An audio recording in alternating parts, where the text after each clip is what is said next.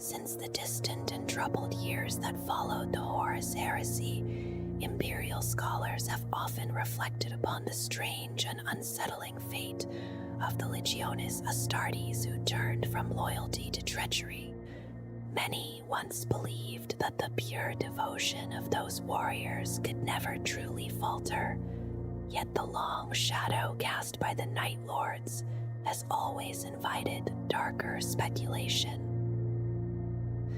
Some observers have wondered whether the Legion's fall was simply the tragic result of circumstance, the corruption of noble purpose by the terrible pressures of war and empire. Others have argued that the Emperor's creation carried within it a flaw from the beginning, a rare misjudgment that would slowly unfold across centuries until its consequences could no longer be ignored. Even during the years when they still marched beneath the banners of the Imperium, the actions of the warriors of the 8th Legion rarely rested easily in the minds of their allies. To some, they appeared necessary monsters, brutal instruments meant to drag a fractured and barbaric age into a future that promised light and order. To others, they seemed something far more troubling, a force that carried darkness within it from the very beginning. A smaller number of voices have quietly wondered whether the Legion was already doomed the moment it first drew breath, whether it had been created to fight for a future that would never truly accept it. Yet such reflections cannot alter the truth that history eventually revealed. For whatever the reasons behind their creation, the Night Lords came to embody horror, and in many ways they always had. The origins of the 8th Legion were steeped in blood long before their name carried terror across the stars. Their earliest recruits were drawn from the vast prison sinks of ancient Terra, cavernous regions buried beneath the surface where the condemned were cast away and left to vanish into darkness. Within those immense chambers lay the shattered remains of forgotten ages, layers of crushed ruins and ancient stone, where those who had broken the laws of their masters were abandoned forever.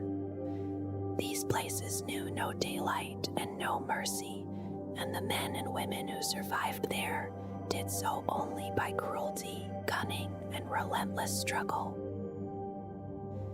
In those lightless warrens, there was no law to restrain the desperate, and life endured only by the edge of a blade. The strongest and most ruthless carved out fragile territories among the tunnels and debris, while new prisoners from the hive cities above were constantly thrown down into the darkness, feeding an endless cycle of violence and madness. Yet even in such a place, life continued in unexpected ways. Children were born among the killers and the broken, raised in silence beneath the crushing weight of stone and shadow. Those who survived long enough to grow beyond their earliest years became strange and pale figures, moving quietly through the caverns like ghosts of the night. The prisoners themselves called them the Night's Children, and even hardened murderers preferred not to cross their paths if they could avoid it. These silent survivors, shaped by darkness from the moment of their birth, were the ones chosen to become the first warriors of the 8th Legion. When the Emperor of Mankind claimed them, the transformation was profound. Their pale skin took on an even more ashen tone beneath the influence of the Legion's gene seed, and their appearance set them apart from their brother warriors in other legions. The genetic inheritance carried within them seemed almost perfectly suited to the strange stock from which they had come. Alongside their ghostly pallor came a gift that set them apart on the battlefield. The warriors of the Legion could see through darkness with unusual clarity, their vision reaching far beyond that of most other Astartes. Yet even this advantage carried a quiet burden, for the harsh brilliance of sunlight and the glare of distant stars became painful to them, forcing the Legion to rely upon filters and protective lenses. Though they now walked beneath open skies and fought across countless worlds, the sons of the 8th Legion never truly left the darkness behind. In a sense, they had always belonged to the night, and in the depths of their nature, they remained creatures shaped by shadow. During the long and violent struggles of the Unification Wars, the Emperor discovered a particular purpose for the warriors of the 8th Legion. Across Terra, there remained many who believed the ancient sins of Old Night could continue beneath the surface of the newborn Imperium, and it was the Legion who were sent to confront those who refused to abandon such forbidden paths. Some had bent the knee to the Emperor only because resistance seemed hopeless, while others quietly assumed that his new order would eventually crumble like so many warlord empires before it. In hidden enclaves and secret courts, dangerous practices continued, and whispers of forbidden science and psychic manipulation still echoed through the shadows. Among these transgressions were the hidden gene atrocities of the Saragorn Enclave, the sinister psi-breeding programs of the Court of Antius, and the terrible uprising remembered as the March of 10 Million. When such crimes demanded not only defeat, but a harsh and unforgettable lesson, the Emperor called upon the 8th Legion. These tasks seemed to fit naturally with the temperament of those early warriors. Whether shaped by their grim upbringing in the Terran prison sinks, or influenced by their genetic inheritance, the Legion tended to view justice in stark and uncompromising terms. In their minds, there were no shades of uncertainty, no blurred lines between guilt and innocence. Truth and falsehood existed as clearly as day and night, and those who walked in darkness were assumed to belong there by their own actions. To the warriors of the Legion, darkness represented lies, corruption, and the presence of monsters.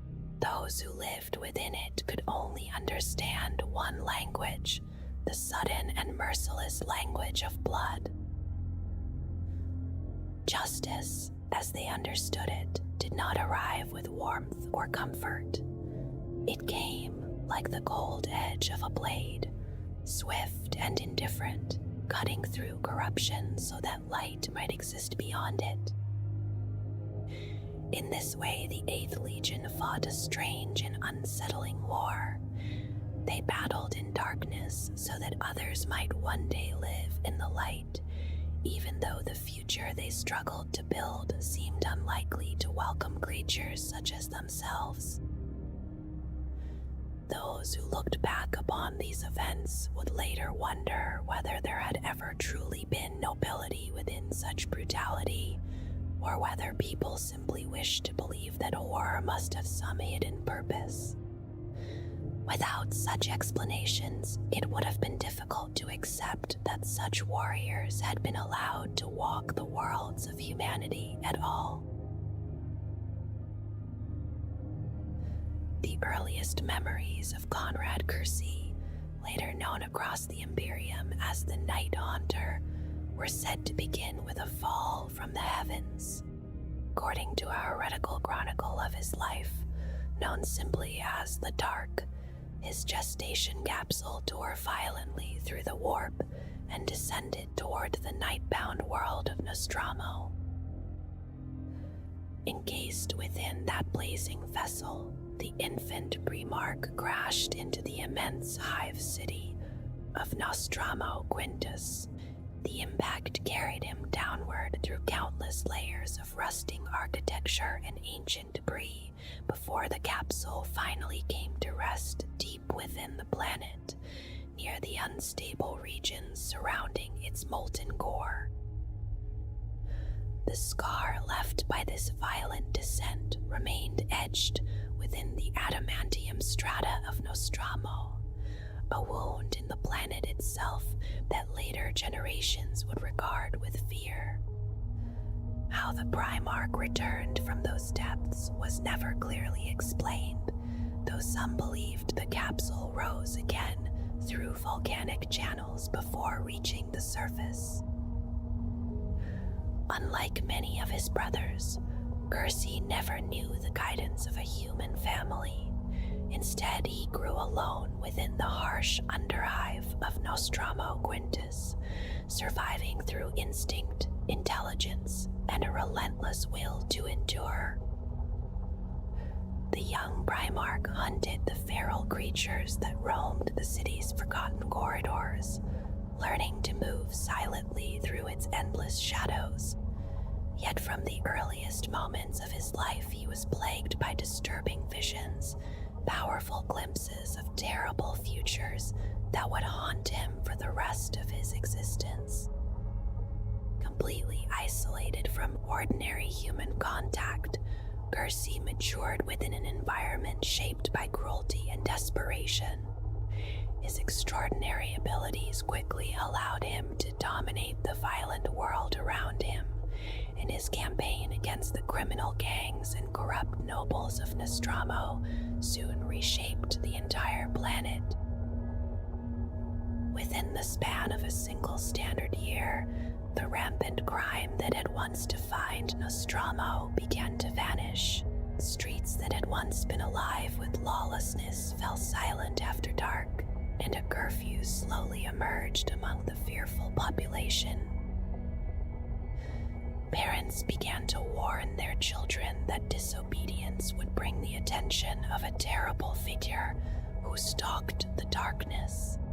The name Night Haunter spread through whispers and frightened stories, describing a creature that waited in the shadows for those who strayed too far from the law.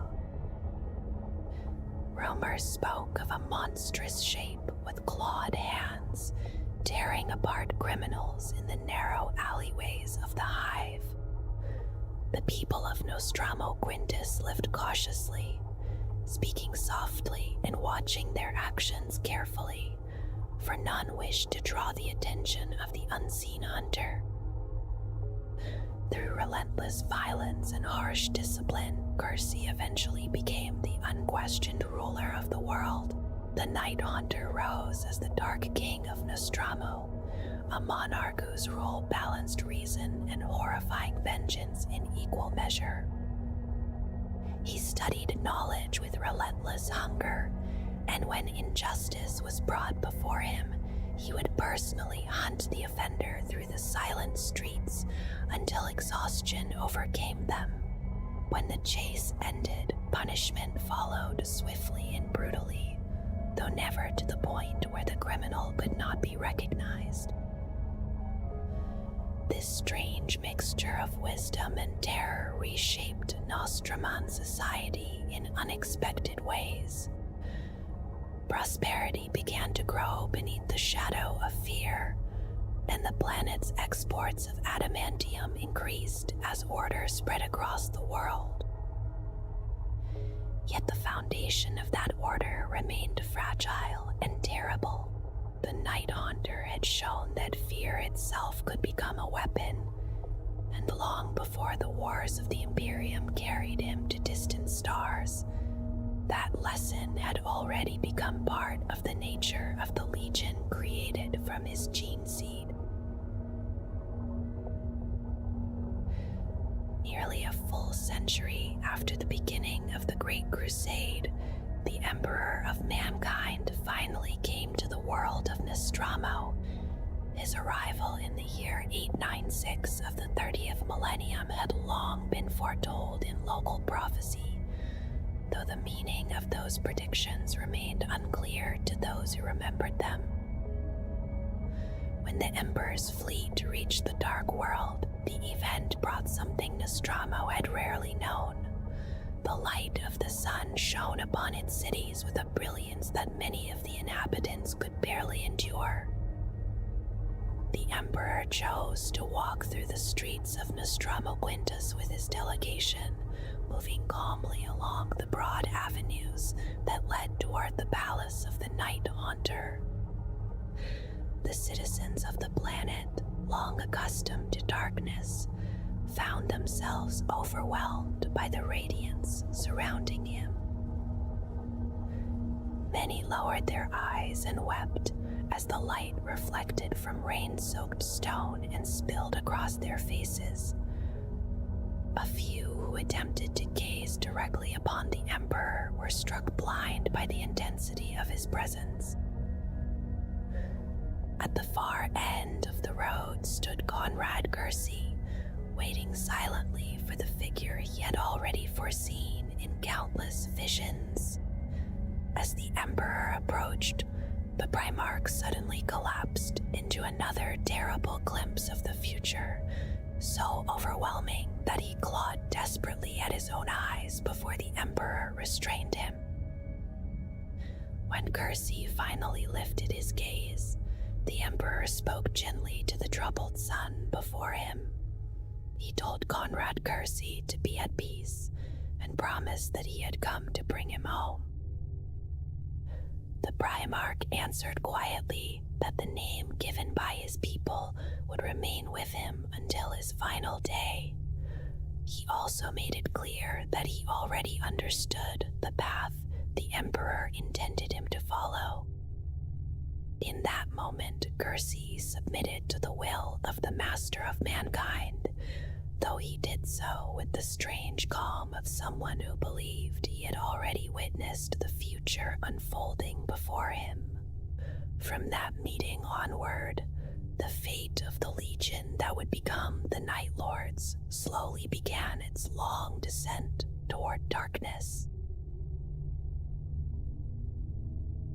Once he joined the Imperium, the Night Haunter quickly immersed himself in the teachings and doctrines that governed the Legiones Astartes. Under the guidance of the Primarch Fulgrim, he studied the principles of the Great Crusade, learning how his legion could be shaped into an instrument of conquest across the stars. In time, he assumed full command of the warriors created from his own genetic line, giving them the name that would echo through history as the Night Lords. Their methods on the battlefield soon revealed a consistent and unsettling pattern. To the Night Lords, there was little reason to consider restraint or negotiation when faced with resistance. Victory, in their view, was best achieved through overwhelming and decisive brutality that left no room for rebellion to survive. Kersey encouraged his warriors to decorate their armor with grim symbols of death and terror. These markings were not merely decoration, but part of a carefully cultivated reputation, for the Legion understood that fear itself could break an enemy long before the first shot was fired. Soon entire star systems began to surrender, simply upon hearing rumors that the Night Lords were approaching. Governors paid overdue tithes, rebels laid down their weapons, and suspected traitors were executed in desperate attempts to avoid the Legion's arrival. Yet beneath this terrifying efficiency, a darker transformation was slowly unfolding. After Kersey departed from Nostromo to lead his legion among the stars, the planet itself gradually returned to its old corruption and lawlessness. When new recruits were later drawn from that world, they came not from disciplined citizens, but from the same brutal criminal culture that Kersey had once tried to destroy. These warriors carried with them the cruelty of their origins, and many believed that this new generation began to poison the Legion from within. Some historians have placed blame entirely upon these recruits, claiming that they twisted the purpose of the Legion and turned disciplined warriors into simple murderers gifted with immense strength. Yet such explanations overlook the undeniable influence of Kursi himself. Though he often expressed contempt for his own gentle sons, he never truly restrained their actions. Instead, he drove them relentlessly onward, imposing peace upon one world after another, through acts that bordered on atrocity. Cities were crucified as warnings, populations were decimated, and the Legion constructed grim places where the skin of their victims was displayed as a lesson to others. Sometimes there may have been a reason for such horrors, yet often the only explanation seemed to be that the Night Lords had come to relish them. As the years passed, Kursi struggled increasingly to control the savagery he had nurtured. His visions of a dark and ruined future grew more frequent, and the certainty of doom weighed heavily upon his mind. During the Great Crusade, the Emperor continued to employ the Legion as a weapon of terror against rebellious worlds. Their reputation alone was often enough to silence dissent, though on several occasions the Night Lords went so far as to destroy entire planets through extermination when they judged the crimes against the Imperium severe enough. The Emperor's concern over these actions was evident, yet no decisive punishment ever came. Words of warning and demands for restraint may have been spoken, but no judgment was delivered that might have halted the Legion's descent. Thus, the chain of atrocities continued to lengthen through the final decades before Kursi would eventually turn against the Imperium. Among all the legions of that age, none were viewed with greater suspicion or dread than the Night Lords. They remained creatures of darkness, bound to the will of a father who struggled between righteousness and foreboding visions. In the end, it seemed almost inevitable that they would return to the shadows from which they had first emerged. The destruction of Nostromo came many years later, closing a long and troubled chapter in the history of the Night Lords. By that time, the Legion had already drifted far from whatever restraint once guided its actions. Although the drop site massacre would later be remembered as the first open conflict between the Primarchs, an earlier incident had already shattered the illusion of perfect brotherhood among them. At the center of that event stood Conrad Kursi, whose troubled mind had grown increasingly unstable. The conflict followed the brutal Sherrod compliance campaign, where forces of the Emperor's children, the Imperial Fists, and the Night Lords fought together to bring a stubborn human faction under Imperial rule.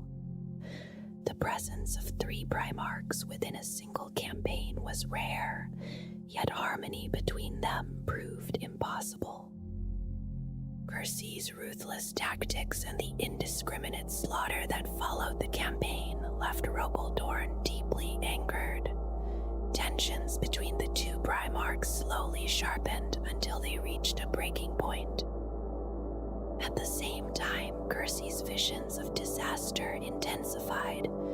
He foresaw a future where everything he had tried to build would collapse, where the order of the galaxy would shatter, and his legion would become monsters without purpose. Burdened by these visions, he grew distant from his brothers, unable to share their camaraderie or take part in their moments of triumph. Isolation slowly turned to suspicion, then suspicion gradually hardened into paranoia. After the campaign, Kersey confided his dark visions to Fulgrim, hoping perhaps that his brother might understand the terrible images that plagued him. Fulgrim, shocked by what he heard, repeated the warning to Rogel Dorn. Dorn reacted with anger, believing that Kersey had insulted the Emperor by suggesting that such grim deeds awaited the Imperium. When he confronted the Night Haunter, the meeting ended in violence. The exact details of the encounter remain uncertain, but Dorn was later discovered gravely wounded while Kersey's personal bodyguards lay dead around him. Those who witnessed the event were sworn to silence, and Kersey himself was placed under guard to await judgment. Yet the Night Haunter did not remain imprisoned. He escaped confinement in a trail of blood and corpses, leaving the fragile unity of the Primarchs forever scarred. Returning to Nostramaw with his legion, Kersey carried out a judgment that was both swift and terrible. The Night Lord's fleet positioned itself above the world and fired their lance batteries into the ancient scar left by the Primarch's own arrival long before. The attack destabilized the planet's core, and Nostromo tore itself apart in a violent chain reaction. Although Kersey technically possessed the authority to destroy a world within the Imperium's domain, the act severed the final thread that had once bound the Legion to restraint. Accounts of what followed differ among surviving records. One version claims that Kersey returned to Terra and defended his actions before the Emperor and the Council of Terra, arguing that Nostromo had simply returned to the corruption he had once suppressed. Another record suggests that Kersey instead vanished into distant regions of the Great Crusade, avoiding judgment while continuing his brutal campaigns beyond the edges of Imperial space. In either case, the leaders of the Imperium chose caution rather than open confrontation. They quietly reduced supplies to the sectors under Kersey's control and removed the Night Lords from the forefront of the crusade. Only years later did the Court of Terra decide that this punishment had run its course. An order was issued recalling the Night Haunter so that he might join the Loyalist fleets gathering to confront the sudden betrayal of Horus Lupercal. History often remembers the Night Haunter as the most obvious embodiment of cruelty among the Primarchs who turned against the Emperor. His appetite for bloodshed and the grim artistry of torture were widely known to his brothers long before the fires of the Horus Heresy ever spread across the Imperium. Even before the wider Imperium learned of it, darker stories surrounded him. The brutal destruction of Nostromo, the world he had once ruled through terror, and his violent assault upon Rogel Dorn before his imprisonment on Gerod whispered through the Legion's history like distant thunder. Yet these things were only fragments of a deeper tragedy, one bound to the strange inheritance he carried from his Gene father. Like several of his brothers, Conrad Kersey possessed a shard of the Emperor's psychic foresight. Where the Emperor could see many possible futures and guide events among them, Kersey saw only a single path. In every vision, he witnessed the same dark future, a future filled with failure, suffering, and death. No triumph ever altered what he saw waiting at the end. Those visions haunted him from the foul streets of Nostromo's hive cities Knights, where he had grown up alone among criminals and killers. Even as he rose from that darkness to command the 8th Legion, the visions never changed.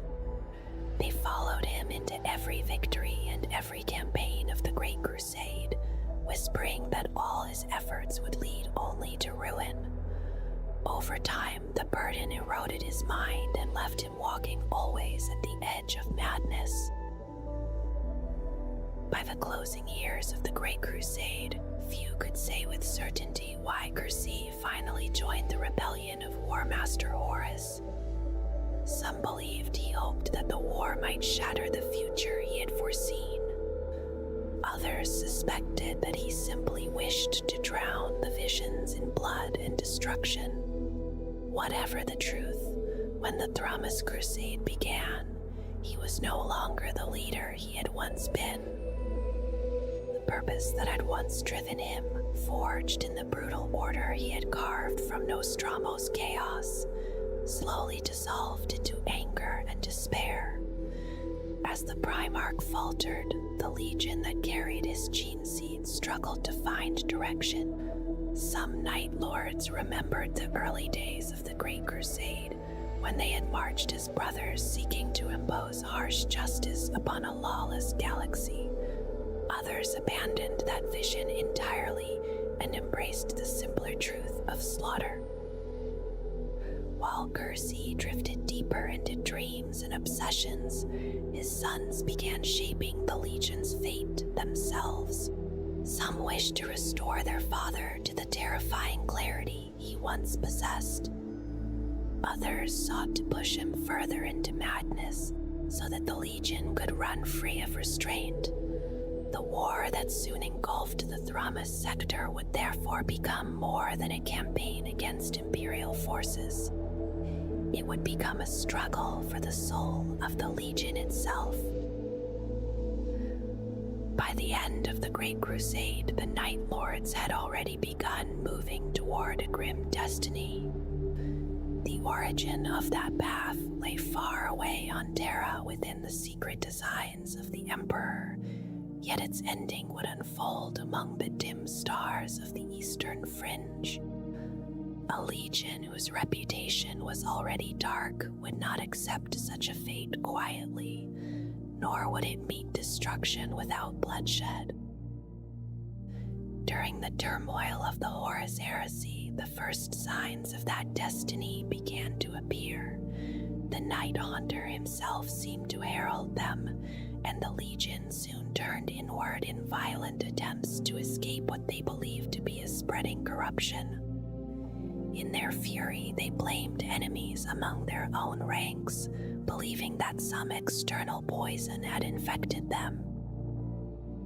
Yet the curse they sought to purge had always been rooted within the Legion's heart. It had been placed there from the beginning through the strange flaw in Cursi himself, a flaw born from the Emperor's own design. Because he could see only a single future, Cursi believed that destiny could never change. Even when Horus shattered the Emperor's grand plan and plunged the Imperium into civil war, the visions remained unchanged. The realization cut deeper than any blade. If the future could not be altered, then all struggle had been meaningless. By the time the Thramas Crusade began, Cursi had embraced that despair completely. Rather than fight against the darkness he believed awaited him, he surrendered to it. Angered by the Emperor's rejection of their methods of rule through fear, Cursi and the Night Lords willingly joined Horus when the rebellion erupted. When the War Master revealed his treachery during the massacre at Istvan, Cursi unleashed the Legion in a storm of violence that reflected the darkness in his mind. Many commanders across the Imperium were surprised when the Night Lords answered the call to war alongside Horus.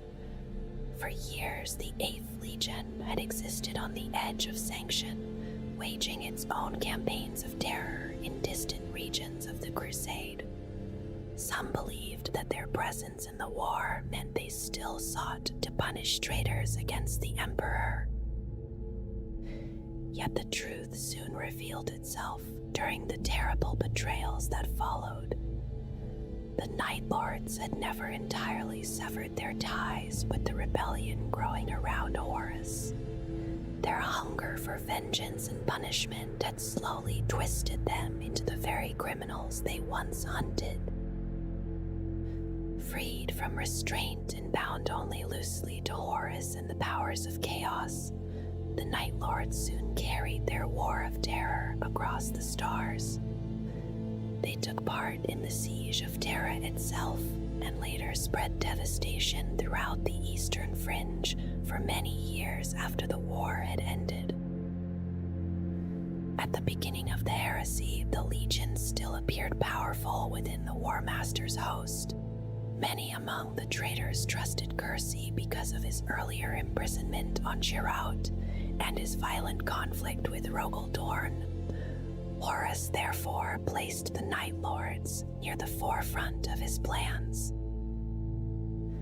Their role was simple and cruel.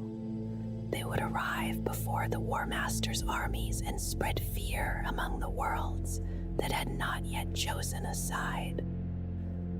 Through terror and public slaughter, they would demonstrate the cost of resistance, while those who surrendered to Horus would be promised protection from the horrors the Night Lords could unleash. As the heralds of Horus's growing dominion, the Night Lords carried his message across dozens of star systems. Entire worlds surrendered simply by hearing of the horrors inflicted upon those who resisted. Within only a few months, the northern reaches of the Imperium bent beneath the War Master's influence. Yet the fear that made the Night Lords effective also created new problems for the rebellion. Conrad Kersey saw treachery everywhere. A minor failure in production or a delayed shipment of supplies could appear to him as proof of betrayal. When such suspicions arose, he answered them with the only punishment he truly understood. Death arrived swiftly and often in grotesque forms meant to terrify every witness. These punishments began damaging Horus's preparations for war more than they strengthened them. The Legion that had once shaped cruelty into a precise tool slowly became something less controlled. In many places, cruelty itself seemed to be the purpose rather than a means toward order. Recognizing the danger, Horus gave the Night Lords a new mission. Rather than allowing them to roam freely among his conquered territories, he sent them far away to the distant Eastern Fringe. There they could continue their campaigns of terror while also gathering new resources and territories for the rebellion. Their first targets lay close to the ruins of Nostromo. The sector that bore its name contained nearly 100 inhabited systems, many filled with vast hive worlds. Even after the destruction of Nostromo itself, the region remained rich with industry and people who might be drawn into Horus's cause. Many of those inhabitants were bitter souls who blamed Terra for the harsh lives they had endured. Their labor and their anger could be turned toward the rebellion if properly guided. From a distance, the Night Lords seemed perfectly suited to reclaim these territories. Yet this judgment proved mistaken. The people of the sector remembered the Night Haunter all too well. For years, his brutal laws had ruled their worlds, punishing even small crimes with mutilation or death. Fear had kept order, but it had also poisoned the hearts of those forced to live beneath it. When Kersey vanished during the final years of the Great Crusade, that suppressed resentment erupted. Criminal syndicates and violent gangs seized power across the sector, restoring the lawless chaos that Kersey had once destroyed. These new rulers created their own brand of terror among the vulnerable populations of those worlds. Some of Horus's commanders might have accepted these syndicates as useful allies. They could have supplied troops and resources without the need for costly campaigns. Kersey, however, saw only an insult to the harsh order he had once imposed. When the Night Lord's fleet returned, the leaders of the Blood Moon Syndicate gathered on the isolated world of Kedur IV. They expected to pledge loyalty to Kersey and offer tribute in exchange for continuing their rule. Instead, the Night Haunter descended upon them with murderous intent. He slaughtered them without negotiation, leaving the world shattered and its remaining inhabitants caught amid the violence. That massacre established the pattern that followed across the entire sector. Even worlds that had remained mostly loyal to Kersey's laws endured brutal punishments meant to enforce obedience. While other traitor legions fought vast battles along the routes toward Terra, the Night Lords waged their own grim war in the shadows of the Eastern Fringe. For Kersey, this campaign was not merely about expanding Horus's empire. It was part of a desperate attempt to prevent the future he had seen in his visions. He believed that the corruption spreading across Nostromo's former domain represented the beginning of that doomed future. If he could erase every trace of betrayal with blood, perhaps fate itself might change. The Legion was therefore unleashed upon the sector with savage intensity. Yet the tools Kersey commanded were no longer the disciplined warriors of earlier years. The rot that had spread across Nostromo's surrounding worlds had also reached the Legion itself. For generations, the Night Lords had recruited primarily from that same region, drawing youths shaped by its harsh societies. These new recruits possessed the instincts of killers, but lacked the discipline that had once defined the legions formed from Terran warriors. Entire companies now consisted of such recruits, and their behavior often troubled the veterans who remembered the earlier days of the Crusade. Raised within corrupt regimes and criminal hierarchies, many of these new Night Lords saw strength only in domination. The old code of harsh but purposeful justice had been twisted into something simpler. Those strong enough to seize power believed they could do whatever they wished. From the highest nobles to the lowest criminals, fear became the measure of authority. It was from the darkest corners of this broken society that the Legion drew its newest warriors. For them, terror was not merely a weapon, it was the very foundation of their identity. Once released by their Primarch, the true nature of the Legion revealed itself in the campaigns that followed. Rather than advancing as a disciplined army, the Night Lords spread across the Nostromo sector in scattered warbands and raiding hosts. Their movements resembled a storm of predators rather than a coordinated force. Each group pursued its own targets with ruthless enthusiasm. Worlds that resisted were quickly overwhelmed by the Legion's formidable skill in battle. Yet restraint was almost entirely absent. Many warriors seemed more interested in the spectacle of terror than in restoring order to the region. Fear spread everywhere they struck. The mere rumor of the Night Lord's arrival often emptied entire cities before the first ships even entered orbit. Although this terror ensured obedience, it also crippled the very systems Horus expected to supply his war effort. Among the Legion, there were still warriors who remembered the earlier traditions of the 8th Legion. These veterans attempted to rebuild the structured rule that had once governed the sector. Their efforts were repeatedly disrupted by younger recruits who preferred uncontrolled violence. The distance between these factions grew steadily. Both Terran veterans and older Nostraman warriors found themselves pushed away from the Primarchs' council. Kersey increasingly listened to the voices of newer officers whose instincts mirrored the darker side of his own mind. As Horus' rebellion expanded across the Imperium, Kersey's visions grew darker and more insistent.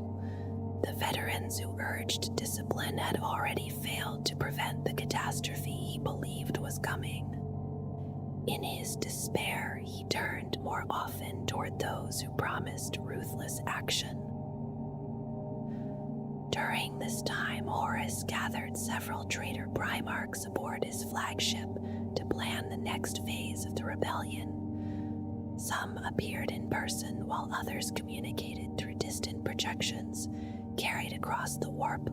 Their meeting decided how each legion would continue the war. The Night Lords had already begun moving toward their assigned theater of operations. Their fleet traveled toward the remote world of Sagwalsa, hidden among dense asteroid fields in the eastern fringe. From there, they would begin the campaign that became known as the Thramas Crusade. The goal of that campaign was both strategic and symbolic. By ravaging the Imperial strongholds of Heraldar and Thramas, the Night Lords would threaten vital routes leading toward Terra. More importantly, their actions would draw the attention of the Dark Angel's Legion and delay its intervention elsewhere. Although history often frames the Thramas Crusade as a conflict between the Night Lords and the Dark Angels, another struggle unfolded quietly within the Legion itself. Two visions of the Legion's future began competing for dominance. One group longed to restore the disciplined terror that had once defined the 8th Legion. Another group embraced the chaos that freedom offered under Horus's rebellion. They dreamed of reshaping the Legion into something closer to the criminal syndicates of old Nostromo. These war bands adopted a grim symbol known as the Cross of Bone. Its design varied from one band to another, yet it always represented conflict that could end only in death. For those who followed it, the symbol promised both conquest and independence. Among the leaders of this faction stood the ambitious warrior Necrid Thol. Raised within Nostromo's hive cities during its final years, he had learned warfare through gang conflicts, and later through the brutal purges of the Crusade's closing campaigns. To Thol, Kersey was a distant and increasingly unstable figure. The Primarch's obsession with vision seemed to restrain the Legion from seizing the opportunities offered by the rebellion. If Kersey remained occupied with his prophecies, the Legion's warriors could pursue their own ambitions among the stars. Opposing them were veterans who still believed in the harsh code Kersey had once embodied. These warriors accepted the rebellion against the Emperor, but refused to abandon the idea that terror should serve a greater purpose. They believed that their Primarch represented the ultimate expression of that code, a leader willing to sacrifice reputation and honor if doing so served the wider mission. In their eyes, the Legion could still claim a proud place among Horus's forces if it regained discipline and unity. For these warriors, the goal was clear. They needed their Primarch to rise from his despair and guide the Legion once more. Only then could the Night Lords reclaim the grim identity they had once forged across the stars. Within a silent stasis coffin drifting through the empty darkness of space, Conrad Kersey remained lost to the galaxy for many years after the Great War had ended. The coffin eventually came into the possession of the Sheldrune, an Imperial salvage vessel whose crew had no understanding of the presence they had unknowingly recovered from the void. Among that crew was an Imperial assassin of the Calidus Temple named Gunn, concealed carefully within the ship's ranks. When the surface of the capsule was finally breached, the Primarch stirred and awoke from his long suspension, rising into a world that had already moved beyond the war that had shaped him. Still burning with fury and haunted thoughts, Kersey immediately unleashed a brutal slaughter that spread through the corridors of the vessel. When the violence had finally run its course, only 3 lives remained aboard the drifting ship. Conrad Kersey stood among the dead, while a frightened crewman named Elver survived beside him, and the assassin Gunn remained alive long enough to perform one final act. Before meeting his end at the Primarch's hands, the assassin managed to signal his temple with a rough indication of Kersey's location somewhere in the vastness of the galaxy. With the vessel now under his control, Kersey forced the surviving crewmen into servitude. Elver was compelled to guide the bulk of the Sheldrune through the void, for the ship lacked any warp drive and could only move slowly through real space. The Primarch had chosen a destination far away, the world of Sagwalsa, where the Night Lords had once raised their last fortress after the fall of Nostromo.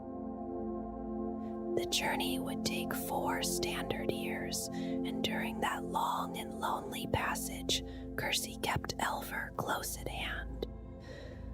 The slave was tormented by the Primarch's cruelty, yet at the same time, Kersey spoke often, sharing fragments of the grim philosophies that had shaped his life, and the terrible vision of justice he believed himself bound to uphold.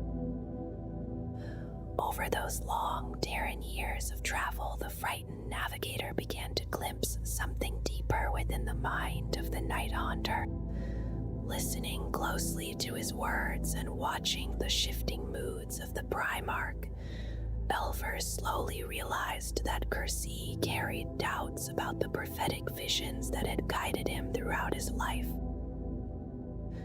By the time their slow voyage ended and the Sheldrune finally reached Sagawalsa, that fragile understanding had already sealed Elver's fate.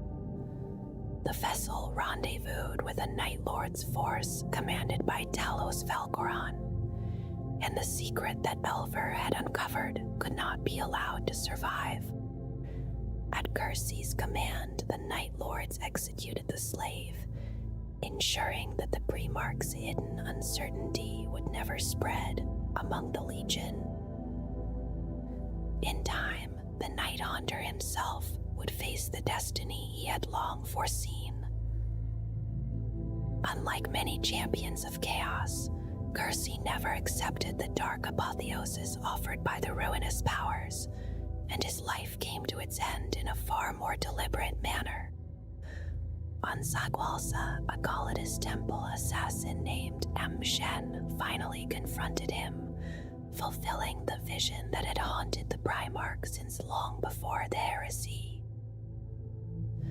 Throughout his life, Kersey had possessed a strange psychic foresight, a relentless ability that forced him to witness terrible possibilities for the future. These visions showed him suffering, betrayal, and violence without end, and among them he had always seen the moment when an assassin such as Shen would come for him. That same unsettling gift appeared within other Night Lords who shared the blood of their gene sire, though it remained strangely disconnected from the usual corruption of the warp. It is often believed that Kersey allowed the final moment to unfold without resistance. By accepting death in the manner he had foreseen, he sought to prove that his harsh beliefs had always been justified. He acknowledged the monstrous crimes he had committed, yet insisted that his sacrifice would ultimately reveal the truth of his methods to the Emperor who had condemned them. Before his death, he gave a final command to his legion, instructing them not to hunt the assassin who would strike the final blow. That last wish was eventually ignored, yet the moment itself remained a grim confirmation of the bleak worldview Kersey had always carried within him. In that quiet acceptance of fate, the Primarch claimed the only victory he believed possible beneath the rule of his father. Even after his death, the Night Lords did not abandon the path he had laid before them.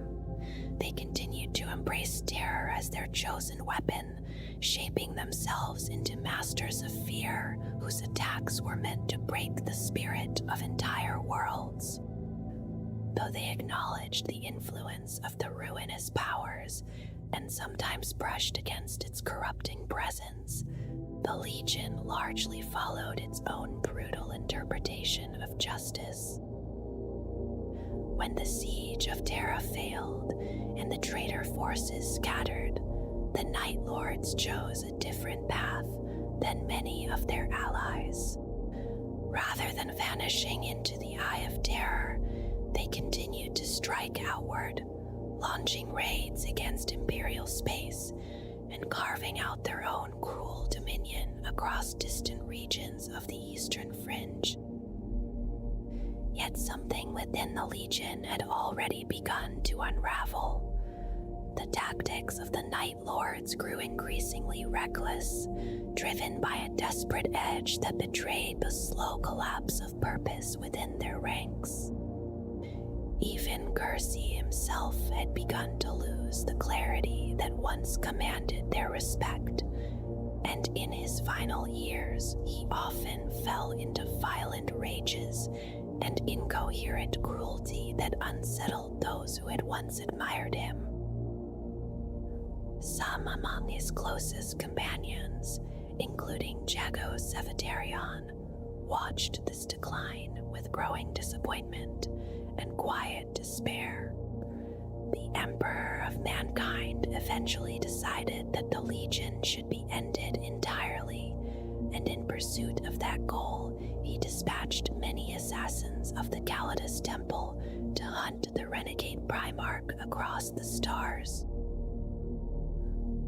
One of them, Shen, finally fulfilled that mission exactly as Kersey had always known she would. After the death of their gene sire, the Legion fractured into numerous rival warbands, each pursuing its own brutal campaigns across the galaxy. Over time, these scattered forces drifted into the Eye of Terror, and by the 41st millennium, the once formidable Legion had declined in both strength and unity. Leadership remained uncertain, and powerful Night Lords frequently fought among themselves for the right to command the remnants of the Legion. Many war bands eventually turned to mercenary work, offering their terrifying skills to other forces of chaos, or even to pirates who preyed upon Imperial worlds, including the infamous Huron Blackheart. At times, the Night Lords also answered the call of the War Master of Chaos, Abaddon the Despoiler, joining his Black Crusades when the opportunity for vengeance against the Imperium presented itself. Even so, their loyalty remained uncertain, shaped more by hatred and opportunity than by any lasting allegiance. Among their most notorious post-heresy actions was a raid upon the world of Scound's Fall, carried out disturbingly close to the sacred heart of the Imperium itself. From these shattered remnants of the Legion also emerged many of the raptors who now serve Chaos, creatures of twisted form whose origins can be traced back to the Night Lords. When the Great Rift tore across the galaxy at the dawn of the Era Indomitus, the Night Lords greeted the catastrophe with grim satisfaction. The Imperium was suddenly divided into two vast regions, one known as Imperium Nihilus, which lay wrapped in impenetrable darkness, cut away from the guiding light of the Astronomicon, while the other half, called Imperium Sanctus, struggled through confusion and upheaval. For the scattered warbands of the Night Lords, this upheaval created a world of opportunity. Long accustomed to piracy and brutal raiding in order to replenish their weapons and armor, the remnants of the old Legion found themselves thriving amid the chaos that now gripped the Imperium. Departamento Munitorum worlds were struck by sudden attacks carried out by warriors cloaked in night-colored armor, their assaults stripping vital stockpiles and supplies with ruthless efficiency. Even the fortress monasteries of several Space Marine chapters were not spared from these raids, as Gene seed stores were seized, armories plundered, and defenders mutilated before being ritually slain. Within, the Legion new horrors also began to emerge, guided by the twisted ingenuity of its chaos sorcerers. These figures developed methods that preyed upon the growing weakness of humanity, schemes that blended cruelty with dark cunning in ways few enemies could anticipate. Astropaths became the focus of this grim experimentation. Thousands were abducted and subjected to unimaginable torment, their suffering carefully shaped into a psychic instrument that could be used by the sons of Conrad Kersey. Through the combined trauma of these victims, the Night Lords learned to produce eerie signals within the warp, siren calls capable of drawing lost or isolated Imperial vessels toward waiting ambushes. Ships wandering through the darkness would hear these false messages and unknowingly steer themselves directly into the hands of their hunters. As the practice spread across their scattered warbands, the Night Lords refined this terrible craft until it could be used on a vast scale. Entire worlds were transformed into grotesque monuments of pain and terror, their populations broken and displayed as warnings to anyone who might wander too close. Amid such scenes, the sons of Kersey moved with dreadful satisfaction, carrying out their atrocities with the same cold delight that had long defined the Legion. The gen seed of the Night Lords is known to remain unexpectedly pure, even though the Legion long ago pledged itself to chaos undivided. Among the traitor legions, they stand apart in this quiet way, for their warriors show far fewer mutations than many of their dark allies, as though the corruption of chaos has touched them more lightly in flesh, even while their deeds have grown darker. Their appearance carries a stark and unsettling quality that few can forget once seen. Night Lords bear pale skin and eyes that seem entirely black, without the soft ring of an iris that most beings possess, and those who still live from the age of the Horus Heresy appear as though the darkness itself has filled their gaze. The skin, the eyes, and even their senses have changed over time, shaped for existence in places where light is scarce and silence presses close. Long before they embraced the powers of chaos, the warriors of the Legion already surrounded themselves with the imagery of death. They understood that fear itself could wound the spirit of an enemy as surely as any chainsword or bolter, and they carried this belief proudly into battle, displaying the shapes of terror across their armor. Fanged skulls that, like wings and glowing red eyes, appear again and again upon their war gear, symbols that whisper of dread even before the first shot is fired. In the distant days before the great betrayal of the Imperium, their armor was already distinctive.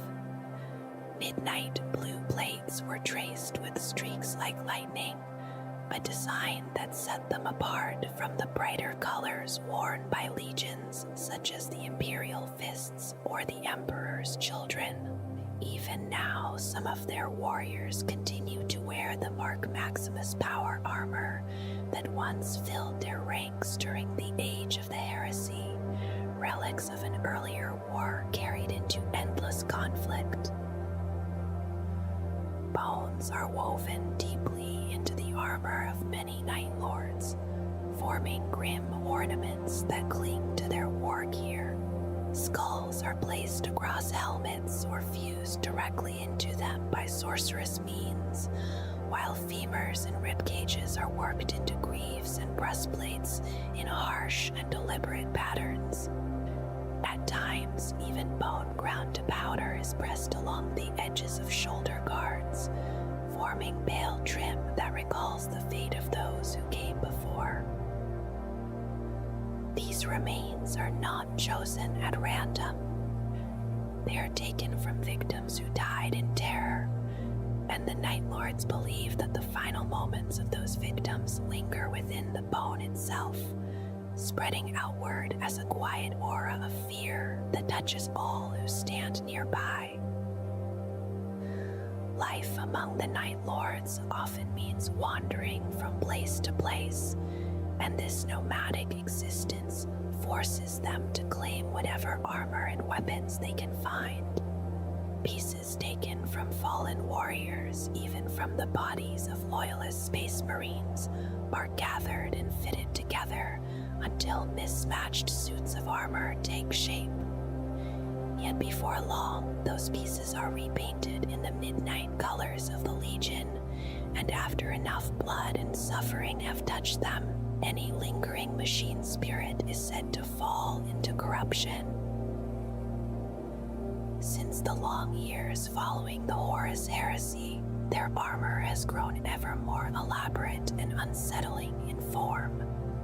Plates twist into shapes that resemble the icons painted upon them, while skull-shaped helms, jutting horns, and winged crests rise above the shoulders of the warriors who wear them.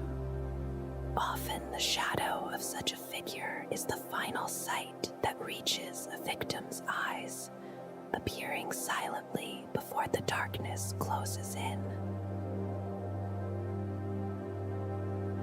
The armor of the Night Lords carries many of the grim decorations for which the Legion is known, with trophy racks, spikes, and countless skulls arranged across the plates of their battle gear. Yet beyond these familiar symbols, there is another feature that appears again and again upon the armor of every warrior who serves among them. Their midnight blue battle plate seems alive with shifting patterns of lightning that move slowly across the surface during combat. branches of pale light ripple over the armor as though caught in a silent storm, tracing jagged paths across the metal and fading before rising again somewhere else along the plates. No one speaks with certainty about the source of this strange phenomenon. Some believe the effect is artificial, crafted long ago to enhance the terrifying presence of the Legion, while others whisper that it may be the lingering mark of a curse or something stranger still. Whatever the truth may be, the lightning has become inseparable from the image of the Night Lords. When they descend upon a darkened battlefield, those flickering arcs of light drift across their armor in the blackness of night, and for many who witness it, the sight becomes the final memory carried into silence. The emblem of the Night Lords is simple in form, yet unmistakable once seen. At its center rests a bleached skull, pale and stark against the darkness that surrounds it, recalling the many victims whose deaths have fed the reputation of the Legion.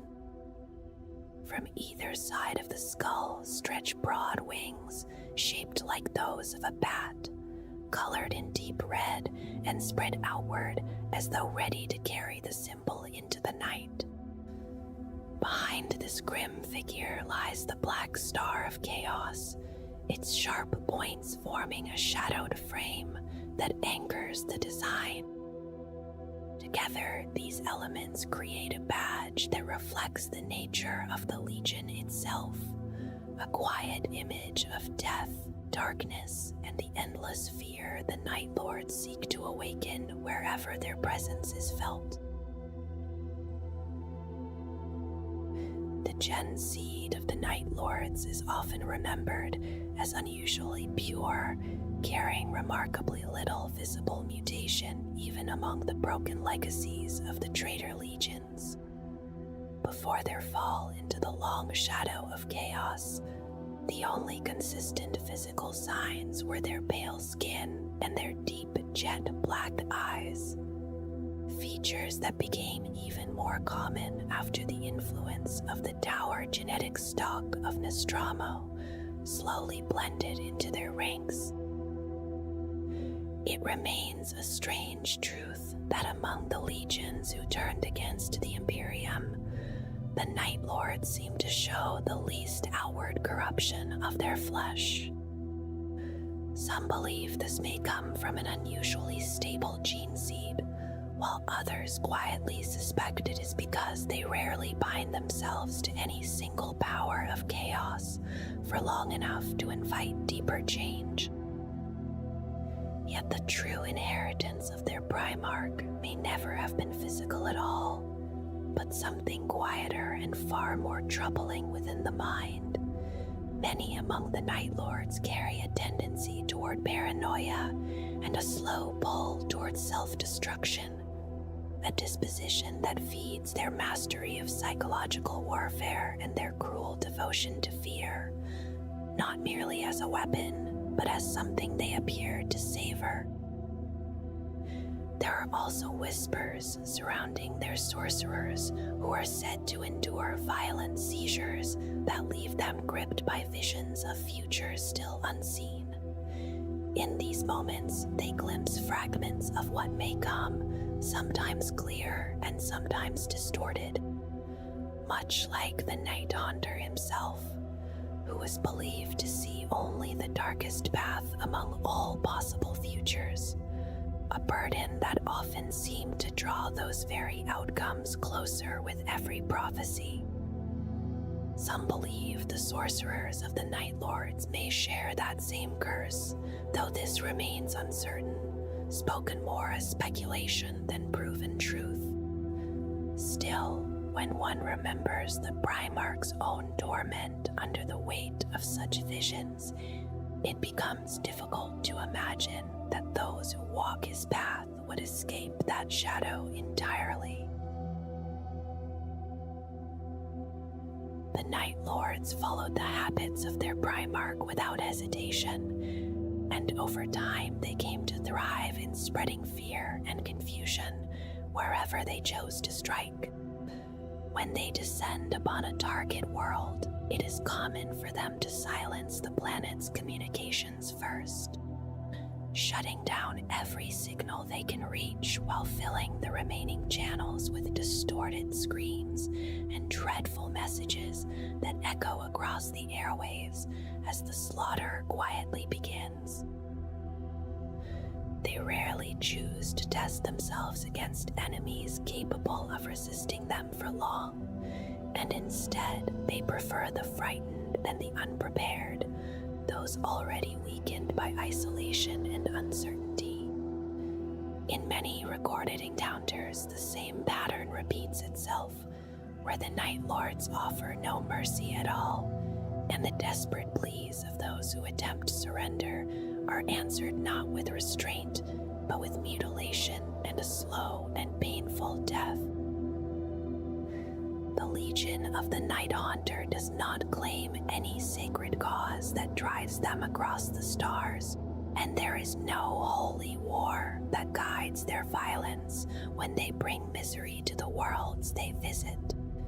Even the idea of a martial code has long since faded away, worn down by the years until the warriors who once fought as a legion now exist largely as scattered warbands of relentless killers. Stealth comes naturally to them, and they are able to move through shadows and broken terrain with a quiet certainty that feels almost instinctive. These skills often appear during the cruel games they play with their prey, slow hunts meant to stretch fear until it becomes unbearable, and the victims are driven into frantic terror before the killing begins. When the moment finally comes and the positions they have chosen are set, the Night Lords strike with sudden and overwhelming brutality, emerging from concealment in violent ambushes or strange and unexpected assaults meant to shatter formation and scatter the enemy in panic. In the confusion they create, order collapses quickly, and the battlefield becomes a place where fear spreads faster than command.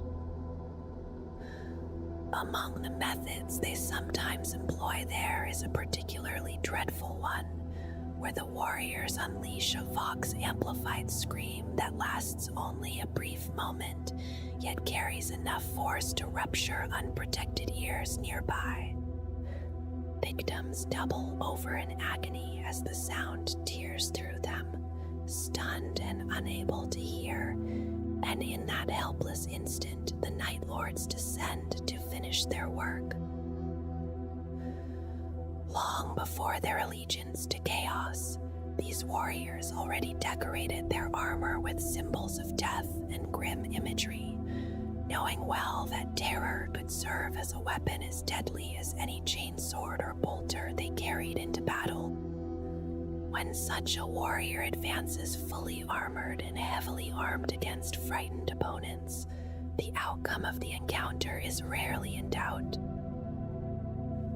In the long years since the heresy, many Night Lords' warbands have gathered unusually large numbers of raptors among their ranks, perhaps more than any other traitor legion. Their attacks echo the hunting style once favored by Conrad Kersey himself. As these winged killers plunge from the darkness above with tearing speed, their shrieking descent filling the air until even hardened veterans falter at the moment when the strike finally lands. When the Gensire of the 8th Legion was finally found, many expected that everything about the Legion would change, as it had for so many others across the Imperium. Yet, in the earliest years after his return, the transformation seemed smaller than many had imagined, almost subtle when compared to the sweeping shifts seen elsewhere. Some changes still came quietly, carried from the shadowed streets of Nostromo along with the warriors recruited there.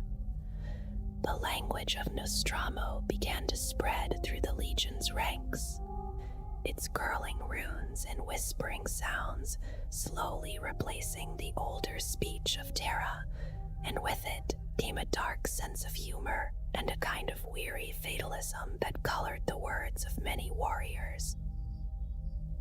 Other traditions followed, drawn from the customs of Nostraman gangs and reshaped into rituals of the Legion. A condemned warrior might have his gauntlets marked in red, a silent sign that a death sentence now hung over him, and among the officers the titles they carried began to resemble those once spoken in the courts of Nostraman nobles.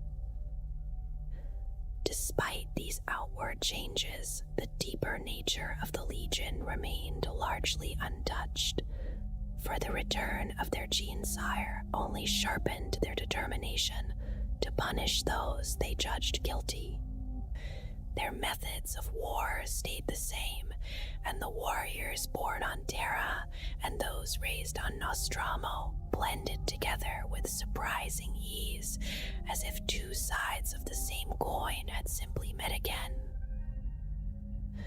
Both groups came from dark places, from worlds where light was scarce and survival often demanded cruelty, and this shared origin gave them a strange unity, even as rivalry simmered beneath the surface. Pride remained strong within the Legion, and the trappings of authority and aristocracy became a visible part of their identity, though the competitions between them were often harsh and sometimes violently settled. The old gang culture of their own world crept into nearly every corner of Legion life. Titles were common among the warriors, and armor and weapons were decorated with careful craftsmanship that was impressive to see, though the shapes and trophies they chose often appeared grotesque to outside eyes. More than most other legions of that age, even those known for their savagery, the warriors of the 8th Legion decorated their armor and machines with the mutilated remains of defeated enemies. Flayed skins and broken bodies were arranged with deliberate care, displayed not merely as trophies but as warnings, meant to whisper a clear and dreadful message to anyone who might stand against them, that the same fate awaited all who resisted. Within the shifting storms of the Eye of Terror there exist many dreadful beings, from monstrous demons to cruel pirates and strange alien raiders, all of them spreading ruin through that haunted region and the nearby territories of the Imperium. Yet even among such horrors, the corrupted warriors of the Night Lords are spoken of with particular dread. Long before the Great Rebellion that shattered the Imperium, this legion had already mastered the art of terror. Across the long centuries that followed, their methods only grew darker as their corrupted Astartes became ever more cruel and depraved. A Night Lord does not simply kill an enemy and move on. Instead, he often delights in tormenting his victims first, stretching the moment so that fear and despair take root before the final blow falls. And when death finally arrives, it is usually slow and violent, watched closely by the one who delivers it. Such cruelty is not offered as worship to the powers of chaos, nor is it performed to honor any dark god. Most often, the act exists for its own sake, carried out because the Night Lord wishes to see blood on his gauntlets and terror in the eyes of the helpless. Over countless campaigns, these warriors have refined their craft of psychological warfare, Lightning raids, sudden ambushes, and carefully planned strikes against weak and vulnerable targets leave their enemies confused and demoralized before the killing even begins. Many Night Lords sell their talents as mercenaries, lending their skills to renegade warbands or pirate raiders in return for plunder and the freedom to choose targets that satisfy their own violent urges. Yet even in these uneasy alliances, they remain loyal to no master. The Legion recognizes no lasting authority beyond immediate power and material gain, and its warriors are perfectly willing to betray allies or change sides during a battle if doing so serves their own needs. Honor has little meaning to them, and trust rarely survives long in their presence. Their warbands show little devotion to any single god of chaos, and many of them openly scorn religious faith of any kind. Instead, they fight alongside whatever forces are useful at the moment, whether plague-ridden warriors devoted to decay or sorcerous soldiers raised by ancient powers. To the Night Lords, belief itself appears weak, and the only bond that truly unites them is a shared hunger for violence and the rewards that follow it. They often avoid fair battle entirely, preferring deception, ambush, and cruelty, methods that echo the ruthless traditions of the criminal underworld from which many of their kind once rose. Stories circulate across the Imperium of lone Night Lords wandering into vast hive cities and spreading terror through the streets for nights without end until entire populations are paralyzed by fear. When their victims finally fall, the bodies are mutilated and displayed, grim examples meant to remind all who see them what fate awaits those who cross the Legion of the Night Lords. Among the relics carried by the sons of Nostromo, there are weapons and devices that feel less like tools of war and more like memories preserved in iron and blood. One such relic is known as the Claws of the Black Hunt, vicious hooked lightning claws said to have been forged within the Forge of Souls in the realm of chaos. They are worn by the Master of the Black Hunt, the ritual that comes before the greatest invasions of the Legion, and their surfaces are so thick with old gore that the metal appears almost black. Even the crackling energy field that dances along each blade cannot burn the hardened blood away, and many within the Legion take this stubborn stain as a sign of dark blessing from destructive gods. The field around the claws burns cloth from a yard away, and when the wielder sweeps the air close to an enemy, the unseen edge cuts through armor and flesh as though an invisible predator has struck. There is also a strange device remembered as Kersey's Orb, a sphere that once rested upon the arm of Conrad Kersey's throne. The orb was given as a gift from Magnus, Primarch of the Thousand Suns, and it was meant to help Kersey sharpen the focus of his precognitive visions. Yet the Night Haunter rarely felt the need for such aid, and the device remained unused during his life. Now the Gene Sons of the Primarch peer into the shifting depths of the orb while battle gathers around them, searching its surface for glimpses of futures that may yet unfold. Another relic carries a darker history that is whispered even among the Legion itself.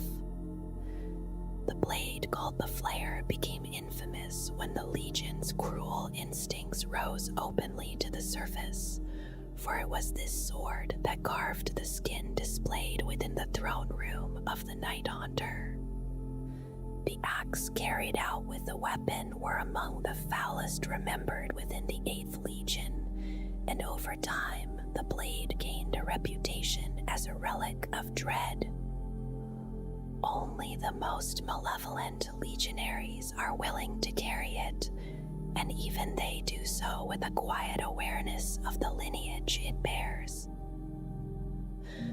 Some relics still echo the place where Gersi once passed judgment. The scourging chains once hung from the rafters of the Primarchs' throne room, where condemned souls were suspended upon their jagged spikes until death claimed them. When worn in battle, the chains tighten along the body like corded tendons as the bearer descends toward chosen victims, yet in the final instant before impact, they loosen and uncoil through the air. The spiked lengths lash outward to catch fleeing prey, and then contract with sudden force, dragging the captive close to an awaiting blade or a crackling pair of lightning claws. The Legion also carries armor, whose nature is as unsettling as the weapons they wield. Stormbolt plate is artificer armor formed from a strange metal once smelted in the deepest pits of the now dead world of Nostromo. Its value is not simply the strength of the warplate, though that strength is considerable, but the unnatural darkness that clings to it like a living cloak. A cloying skein of midnight surrounds the wearer at all times, and through that constant shroud a warrior may spring upon unsuspecting prey as though emerging from the shadows themselves. Within the scattered void where the fleets of the Night Lords once traveled, many vessels carried the shadow of that legion across distant systems and silent asteroid belts. Among them moved the great battleship Nightfall, a vast Gloriana-class warship that served as the Legion's flagship during the long years of the Great Crusade and later throughout the turmoil of the Horus Heresy, its presence marking the command of the Night Lords as they ranged through the stars. Elsewhere in the darkness sailed the battleship known as the Nightmare of Celix, a vessel that fought during the Taldus War under the command of the Chaos Lord Haraskaine. During that conflict, it remained on station within the tiers of the Emperor asteroid belt in the Taladus system, where tortured astrobats were forced to produce a psychic signal that disturbed navigators attempting to guide their void ships safely out of the warp. Imperial vessels arriving in the system were thrown from their intended course, drifting uncertainly until the Night Lords closed in for sudden hit-and-run assaults among the scattered rocks of the belt. Other warships carried their own quiet histories through those violent years. The battle barge Hunter's Premonition served under Captain Alasker, while the Praxis Mundi fought during the Great Crusade and the early days of the Horus Heresy before being destroyed in battle against the Dark Angels during the Thramas Crusade. The Umbria Ingenieur was assigned to the first company under Zosal, and the battle barge Terrorclaw later faced an assault launched by the Blood Angels and the Sanguinor. Strike cruisers moved with the fleet as well, vessels that carried the Legion's warbands from system to system across a widening war. The Eternum Dread served during the Great Crusade and the early Horus Heresy before meeting its end against the Dark Angels during the Thramas Crusade. Other cruisers, such as the Avenging Shadow, the Dusk's Daughter, and the Quintus, also sailed with the Legion in those years of relentless campaigning. The Covenant of Blood once served as the strike cruiser of the Exalted, and the flagship of the Night Lord's 10th Company. Fighting first during the Great Crusade, and then throughout the Horus Heresy before it was destroyed in battle against the Red Corsairs. In that final struggle, the ship was not lost quietly, for it carried down roughly half a dozen Red Corsairs' vessels with it as the Void War burned around them. Linked to that vessel were other ships of the Legion, including the Echo of Damnation and the Excoriator, both remembered as sister ships to the Covenant of Blood. The Echo of Damnation would later be retaken from the Red Corsairs warband after many decades under their control, returning at last to the Night Lord's warband led by Talos Valkyron. Some ships endured strange and difficult fates within the wider conflicts of the heresy.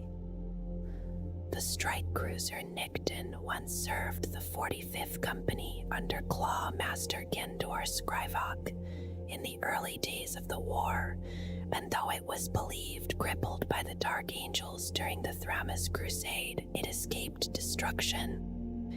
In its ruined condition, the vessel was eventually sacrificed to allow the infiltration of the Sotha system.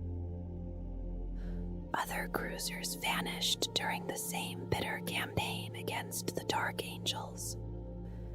The Obfuscate and the Throneless King were both destroyed during the Thramas Crusade, while the cruiser Tenebraxis was lost in the early years of the Horus Heresy after failing to ambush the famed vessel known as the Sisypheum. The fate of another ship unfolded very differently in the wake of the Drop Site Massacre.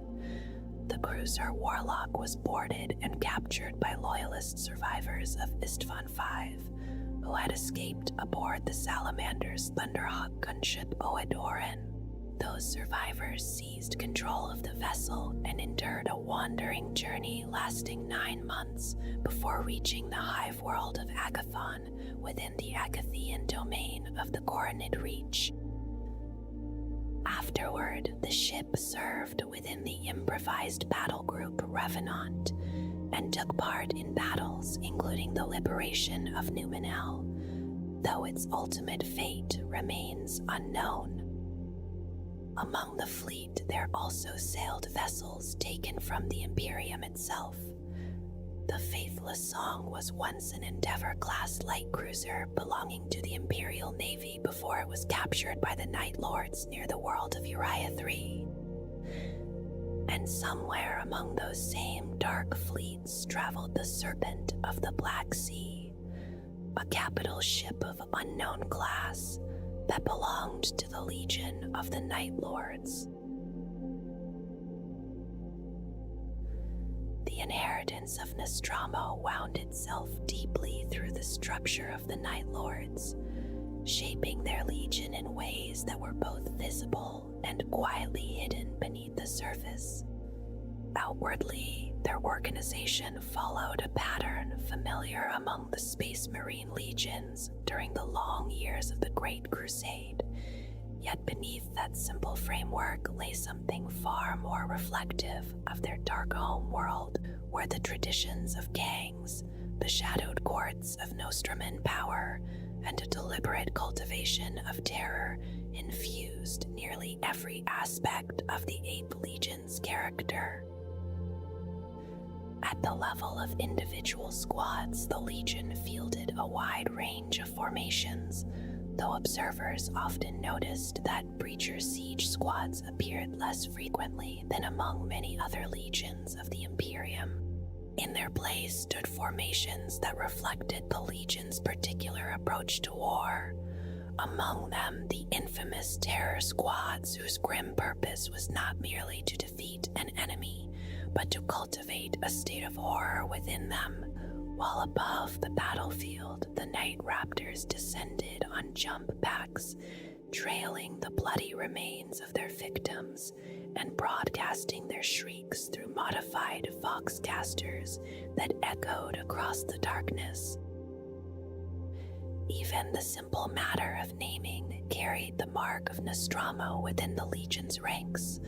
Rather than relying only on formal designations, almost every squad bore its own title that members carried with a certain grim pride, so that within a single company, warriors might speak of the Stygian Talon, the 10th Claw, or the 5th Oathid, among countless others whose names reflected hierarchy, reputation, and the strange honor codes that had grown from the streets of their home world. Companies formed the fundamental strategic units of the Legion, each containing anywhere from 100 warriors to nearly 1,000, and many bore titles that echoed ancient Nostraman speech when translated into the tongue of the Imperium. Among them were formations remembered as the Shattered Skull, the Sable Brothers, and the Crimson Judges. Their names carried across campaigns where companies operated with remarkable independence, while still remaining part of a wider and often shifting structure. Unlike many legions that maintain strict and consistent formations, the Night Lords arranged companies into battalions and chapters only as semi-permanent groupings, preferring divisions that could shift according to the will of their commanders. What seemed to outsiders a bewildering web of ranks and titles concealed a system that allowed the Legion to fracture into autonomous forces or combine into larger hosts whenever the moment demanded it, lending their warfare a fluid and unsettling unpredictability. One unusual formation remembered within the Legion's early history was the group known as the Crimson Sons. They emerged from the shattered remnants of a company that had suffered near destruction during the pacification of the wasteland domain of Occitania, and after the Emperor granted the defeated king the rank of rogue traitor in remission of execution. These warriors served alongside that ruler before eventually returning once more to the wider Legion. Over all of this stood Conrad Kersey, the Dark King whose presence inspired both loyalty and dread among his sons. Many followed him out of fierce devotion, while others obeyed because fear alone demanded it. Yet Kersey seemed indifferent to their feelings so long as his commands were carried out without hesitation. Around him gathered a court of trusted figures known as the Chiroptera, senior officers drawn from many parts of the Legion whose authority did not rest entirely on rank, but on qualities that their Primarch found useful. Some possessed cunning, others cruelty, and some carried little more than a distilled bitterness that Kersey recognized as a tool worth keeping close at hand. Alongside this shadowed council stood the Adramentar, a company-sized formation clad in heavy Terminator armor and armed with the finest weapons the Legion possessed. These warriors served under the command of the first captain and were known for an icy brutality in battle, acting both as shock troops and as enforcers within the Legion itself whenever discipline threatened to fracture. Beneath these figures stood the many captains who led individual companies, though even their authority could shift depending on circumstance. A regent might command several companies one day and find himself answering to another captain, elevated by the Chiroptera the next, for within the Night Lord's hierarchy, reputation and proximity to power often mattered more than rigid structure. Titles became part of this strange hierarchy as well, and commanders frequently adorned their names with secondary monikers that echoed the dark nobility and criminal traditions of Nostromo. Some were honorifics carried with pride. Others were insults that had lingered long enough to become part of a warrior's identity. By the time of the drop site massacre, the Legion had already drifted dangerously close to open defiance, fighting wars of their own choosing with little regard for the wider command of the Great Crusade.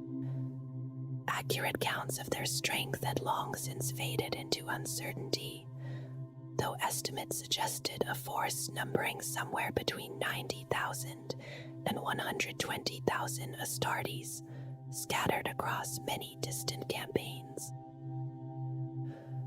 Recruitment continued during those years as the Legion drew youths from subjugated worlds and entire star systems, often subjecting them to rapid psycho-conditioning and accelerated gene seed implantation. Through these methods, their numbers remained formidable, and many Night Lords' forces were likely far from the Istvan system when the Great Betrayal unfolded. Within this wider host, the Adramantar stood as one of the Legion's most feared elite formations. Drawn from the First Company and led by the first Captain Iago Sevatarian, they fought encased in Tartaros pattern Terminator armor and wielded their weapons with ruthless precision. Their reputation for cold savagery on the battlefield was matched by the difficulty of commanding them, for they shared the same fierce independence and defiance that ran through the entire Legion. Only leaders with unyielding will could guide them effectively, and under such command they became devastating shock troops whose fury could be directed against any enemy unfortunate enough to stand before them. After the death of Sevatarian during the long and brutal siege of Terra, leadership of the Adramantar passed to the Terran-born warrior, Zol. Yet like much of the Legion itself, the formation gradually dissolved after the Horus Heresy, its warriors dispersing among the many war bands that emerged from the fractured remains of the 8th Legion. Among the elite formations that served within the Legion were the Kantakar, warriors encased in Terminator armor, whose sudden arrival on a battlefield often brought with it a wave of panic that spread far ahead of their advance. During the Great Crusade, their reputation for relentless prosecution of war was widely known, though in truth they were remembered less as disciplined soldiers and more as butchers of remarkable skill who were unleashed whenever the Night Lords sought to impose not only terror but complete despair upon a resisting foe. The Kantakar were drawn largely from the ruling elite of Nostromo itself, and within their blood lingered the same corruption and disdain for ordinary imperial citizens that had shaped the tyrants of that world. Among the Legion, they carried themselves with visible arrogance, observing strict hierarchies and often keeping themselves apart from their fellow warriors except when battle demanded their presence. This pride extended even to matters of command, for the Kantakar were willing to fight only for leaders they considered worthy or those who shared the noble bloodlines of Nostromo. At times, they were sent to seize authority from Night Lords commanders judged unfit by their superiors. And through such brutal interventions, figures like First Captain Iago Sevatarian ensured that the Legion's objectives were carried out with the ruthless efficiency expected of them. Yet even calling upon the Kantakar could be dangerous, for they watched constantly for signs of weakness among those around them. Any commander who revealed doubt risked becoming prey to these ambitious killers, who were always eager to rise higher within the shifting hierarchy of the Legion. Another of the Legion's formations was the Terror Squad, groups of Space Marines whose purpose lay in delivering the most visceral and personal forms of punishment upon their enemies.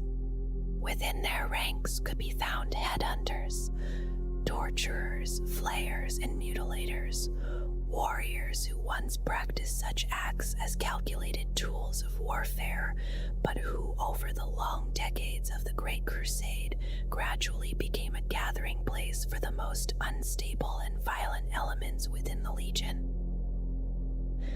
Many among them lived under sentences of death that had been delayed only so long as their grim talents remained useful.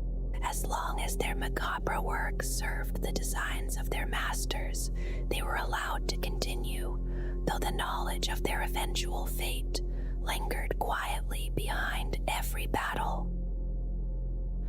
The Night Raptors formed yet another strange brotherhood within the Legion, a caste bound together less by formal rank than by shared instincts for savage and direct violence.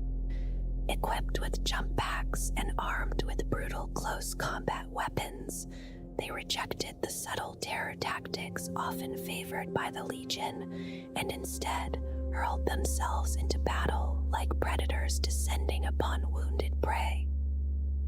From high above the battlefield, they would fall screaming through the darkness, relishing the moment when a victim realized the fate awaiting them reflected in the eyes of the descending warrior.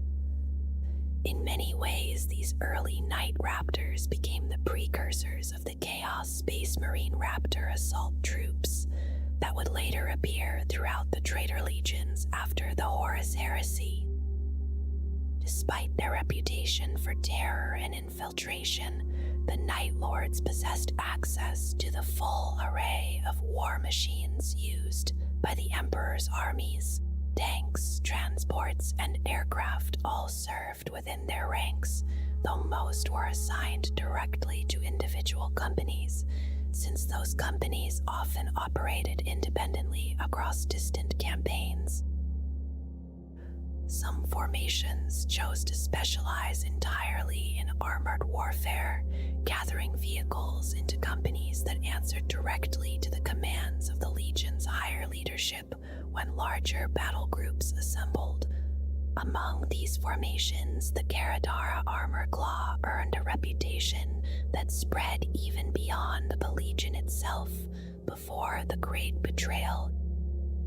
The warriors of the Caradara perfected a style of armored combat that mirrored the Legion's own approach to warfare. Striking from the shadows of dawn or dusk, they would crash into the weakest points of an enemy position, tearing through rear areas to sever communications and supplies, while isolating entire concentrations of defenders. Once their targets were cut off, the Caradara often destroyed them at their own pace, each vehicle commander indulging the grim preferences that had become so common within the Legion. Some favored heavy dozer blades that buried enemy soldiers within their own trenches, while others simply drove their machines forward across defensive lines, grinding bodies beneath iron tracks as the assault continued. Against such relentless and brutal methods, even well-prepared defenses rarely endured for long. Throughout the Great Crusade, the Night Lords made use of every tool available to them, adapting standard weapons and armor so that they served the Legion's preference for fear and sudden violence. Armored transports smashed into the heart of enemy positions, while their hulls were decorated with grim trophies intended to chill the spirits of those who saw them approaching. Above the battlefield, aircraft descended silently from the darkness, striking without warning before vanishing again into the night sky.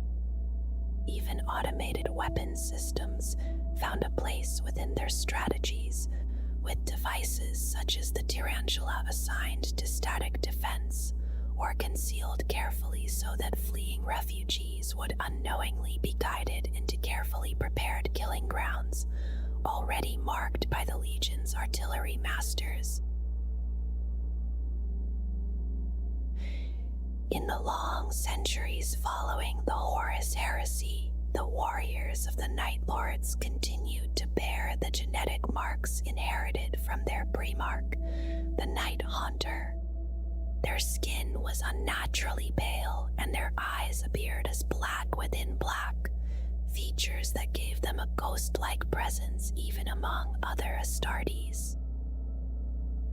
These warriors could see clearly in absolute darkness with a clarity surpassing even the vision granted by standard Space Marine ocular implants, allowing them to move through night and shadow as though it were daylight. Alongside this gift, they possessed a natural form of prey sight, the ability to perceive heat through the infrared spectrum and detect living beings even when they attempted to hide.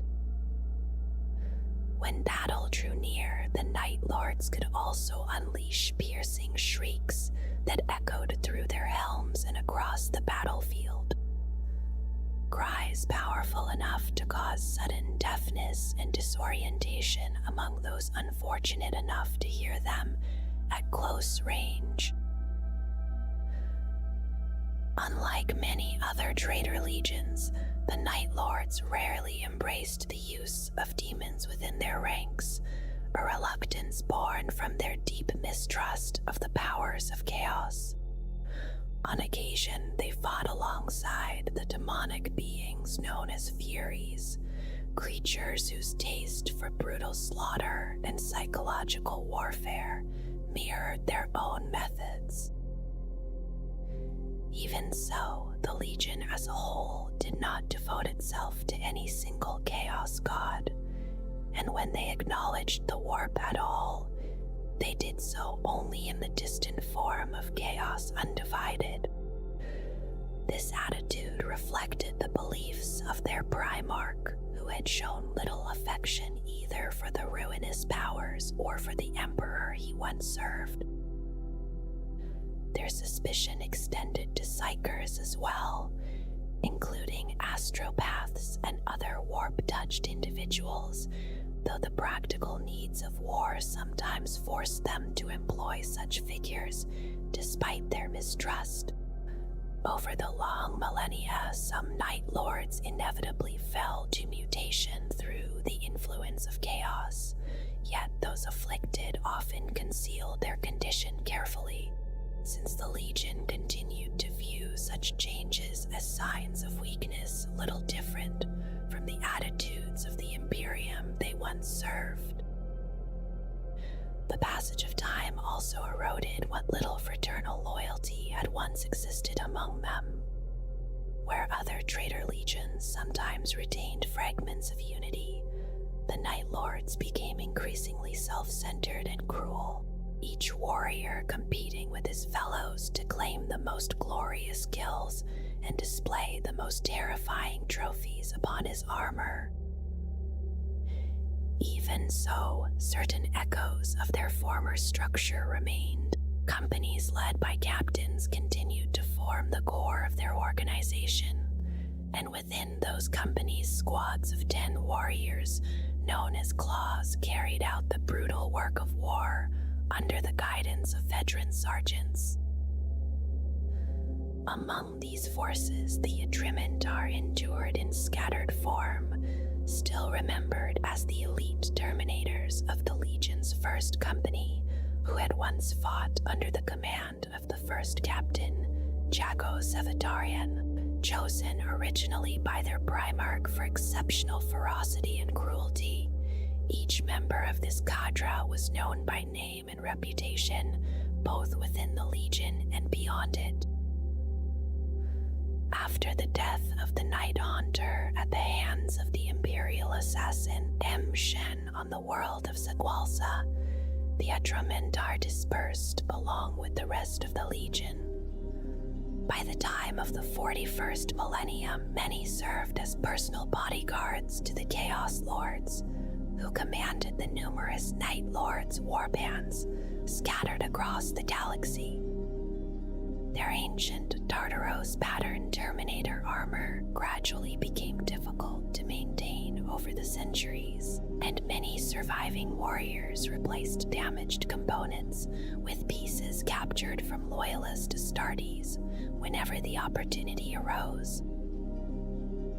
Within these warbands, the Raptors remained among the most feared assault troops. Arrogant and fiercely proud, they viewed themselves as superior even to their fellow renegades, while others often dismissed them as preening and self-indulgent warriors driven by ego. Their origins stretched back to the era of the Horus Heresy, when jump-back troops served as devastating shock attackers, often held in reserve until the moment came to strike at the weakest point of an enemy line. Over time, this role evolved into the hunting style that Raptors embraced, descending suddenly upon vulnerable prey and tearing through their enemies with bolt pistols and chainswords.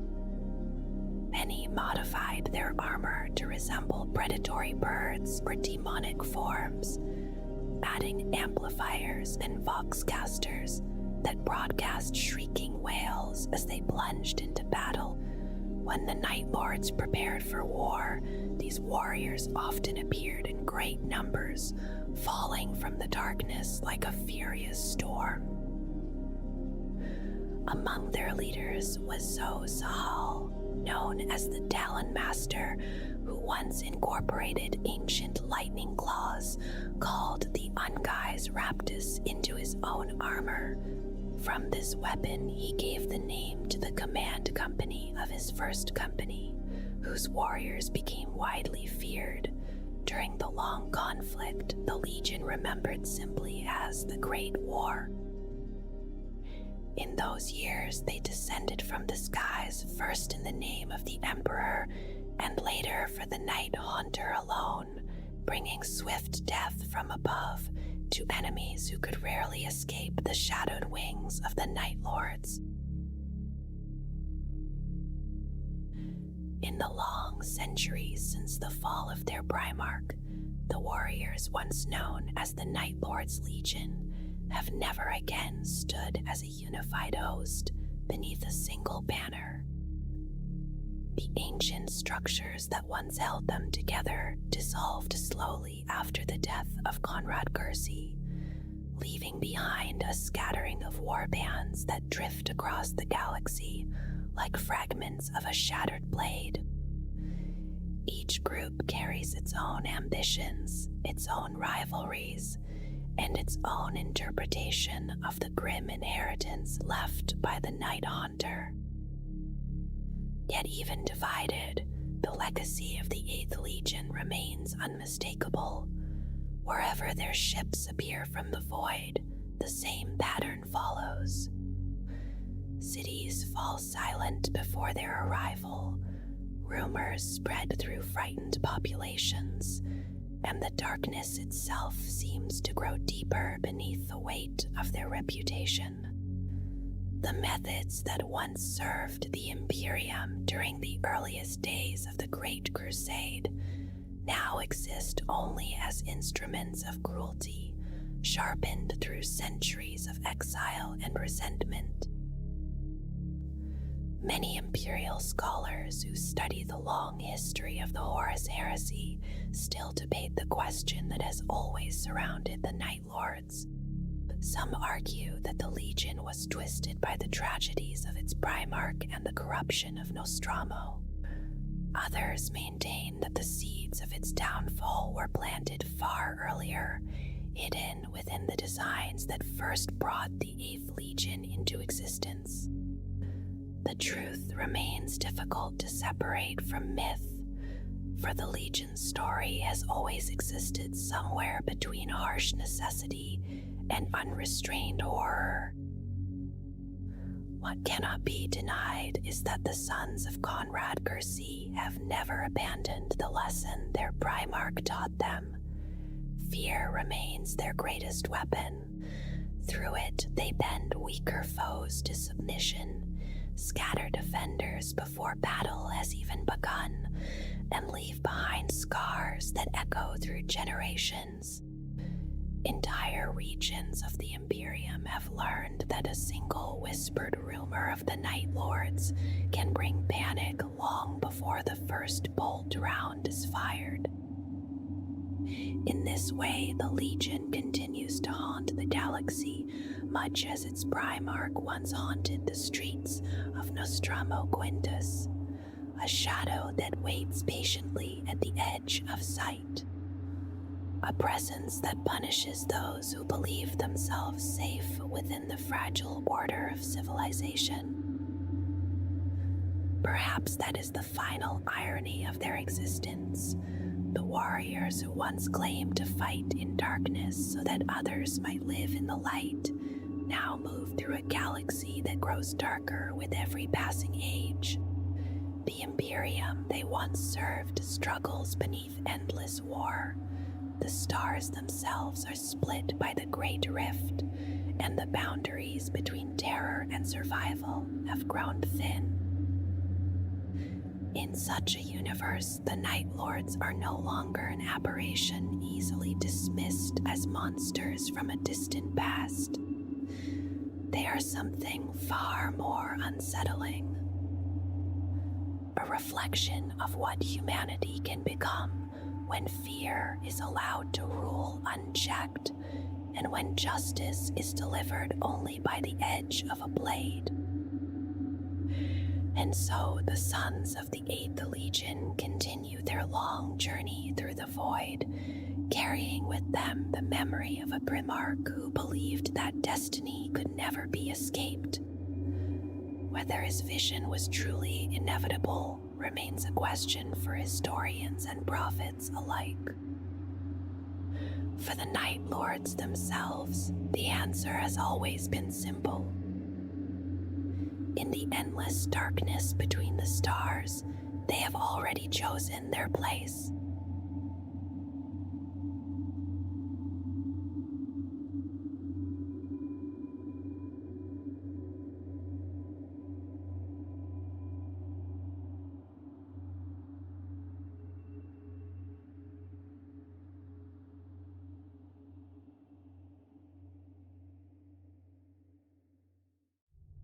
If there is any measure by which betrayal might be weighed, then the word-bearers would sit at the very highest edge of it.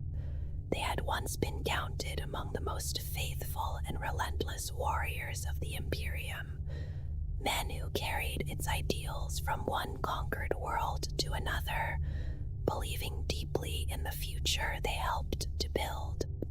Yet their fall was not sudden, nor did it come like a single storm breaking across the sky. Instead, it gathered slowly across long years, quiet and deliberate, until the poison of it had seeped into everything they once claimed to defend. In their earliest days, the warriors of the 17th Legion were known for devotion that few questioned. They did not simply serve the Imperium's cause. They carried its vision as if it were something sacred, something that must be spoken and defended wherever humanity struggled beneath the long shadow left by Old Night. Their loyalty appeared unquestionable, and only the intensity of their belief ever drew attention from those who fought beside them. Long before the Emperor's armies pushed out into the stars, the wars fought upon Terra had already revealed that this was never meant to be a simple campaign of conquest. The Unification Wars and the great endeavor that would follow them were battles of ideas as much as battles of armies.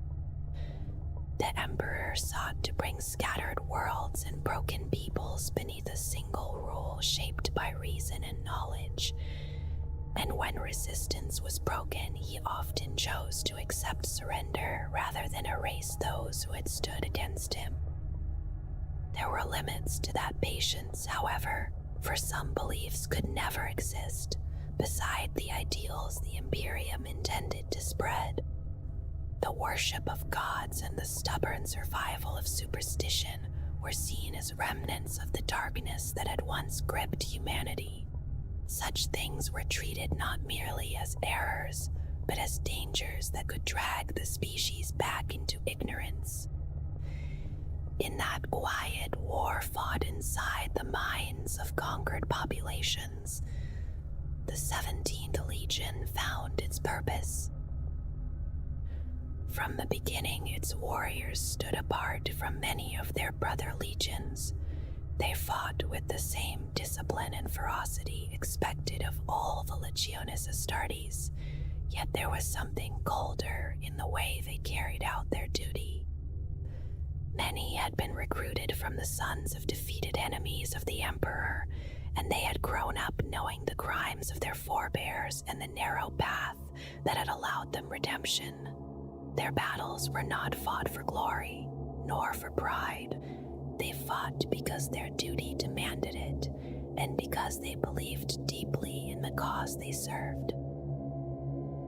Where other legions might respect the courage of a resisting foe, the warriors of the 17th Legion saw little honor in defiance.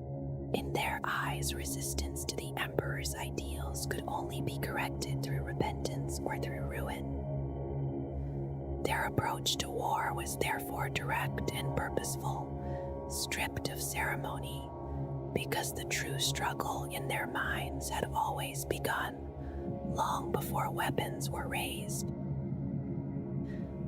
At the moment of their creation, they were given a name that marked this role clearly. Among the 20 legions, they alone were called the Imperial Heralds. The title did not imply special favor, but instead described the task that awaited them whenever worlds clung to old religions or the lingering fears of old night. Often, a single warrior would be sent ahead of the legion's armies, clad in black armor and hidden behind a skull-shaped helm, carrying the winged mace of imperial authority. Standing alone before temples, cult strongholds, or the courts of wandering prophets, that herald would speak the emperor's ultimatum with calm certainty. The people before him would be given a choice to abandon their false beliefs and accept the imperial truth, or to stand firm and face destruction. Some who heard those words surrendered their idols and accepted the new order. Others refused, and many heralds died after cutting down hundreds who rushed upon them in anger or fear. Yet no matter how such meetings ended, the gray-armored warriors of the Legion would eventually arrive in force, bringing fire and thunder to reshape whatever still resisted. When the fighting ended, the Imperial Heralds began a different work. Libraries were searched and divided into texts of truth and texts of falsehood. Statues and sacred objects were dragged from temples and shrines and thrown onto growing pyres beside the books that had preserved old beliefs. Those who had guarded such traditions were brought before those flames and given a final choice between the imperial truth or the same destruction awaiting the idols they had once defended. When the fires finally died and the temples had been torn down to bare stone and dust, the warriors of the Legion would depart, leaving behind populations that had been forced to step into a different way of thinking. Across Terra during the final years of the Unification Wars, this pattern repeated again and again, until another name slowly replaced their formal title. Among the Imperium's people, and even among their fellow legions, the 17th were rarely called the Imperial Heralds anymore. Instead, they were known by a name that captured the harsh certainty of their work, and the quiet destruction they carried with them wherever belief stood against the Imperium.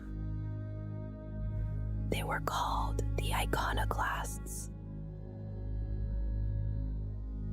Colchis was a world where faith hung in the air as naturally as dust carried by the wind across the desert plains. The people of that distant world had long believed that unseen powers guided the turning of their lives, and devotion to higher beings was woven deeply into every custom they followed. Their world had once possessed great technologies long ago, yet those memories had faded into legend during the long darkness of old night. Generations lived and died beneath the same quiet expectations. Disease would sometimes sweep across the land and claim many lives, yet the people believed such suffering would eventually pass. Wars erupted between kingdoms and stained the soil with blood, yet joy and renewal were always expected to follow. Kings rose and kings fell, but the gods were believed to endure beyond every change. Into that world came a child who had not been born there. During the scattering of the Primarchs from the Emperor's gene laboratories beneath the Himalayan mountains on Terra, the infant Lorgar had been cast through the warp along with his brothers. His gestation capsule eventually descended from the heavens and came to rest upon the feudal world of Colchis. When the capsule was discovered, it was found by a wandering tribe of desert outcasts known as the Declined. Their chieftain, Fan Morgal, saw the strange child and chose to protect him, naming him Lorgar, which in the Colchisian tongue meant rain caller. The child grew at an unnatural pace, and within only a short time he had already reached the size of a young boy. Soon afterward, a caravan led by the exiled priest Kor Fa Eron encountered the tribe and the mysterious child they sheltered. Kor Fa Eron had once served within the Covenant, the ruling priesthood of Colchis, yet he had been cast out from the capital city of Vardesh because he had argued that the faith should convert others with greater force. When he saw Lorgar, he immediately believed the boy carried the favor of the powers he worshipped. Kor Phaeron convinced the child to follow him, and to conceal the truth of Lorgar's origin, he killed Fane Morgal and the members of the Declined who had taken the infant in. From that moment forward, he raised the Primarch within his wandering caravan, shaping him through harsh discipline and frequent cruelty. Though the young Lorgar endured both emotional and physical abuse, he absorbed every teaching he could find within the Covenant's traditions. The religion of Colchis worshipped 4 divine beings, which were believed to rule the cosmos together. Yet as Lorgar studied its doctrines, he slowly came to believe that these 4 powers were bound together by a single greater force, which he began to call the One. Kor Fa Eron rejected this idea at first and punished Lorgar for speaking of it, though he also recognized the extraordinary abilities growing within his pupil. Despite the cruelty he suffered, Lorgar remained loyal to his foster father and even protected him when members of the caravan rebelled against Kor Fa Eron's treatment of the boy. During those wandering years, he also formed bonds with others among the caravan's followers, including the mercenary captain Axata and a captive teacher named Nairo. As Lorgar matured, his gifts became impossible to ignore. His voice carried a powerful charisma, and his sermons gathered followers who believed in his vision of a single divine power guiding the universe. Those who accepted his teachings called themselves the Godsworn, and they soon looked to Lorgar as their spiritual leader. Gorfa-Aron eventually abandoned the harsh punishments he had once inflicted and began to show his adopted son a degree of approval. He named Lorgar the Bearer of the Word, and the Primarchs' growing movement soon spread across Colchis as he freed slaves and drew more followers to his cause. With a great host of Godsworn at his back, Lorgar marched upon the capital city of Faradesh. When he delivered a blazing sermon before its gates, the city opened to him, and the lower priests of the Covenant presented the corpses of their own rulers as an offering to their new conqueror. From that moment, the Godsworn moved steadily across Colchis, converting many cities peacefully while destroying those who refused their message. The final resistance stood within the city of Gaia-Varla, which was protected by an ancient device from the age of technology known as a storm generator that surrounded the city with a raging tempest. When Lorgar approached the storm, the winds parted before him, allowing his army to pass through and capture the final stronghold. With the fall of Gaia-Varla, the entire world of Colchis came under his rule, and Lorgar named Gorfa-Aron as the High Priest of the Covenant, while declaring that their work had only just begun.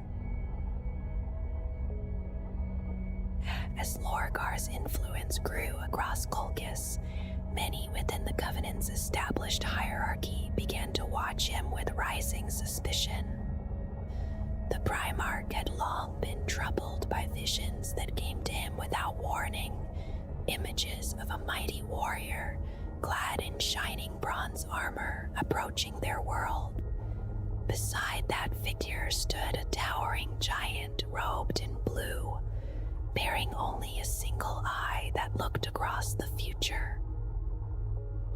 These visions grew stronger over time until Lorgar began to proclaim openly that the one true god he worshipped would soon arrive upon Colchis. His preaching stirred the people deeply, drawing them away from the old traditions that had honored the four powers of the Covenant. Those who followed him believed that the One would soon appear among them and that their world must be ready to receive him. The leaders of the Covenant could no longer tolerate this challenge to their authority. They declared Lorgar a heretic to the ancient ways and sent priests and soldiers to seize him. Those who came to arrest the Primarch were killed by the Godsworn who protected him, and the fragile balance of power across the planet shattered in an instant. Colchis split into two opposing faiths. One faction clung to the old faith and the worship of the four powers, while the followers of Lorgar gathered beneath the banner of the Godsworn and the belief in the one god. Soon, the entire world was drawn into a vast religious war that forced every city and village to choose its allegiance. The struggle became known as the Schism Wars and lasted for 6 long years. During that time, armies marched beneath banners of faith, while temples and strongholds changed hands again and again. The conflict finally ended when Lorgar's followers stormed the Cathedral of Illumination within the capital city of Faradesh, the very temple where the Primarch had once studied as a youth. The monks who defended the cathedral were killed, and the last center of organized resistance to Lorgar's teachings collapsed. It was said that during or shortly after this final struggle, nearly 1/3 of the people of Colchis had opposed him, and the first great purge was carried out by warrior monks chosen personally by the Primarch With the war finally ended, Lorgar stood before the gathered masses and promised that the god he had spoken of would soon arrive. He told them that within a single year, their world would witness the coming of that divine figure, and that when the moment arrived, they would know him by a single name. They would call him the Emperor. Corfiran, though loyal to his adopted son, confessed that he still believed in the older gods of the Covenant as well. Yet he accepted that the one god stood above them all, a belief quietly shared by many who had followed Lorgar through the long years of war. In time, those lingering loyalties would plant the seeds of darker destinies for the Legion that would one day bear Lorgar's word across the galaxy. The long-awaited moment arrived when the Emperor's great crusading fleet finally reached the world of Colchis. The year was 857 of the 30th millennium, and the arrival came less than a local year after Lorgar's final victory over the Covenant. For the Primarch, it felt as though every vision he had ever received had quietly guided him toward this single meeting.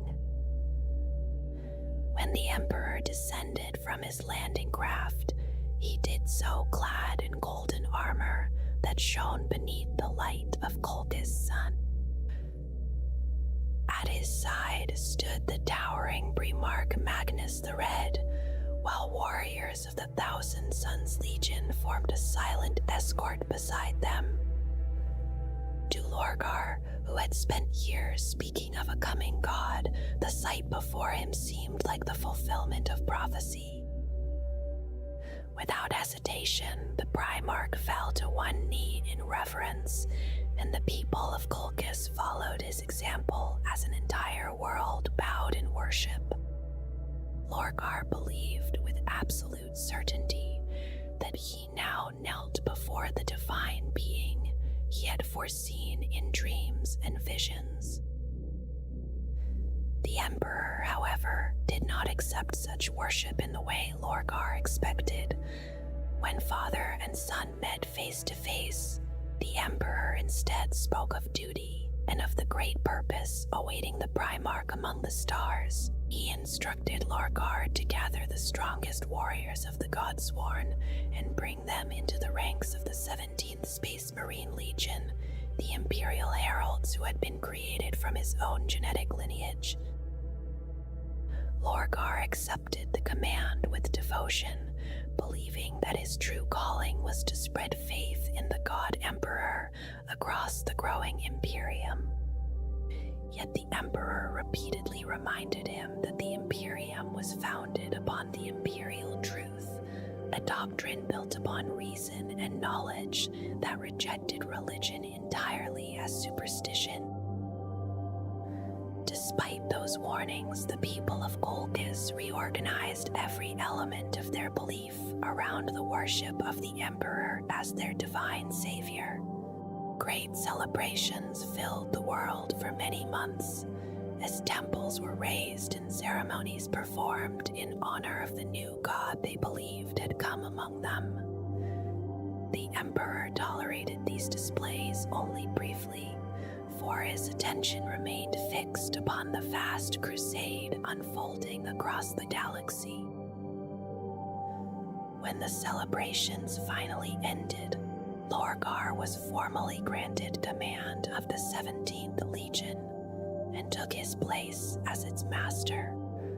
Corfiran endured the difficult process of genetic enhancement that transformed him into a transhuman warrior resembling a space marine, and he became the Primarch's closest advisor and commander of the Legion's first company.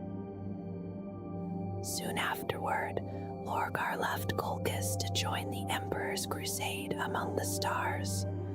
Regents were appointed to rule his world in his absence, and the Primarch believed he was faithfully obeying the divine will of his father.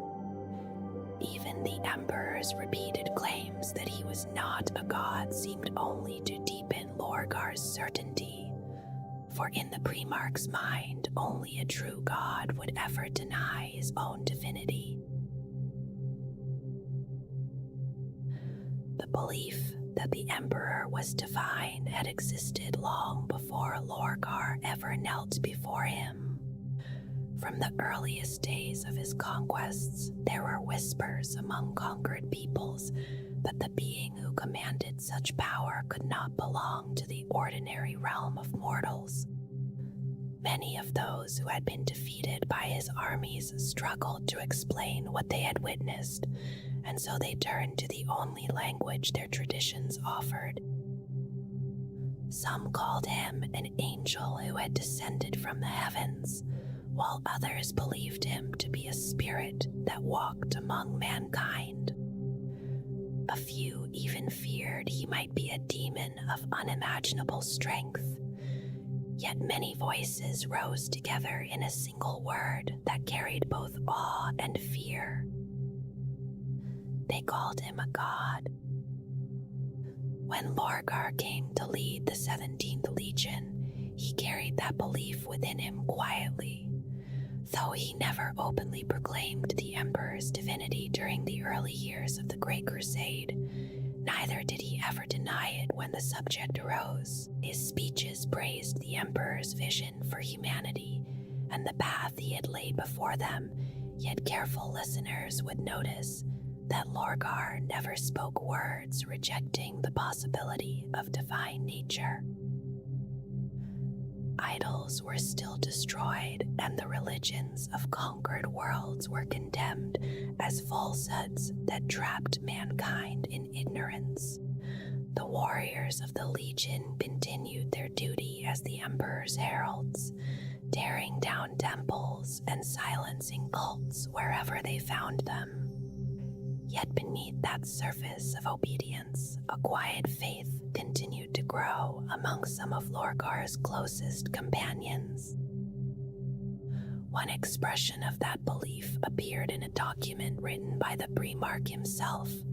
It was known as the Lictitio Divinitatis, a work in which Lorgar explained the reasons he believed the Emperor to be divine.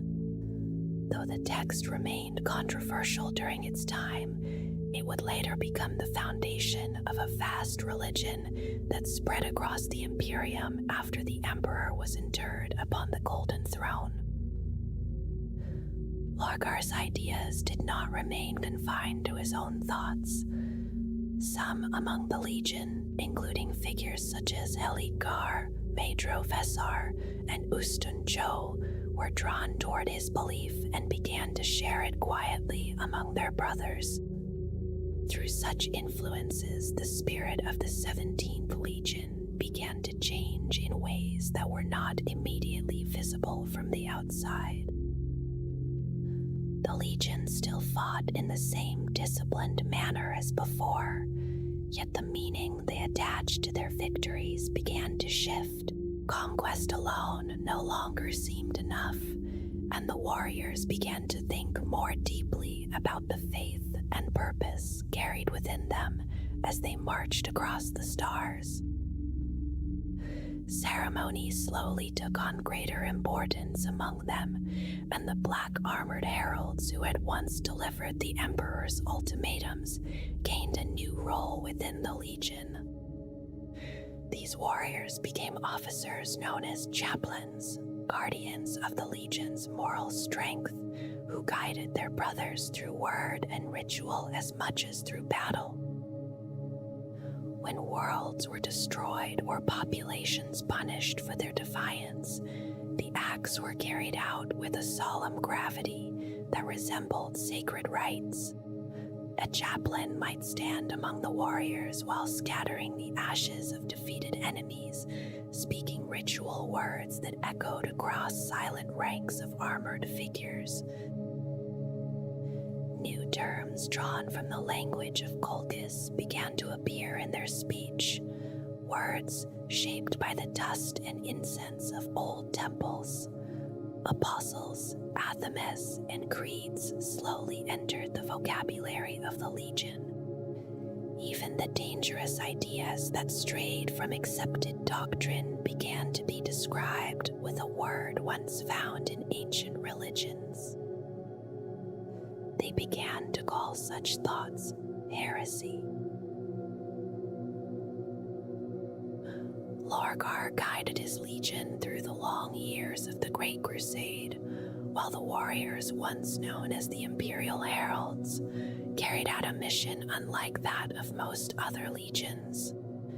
Ancient scriptures of older faiths were gathered and burned, icons of forgotten gods were torn down, and in their place, the 17th Legion quietly raised monuments devoted to the Emperor of Mankind. Across newly conquered worlds, the Legion oversaw the building of vast temples and towering cathedrals, structures meant to stand above the ruins of earlier beliefs and remind the population who now ruled the stars. Their chaplains spoke often and at great length, producing enormous devotional works that praised the Emperor's righteousness, while delivering sermons that could stir entire cities into reverent silence. Because of this work, the progress of the Legion was slow when measured against the pace of the other legions. A world brought to compliance by the word-bearers was not simply conquered and left behind. It was reshaped carefully, sometimes patiently, until its people embraced the Emperor, not merely as a ruler, but as a divine presence, guiding humanity. The transformation of the 17th Legion itself took many solar decades to unfold. Even though the Legion was already vast before Lorgar was reunited with it, the Primarch never attempted to reshape its spirit all at once. Instead, he spoke quietly to his warriors, drawing their thoughts toward faith with the same careful skill that other Primarchs used to win battles. Step by step, the belief in the Emperor's divinity spread through the Legion. The chaplains became the voice of this quiet change, adjusting the guidance they offered to their battle brothers, while new fraternities appeared beside the Legion's traditional command structures. To outside eyes, these groups seemed no different from the warrior societies found in other legions, though their deeper purpose was to nurture belief. In time, the echo of that slow conversion would reach far beyond the Legion itself. The same patience and understanding of belief would later allow Lorgar to influence other legions and draw the Imperium toward darkness, though in those early years the process seemed only like devotion. It might appear strange that warriors once raised to destroy superstition would come to embrace faith themselves. Yet within the hearts of the 17th Legion, many had always searched for a greater meaning behind their wars, and when belief offered a cause worthy of their fervor, it filled the space that reason alone could never occupy. Another quiet force shaped the Legion during those years. The Great Crusade carried the legions across countless battlefronts, and constant warfare mixed veterans with new recruits drawn from many worlds. The older Terran-born warriors, who had once been iconoclasts, gradually became fewer, while sons of Colchis and other newly conquered worlds filled the ranks. Many of those recruits had never known the Legion before Lorgar's influence. They accepted the teachings given to them because they had no earlier memory to challenge them. Among those from Colchis, the idea of the divine had been present since birth, woven into every thought and tradition. When the last of the old iconoclast traditions had faded and the Legion stood united in belief, Lorgar sealed the transformation with a final ritual. The Imperial Heralds would now carry a different name. They would be known as the Word Bearers. To the wider Imperium, the name seemed to describe their role in spreading the Imperial truth among humanity. For Lorgar, it held another meaning entirely, one that reflected his true purpose of giving humanity faith in the God who stood at its pinnacle. Among the Primarchs, Lorgar remained unusual.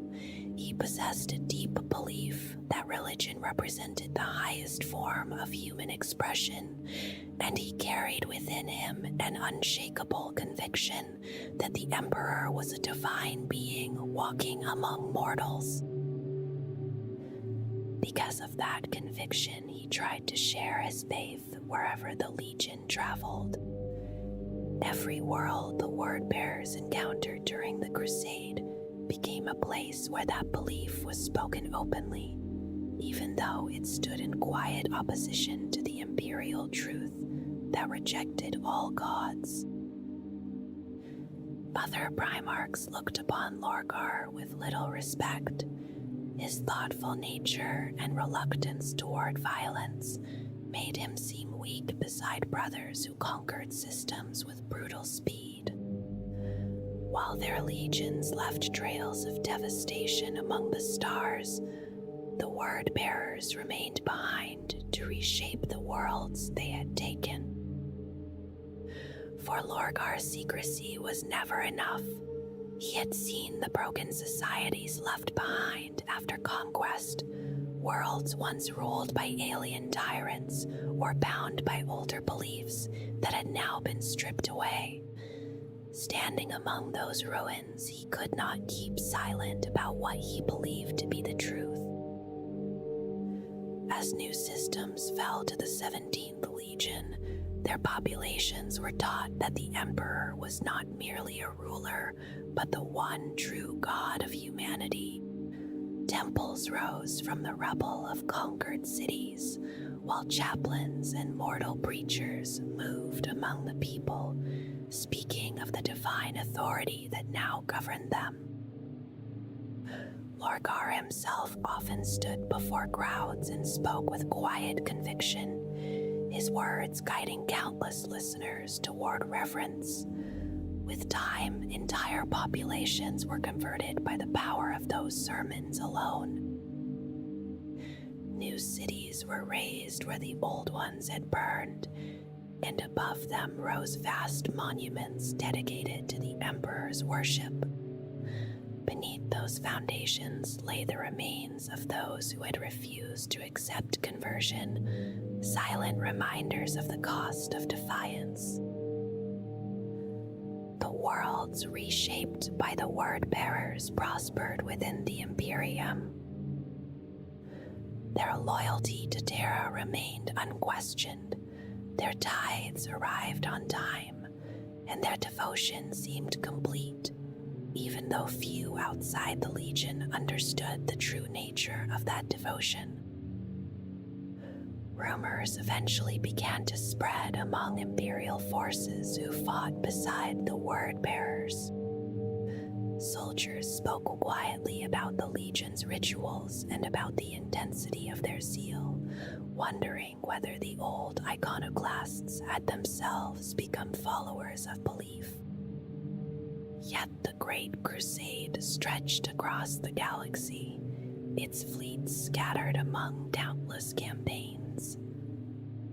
Communication passed slowly through the warp, and the vastness of the war meant that certainty was rare. The Emperor and his council could not examine every rumor that drifted across such distances. Trust in the Primarchs remained the only practical choice, and whispers alone were not enough to question the loyalty of an entire legion.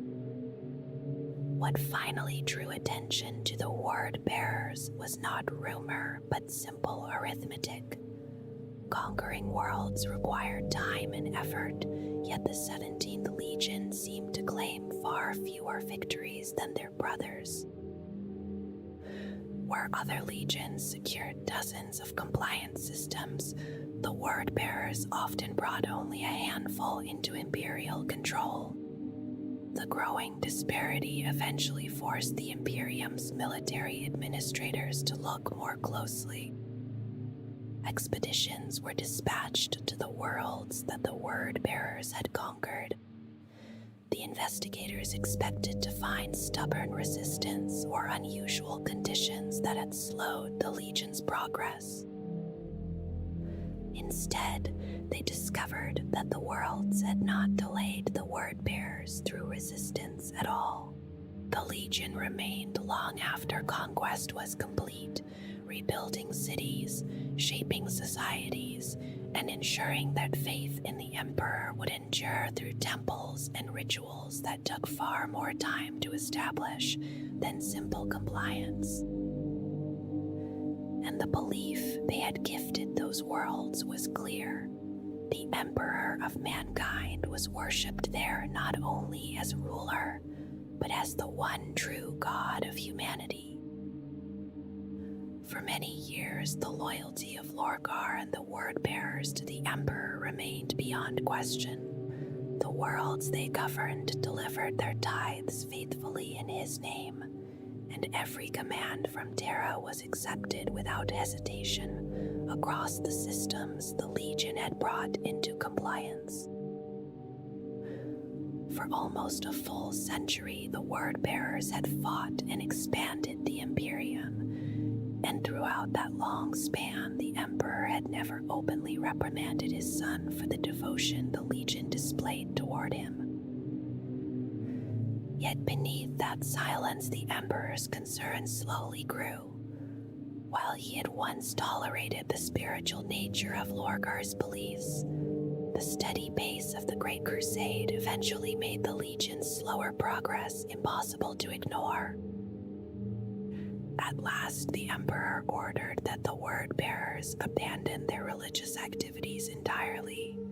Their purpose was to reunify the galaxy beneath the secular ideals of the Imperial truth, not to spread worship centered on his own supposed divinity. The Emperor had long rejected organized religion, believing that humanity should be guided by reason and the pursuit of knowledge, rather than devotion. The idea that he might be worshipped as a god troubled him deeply, especially when the word-bearers enforced that belief through violence against those who resisted conversion. Once the reports of their actions reached his court, a response became inevitable. The records of what followed are incomplete, though fragments suggest that the Emperor waited some time before acting, perhaps seeking confirmation or hoping that the rumors would prove false. Some accounts claim that he confronted Lorgar directly and warned him to abandon the path he had taken. Whether those meetings truly occurred cannot now be known with certainty, but what remains clear is that the Emperor eventually chose to intervene. He summoned another of his sons to assist in delivering that judgment. Robot Guilliman of the Ultramarines was known for discipline and unyielding honesty, qualities that made him the instrument the Emperor required. No witness recorded the private conversation between the Emperor and Guilliman, and the Primarch himself never revealed what was said. Yet it seemed that the Emperor did not wish to destroy the word-bearers, only to correct them and return them to the proper path. The Ultramarines represented everything the word-bearers might have been. Their conquests were swift, their record of victories unmatched, and the realm of Ultramar had already become a flourishing network of loyal star systems. In many ways, the two legions reflected one another. Both sought order and stability after conquest, yet one pursued it through faith, while the other relied on structure and governance. The Emperor's choice may have been meant to show Lorgar what his legion could become if it abandoned its spiritual path. The message would not be delivered quietly. The Emperor ordered a great task force to accompany the Ultramarines, supported by the Legio Custodes and the Imperial Regent Melkador the Sigillite. Their destination was the world of Kur, a planet cherished by the Word-bearers. Its capital city, Monarchia, had been raised by the Legion as what they believed to be the perfect city, filled with cathedrals and monuments devoted to the worship of the Emperor. When the Ultramarines arrived, they destroyed Monarchia completely, reducing the city to ruins that smoldered across the landscape where its towers once stood. After the destruction, the entire Word-bearers Legion was summoned to the planet's surface. 100,000 Astartes gathered there, forced to stand before the ashes of the city that had symbolized their devotion. The Emperor himself appeared before them and commanded every warrior to kneel. His psychic will pressed down upon them all, including Lorgar, and none could resist. Standing among the ruins of Monarchia, the Emperor spoke plainly. He told them they had failed both him and humanity, and that he was no god who would accept such worship. When he departed, he left behind a legion humbled and a Primarch shaken to the core of his beliefs. Lorgar withdrew into silence and grief, struggling to reconcile the faith that had shaped his life with the rejection he had just witnessed. Some later observers would claim that the seeds of everything that followed were planted in that moment. After the destruction of Monarchia, the history of the Word-bearers divides into two different paths. One is the history the Imperium believed for decades afterward, the story of a legion chastened by its mistakes and determined to redeem itself. The other history remained hidden in shadow, known only through fragments that Imperial scholars have struggled to piece together. To outward appearances, Lorgar retreated for a time from the Great Crusade. The Legion seemed absent from many campaigns, as though reflecting on the humiliation it had endured. When the Word-bearers returned, they behaved very differently from before. Their conquests became swift and relentless, entire civilizations falling beneath their advance as worlds burned and knelt before the Imperium. The trail of victories they left behind resembled a cloak stained with blood. Observers across the crusade believed the Legion had accepted the Emperor's rebuke and now fought with grim determination to erase the shame of the past. Even the Emperor seemed satisfied that his son had learned from the censure and would one day fulfill the role intended for him. Yet beneath that appearance, something far darker was beginning to take shape. Lorgar had been shaken deeply by the destruction of Monarchia and the collapse of everything he believed. In that moment of doubt, the powers of the warp may have reached out to him, offering the higher truth he had long searched for and which the Emperor had refused to grant. The exact voices that guided him remain uncertain. Many believe that Cor Phaeron, Lorgar's adoptive father and advisor, played a role, as did the Legion's first chaplain Erebus. Both men had been raised in the old faith of Colchis, a belief system that may have already been touched by the powers of the warp long before Lorgar's arrival on that world. Another fragment from that time speaks of something called a pilgrimage, though its true meaning remains unclear in the surviving records. What is certain is that the legion that returned to the crusade after Monarchia no longer served the emperor in truth.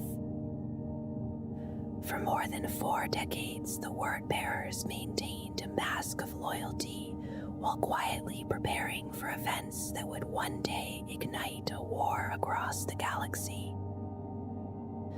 Their renewed campaigns allowed the Legion to expand rapidly while spreading a new and hidden creed among the worlds they conquered. During those years, dissent within the Legion seems to have been removed entirely. The last Terran-born iconoclasts and any warriors unwilling to accept the new faith likely disappeared without ceremony.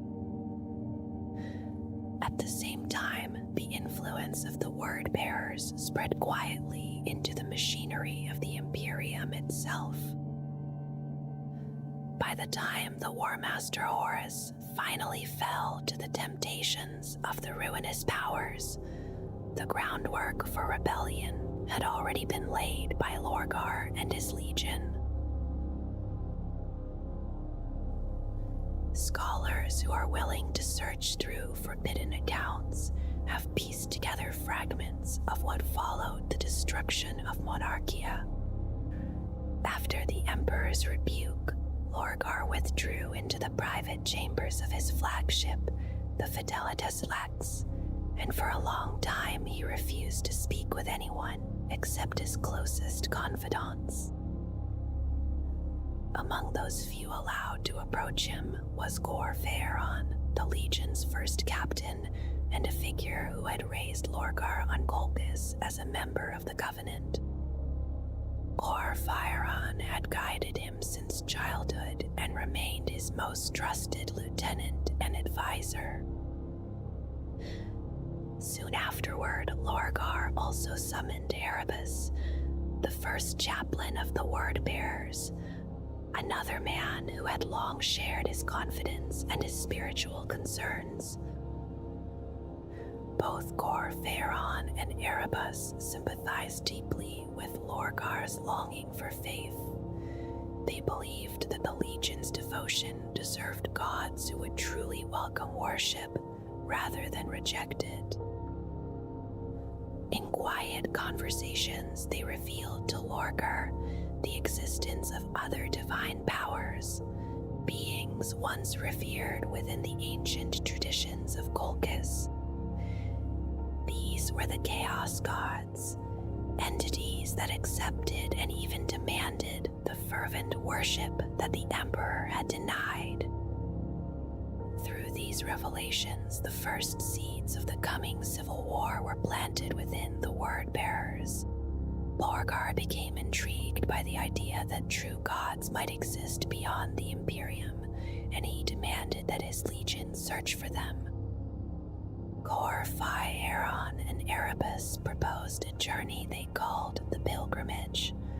The idea echoed ancient myths shared across many human worlds, stories describing a sacred path where mortals might stand in the presence of gods. Such a place did in fact exist, though few understood its true nature. The Immaterium, the realm known as the Warp, was dominated by vast metaphysical beings that humanity would later call the Chaos Gods. Encouraged by his advisors, Lorgar set out with the serrated sun chapter of his legion toward the distant edges of Imperial space as part of the 1301st Expeditionary Fleet of the Great Crusade. At that time, Lorgar had not yet fully embraced chaos. Though his loyalty to the Emperor had already faded, he believed that the Emperor had been wrong humanity's natural instinct to seek the divine. Lorgar intended to discover whether other gods truly existed and whether they deserved the devotion that the Emperor had rejected. For this reason, the Word-bearers continued to participate in the Great Crusade, though their campaigns now concealed the true purpose of their journey. The fleet carried another presence as well. 5 warriors of the Legio Custodes had been assigned to watch the Legion closely, ensuring that the Word-bearers did not fall into the same errors that had brought about the destruction of Monarchia. Their search for knowledge eventually led the fleet to the Cadia system, located beside a vast warp storm that the Imperium would later name the Eye of Terror. Within that region, the Master of Astropaths began to hear strange voices in the warp. These voices spoke not only to him, but also directly to Lorgar himself. They were the whispers of entities dwelling within the Immaterium, voices that confirmed Lorgar's growing belief that the universe contained powers beyond the Emperor's understanding. The fleet entered orbit around an unfamiliar world. From there, a landing force composed of Imperial Army soldiers, word-bearers, custodians, and machines of the Legio Cybernetica descended to the surface. The warriors were met by tribes of primitive humans who wore ragged clothing and carried spears tipped with stone blades. Despite their simple weapons, the tribes showed little fear when facing the armored giants before them. Many among them possessed eyes of a deep violet color that reflected the distant glow of the Eye of Terror. Although the custodian Vendetta urged that the tribes be destroyed, the word-bearers chose instead to approach them peacefully. From among the gathered people stepped a strange woman who greeted the Primarch by name. She called him Lorgar Aurelian and welcomed him to the world of Cadia. The woman was a chaos priestess named Ingadel, and her words would guide Lorgar further along the path that would lead him toward heresy. In time, Ingadel performed a ritual that transformed her into a demon prince, known as Ingadel the Ascended, bearer of what she called the primordial truth. She then guided the scout vessel Orfeo's Lament into the Eye of Terror itself. Within that terrible region of space, the serrated Sun Chapter witnessed the shattered remains of the ancient Eldari civilization. The Crone worlds they encountered were lifeless ruins scattered throughout the darkness. Ingadel told the word-bearers that the Eldari had failed because they had rejected the truth of chaos when their own god was born. According to her tale, the chaos god Slanesh had awakened only to find its worshippers abandoning it in fear. From that grief, she claimed, came the great storm that formed the Eye of Terror. Standing among the ruins of that fallen empire, the word-bearers were shown what Ingadel called the primordial truth. She warned them that humanity would suffer the same fate unless it embraced the worship of chaos willingly. Eventually, the surviving warriors returned to Cadia and told Lorgar everything they had witnessed within the Eye. The Primarch himself soon traveled into that realm and encountered the Chaos Gods directly. When he emerged from the Immaterium, he ordered the destruction of the planet below. A cyclonic bombardment wiped out the original inhabitants of Cadia, so that no others could learn what the Legion had discovered there. Yet Cadia's location beside the Eye of Terror remained strategically valuable, and centuries later the Imperium sent colonists to settle the abandoned world once again. Those settlers eventually became the ancestors of the modern Cadian population, many of whom developed the same violet eyes that had marked the earlier tribes. The revelations of the primordial truth changed Lorgar and the Word-Bearers forever. They became the first of the Legiones Astartes to turn their hearts toward the worship of the Chaos Gods. In the remaining years of the Great Crusade, the Legion worked quietly to spread that belief among humanity. Through manipulation and hidden influence, they eventually persuaded several Primarchs to join their cause, most notably the War Master Horus.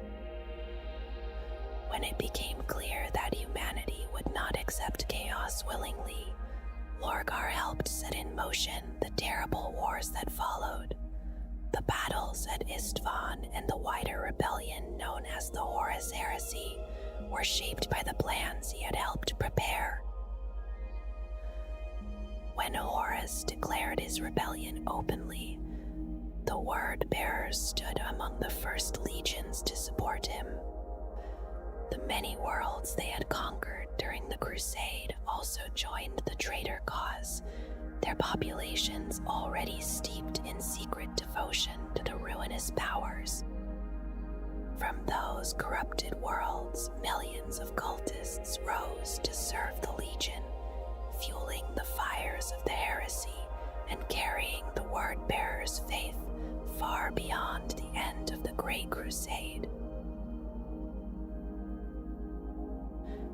As the Horus Heresy spread across the galaxy, the monstrous battleship known as the Furious Abyss began its long journey toward the realm of Ultramar, departing after its secret construction by the Dark Mechanicus on the Jovian moon of Thule.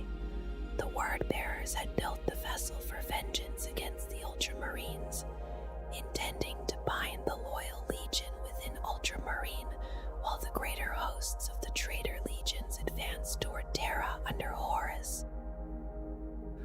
The ship's first victim was the Ultramarine starship Fist of Magrag, which had been traveling toward the Vangelis spaceport for repairs when the Furious Abyss destroyed it. Before the vessel was lost, its astropaths released a desperate warning through the warp, a psychic cry of terror that was eventually received at Vangelis as a powerful scream echoing across the immaterial tides. Captain Cestus, fleet commander of the Ultramarines in that region, felt the urgency of the warning and quickly gathered what ships he could at the hub of Corrales within the Vangelis system. The force he assembled was small and improvised, composed of the warship Wrathful as his flagship along with several escorts including the Fearless, the Ferox, the Ferocious, the Fireblade, and the Thousand Suns vessel Waning Moon, while the starship Boundless under Captain Vorloff soon joined the pursuit as well. Together, the Loyalist ships chased the Furious Abyss and struck against it in a desperate battle that quickly proved costly, for the enormous warship shattered most of the pursuing fleet. Only the Wrathful and the Fireblade survived the brutal exchange before the Furious Abyss finally fled into the warp to continue its path toward Ultramar. The two surviving ships followed the traitor vessel through the warp, yet their pursuit was cut short when the Furious Abyss deployed a psionic mine that disrupted the immaterial currents. The disturbance caused the Fireblade's Keller field to fail, and the vessel was consumed by the demonic horrors of the Empyrean before the remaining loyalists could do anything but watch. Eventually, the Wordbearers began their true assault upon Ultramar, and the opening strike fell upon the world of Calth under the command of Gorfeiron, the former Master of the Faith and the most devoted champion of Lorgar. From his battle barge, now renamed Infidus Imperato, he directed a full invasion of the Calth system while vowing that Mograg itself would be destroyed in vengeance for the humiliation the Ultramarines had inflicted upon the Wordbearers at Ker. The devastation was immense even before the armies clashed in earnest. For Calth's 3 sister planets were annihilated by massive geonuclear strikes that tore their cores apart. The system's once gentle star was poisoned with heavy metals and unstable elements that greatly intensified its radiation, and within a century the atmosphere of Calth itself would be burned away, forcing its surviving population to live in immense subterranean caverns, transformed into hive cities beneath the poisoned surface. The battle upon Calth unfolded with terrible intensity, as the Ultramarines were confronted not only by Wordbearers warriors, but by vast hordes of Chaos cultists used as living shields, along with demons unleashed from the warp itself. Yet the traitors had underestimated the resolve of their enemies, and the Ultramarines who had been born upon Calth fought with stubborn determination even while forced into a fighting retreat.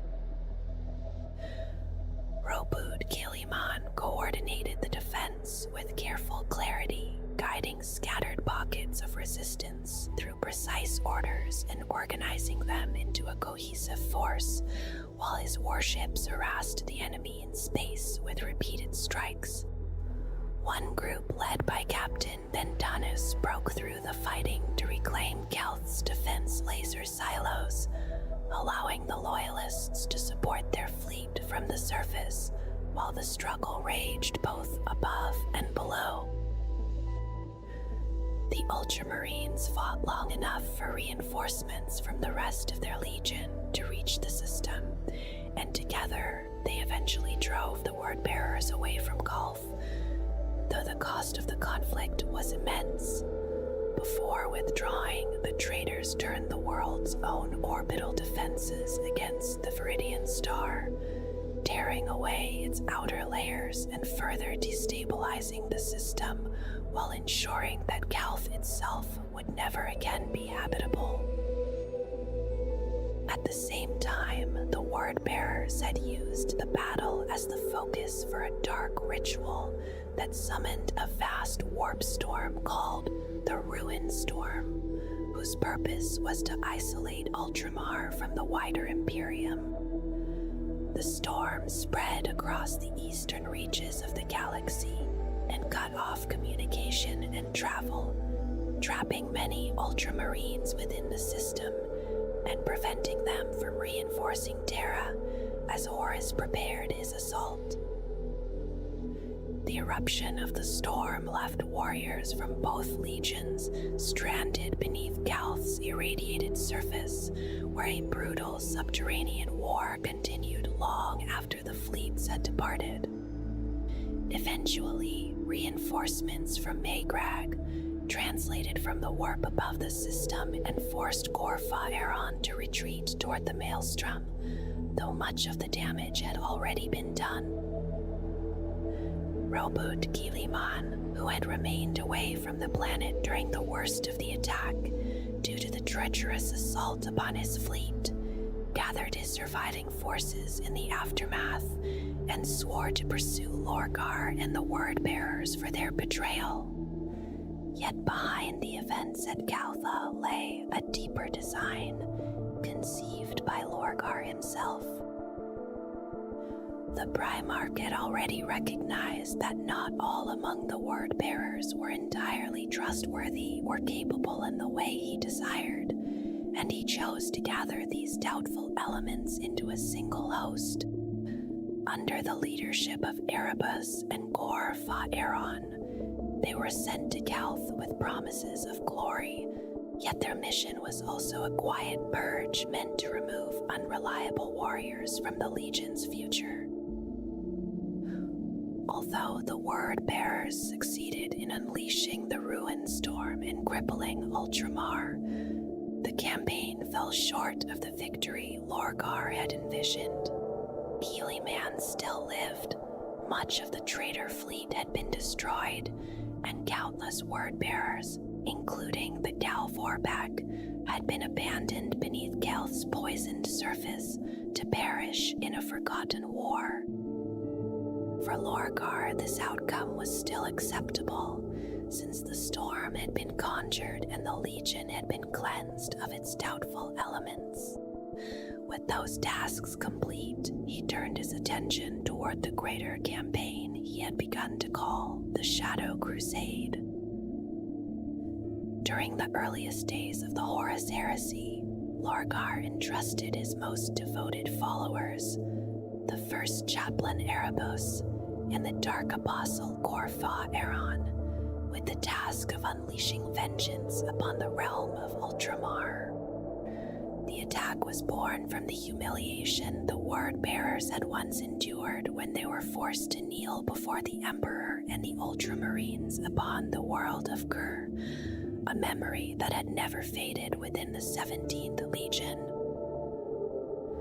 The battle that followed upon Calth crippled the Ultramarines severely, and the dark ritual completed by Erebus began the vast warp storm known as the Ruin Storm, a violent tempest spreading across the eastern regions of the galaxy. Its presence threatened to divide the Imperium and prevent any reinforcement from reaching Terra, while Horus prepared his assault against the Emperor. At the same time, Lorgar launched a second offensive across the remaining worlds of Ultramar, alongside his brother Angron and the World Eater's Legion. This campaign became known as the Shadow Crusade, and in its course 26 worlds were devastated in rapid succession as the Traitor Legion sought to ensure the success of the Ruin Storm by spreading destruction across the 500 worlds. As the crusade continued, Lorgar began to notice that Angron's condition was steadily worsening. The brutal implants known as the Butcher's Nails were tearing his mind apart at an accelerating pace, and the Primarch's own physiology struggled helplessly against the damage inflicted by the devices. Seeking some way to save his brother from this relentless torment, Lorgar persuaded Angron to return to the world of Nuceria, where the implants had first been driven into his skull. There, the overlords who had created the devices might still possess knowledge that could explain their function, and once that knowledge was taken, the Traitor Legions intended to burn the hated world to ash. Before those plans could fully unfold, Keelyman's fleet finally caught up with the traitors near Nuceria. His temporary flagship, Courage Above All, emerged from the warp at the head of a large armada composed of many ships gathered hastily from scattered forces, a determined strike aimed directly at the heart of the enemy. The Ultramarines' warships fought with disciplined aggression, trading broadsides with the larger traitor vessels, while their smaller ships struck from a distance with carefully aimed lance fire.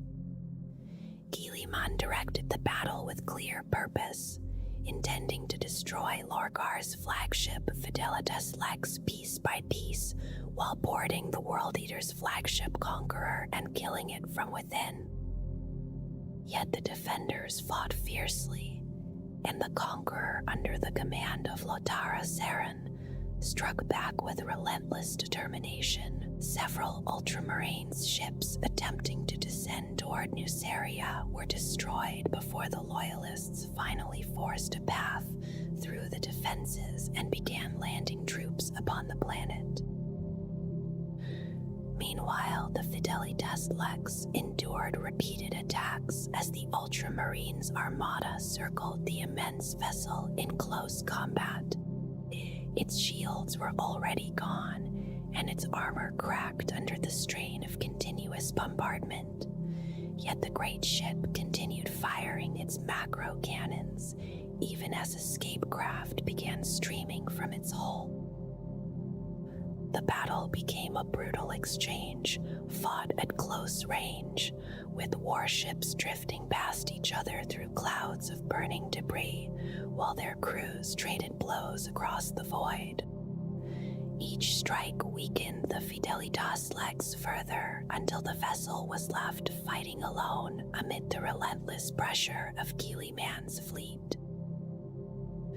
During this chaos, the Ultramarines' battle barge armsmen drew alongside the Conqueror and launched boarding torpedoes and assault craft, forcing the defenders to repel attackers within their own corridors.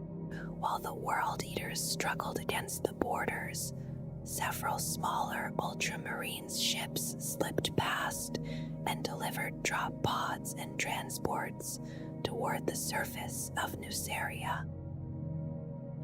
When the first pods struck the ground, their doors burst open and Ultramarines warriors emerged in disciplined formations, their armor still scarred from the horrors of Calth.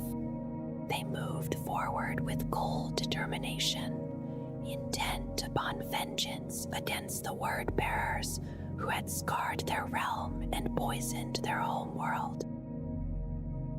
Across the burning fields of Nuceria, the Ultramarines established defensive footholds wherever they could, securing positions that allowed more of their warriors to land and join the struggle. Yet for every strong point they held, another was overwhelmed as the World Eaters surged forward in violent packs, their chain axes roaring while the butcher's nails drove them into relentless fury. The word-bearers advanced beside them with a different kind of resolve, marching beneath corpse-laden icons while chanting the sermons of the Book of Lorgar in grim unison. Around them, the Ultramarines fought with equal hatred, their determination sharpened by the devastation that had been visited upon Gulf. High above the battlefield, the shattered remains of the Fidelitas Lex began descending through the atmosphere, its massive engines dragging the stern downward until the dying vessel crashed into the distant ocean. Even as that colossal wreck fell from the sky, the war below drew the attention of the Primarchs themselves. Amid the thunder of battle, Robut Guilliman finally confronted Lorgar, and the two brothers faced one another in silence before their weapons clashed. The first meeting of their blows sent energy fields flaring between them, and though their warriors fought and died all around, neither Primarch spared them even a glance. Their movements were too swift for mortal eyes to follow as they struck and countered beneath the gray sky, each driven by a deep well of bitterness.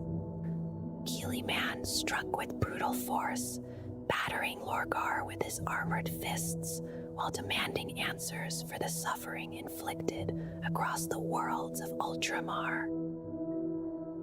Lorgar responded with both weapon and psychic strength, driving his Crotius into the side of Guilliman's head with terrible power, while unleashing a wavering burst of telekinesis that forced his brother back. Blood streamed from Guilliman's fractured skull, while Lorgar's chest ached from the earlier blows, yet neither yielded the ground between them. Their struggle was suddenly interrupted when Angren burst from the melee, his armor shattered and his chainswords dripping with blood and fragments of ceramite. Across his chest hung a chain of skulls taken from the mass grave at Deshalika Ridge, remains of the gladiators who had once fought beside him upon Nuceria. Driven by rage and memory, Angron hurled himself into the fight and forced Guilliman to turn and meet him in a storm of furious blows. The two Primarchs clashed with unstoppable violence, their weapons shrieking as they struck against armor while the surrounding battle faded into the background of their struggle. During the duel, Guilliman's strike shattered one of the skulls hanging from Angron's chest, and the fragments were crushed beneath his boot as he stepped forward. The sight filled Angron with a howl of anguish and fury so intense that even the air seemed to tremble around him. Watching from nearby, Lorgar felt the warp surge behind reality like a rising tide. He began chanting ancient words never before spoken by mortal lips, weaving his voice together with Angron's cry as he enacted the ritual he had long prepared. The sky above Nuceria tore open as the ruined storm spilled its power into the world, and a crimson rain formed from the echoes of countless murdered worlds began to fall upon the battlefield. Lorgar called out to the Neverborn of the Warp, binding Angron within the ritual as the transformation began. Angron's body convulsed with unbearable agony as the power of the warp consumed him, his blood changing from quicksilver to molten fire, while his flesh reshaped itself in terrible perfection. The moment marked the beginning of Angron's apotheosis into a Daemon Prince. Not all of the World Eaters accepted this fate without resistance. The few remaining librarians of the Legion sensed the power gathering around Lorgar and united their psychic strength into a single entity known as the Communion, formed from the joint consciousness of 19 minds. The Communion attempted to tear Angron's soul away from his body and confront Lorgar within the warp itself, believing that they alone could save their Primarch from corruption. Yet, the contest of wills ended in failure, for Lorgar's mastery of the warp proved stronger than the combined strength of the librarians. When Angron's transformation was complete, the newly ascended demon Primarch turned his burning gaze upon the warriors who had tried to deny him. Their fate was sealed in that moment.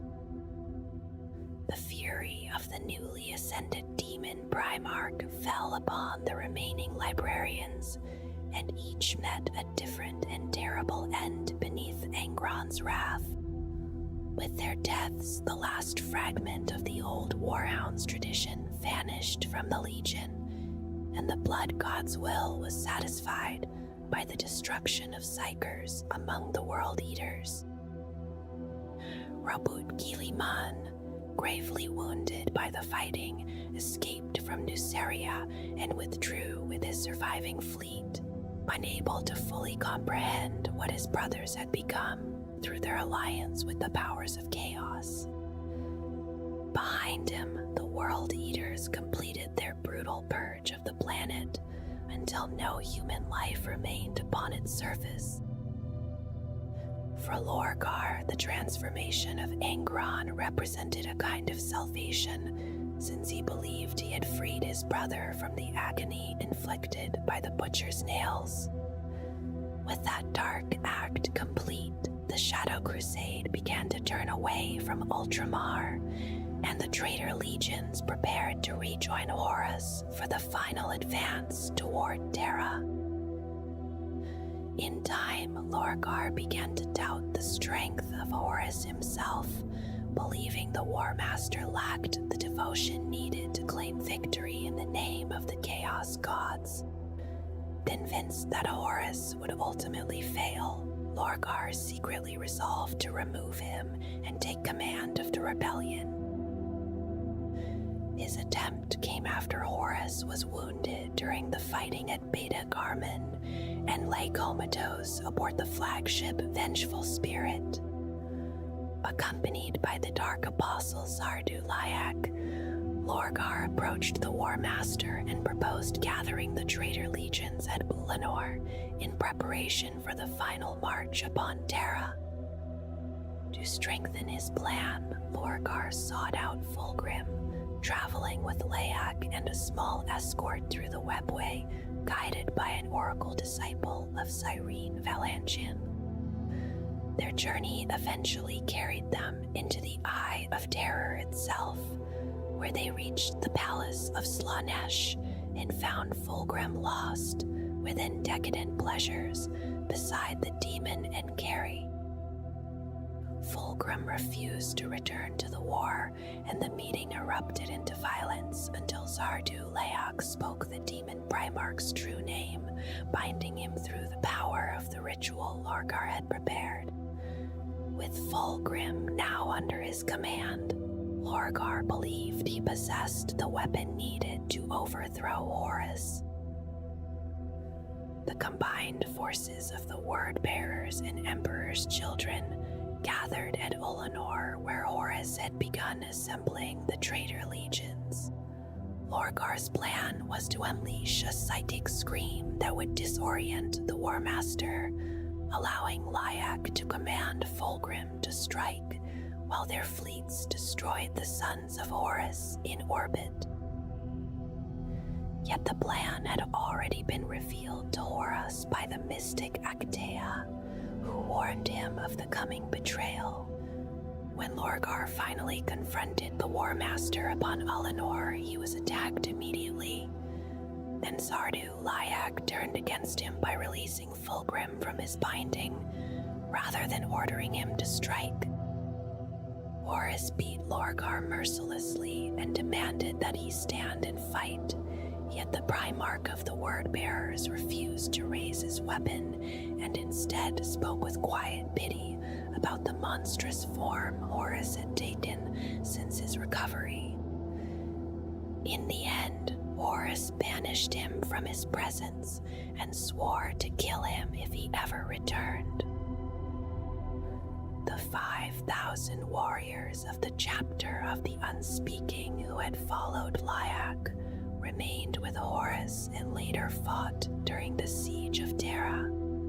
There, the traitor forces battled for 55 days before they were ultimately repelled, and Horus himself was slain aboard the Vengeful Spirit in orbit above the throne world. After the defeat of the rebellion, the Word-Bearers withdrew into the warp rifts of the Eye of Terror and the Maelstrom, where they continued their existence within the realms where the Immaterium touches reality. From those shadowed regions they would return only to raid and destroy the worlds of the Imperium. In the long years that followed the Horus Heresy, the countless atrocities committed by the Word-Bearers eventually culminated in Lorgar's own ascension into demonhood. His transformation into a demon Primarch of Chaos Undivided echoed across the Immaterium with a triumphant cry, and within the eyes of his legion he became a figure approaching divinity itself. Afterward, he withdrew into seclusion within the Templum Inficio on the demon world of Sicarus, where he remained in deep meditation for thousands of years and forbade any interruption of his contemplation. During this long absence, the leadership of the Word-Bearers passed to a ruling body known as the Dark Council, composed of the Legion's most powerful Dark Apostles.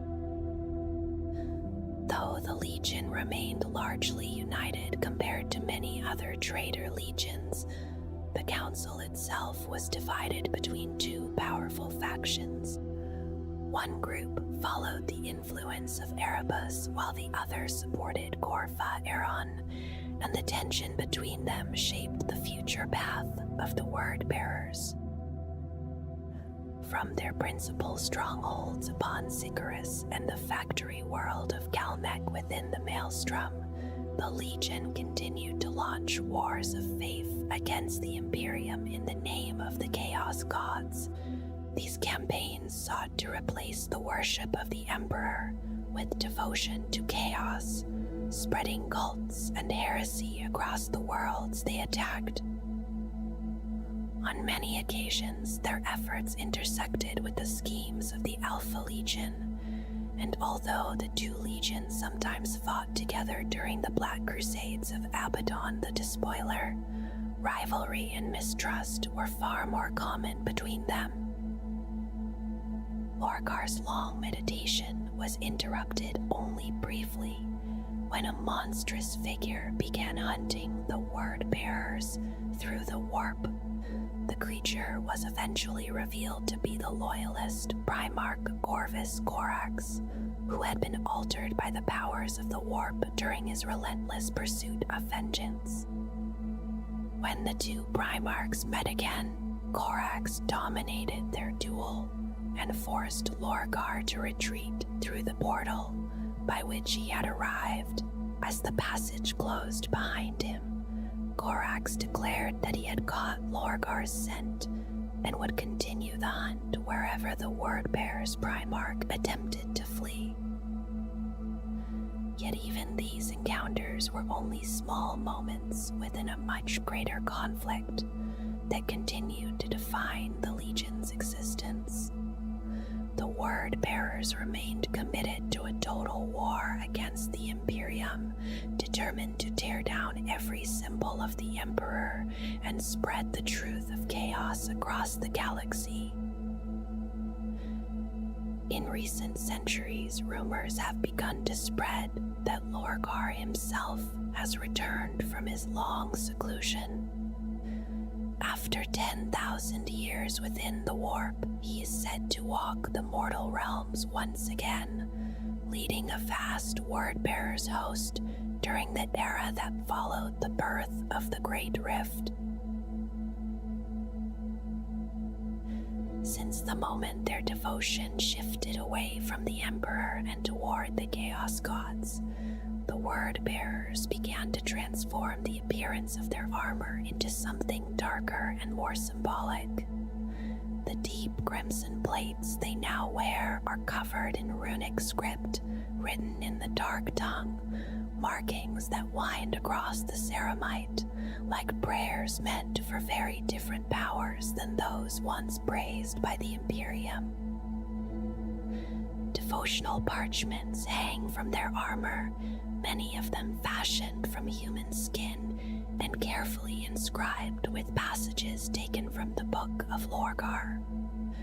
These fragments speak of the philosophies of their Primarch, alongside ritual phrases and fragments of liturgy that draw the attention of demonic entities lurking beyond the veil. In this way, the Word-Bearers have come to embody their own name, though the words they now bear no longer glorify the Emperor, but instead proclaim devotion to the ruinous powers whose shadow stretches across reality. This transformation was not accidental, but carried out deliberately at the command of the first Dark Apostles. Under their direction, the Legion abandoned the old steely gray of their armor and replaced it with a red tone reminiscent of dried blood. The inscriptions changed as well, for where once the armor bore imperial truths written in High Gothic, the Legion replaced those words after their great censure with arcane sigils and hidden runes whose meanings only initiates could fully understand. As a warrior gains favor in the eyes of the Chaos Gods, the armor he wears slowly changes to reflect his growing status.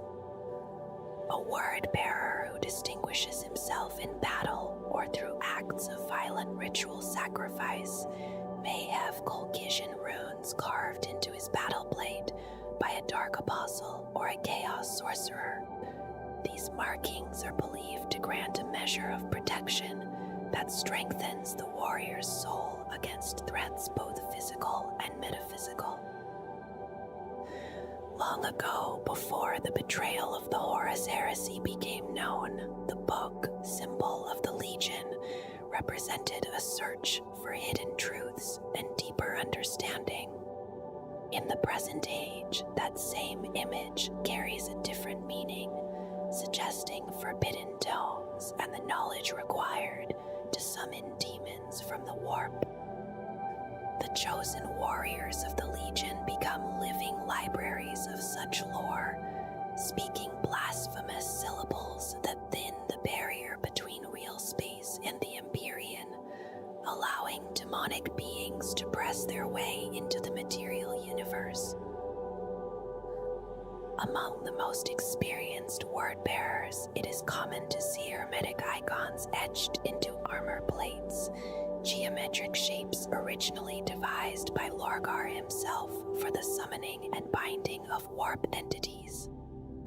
Some of these symbols go further still, inviting demonic forces to take full possession of the warrior who bears them.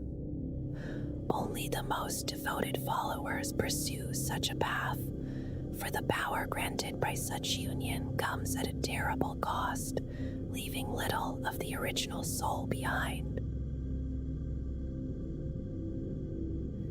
In the early days before the Horus Heresy, the warriors of the Word-Bearers Legion wore power armor of a muted slate gray, its surfaces engraved with prayers and devotional phrases written in Colchisian cuneiform script. These inscriptions covered their armor without the use of contrasting colors, creating an austere appearance that reflected the Legion's early religious devotion.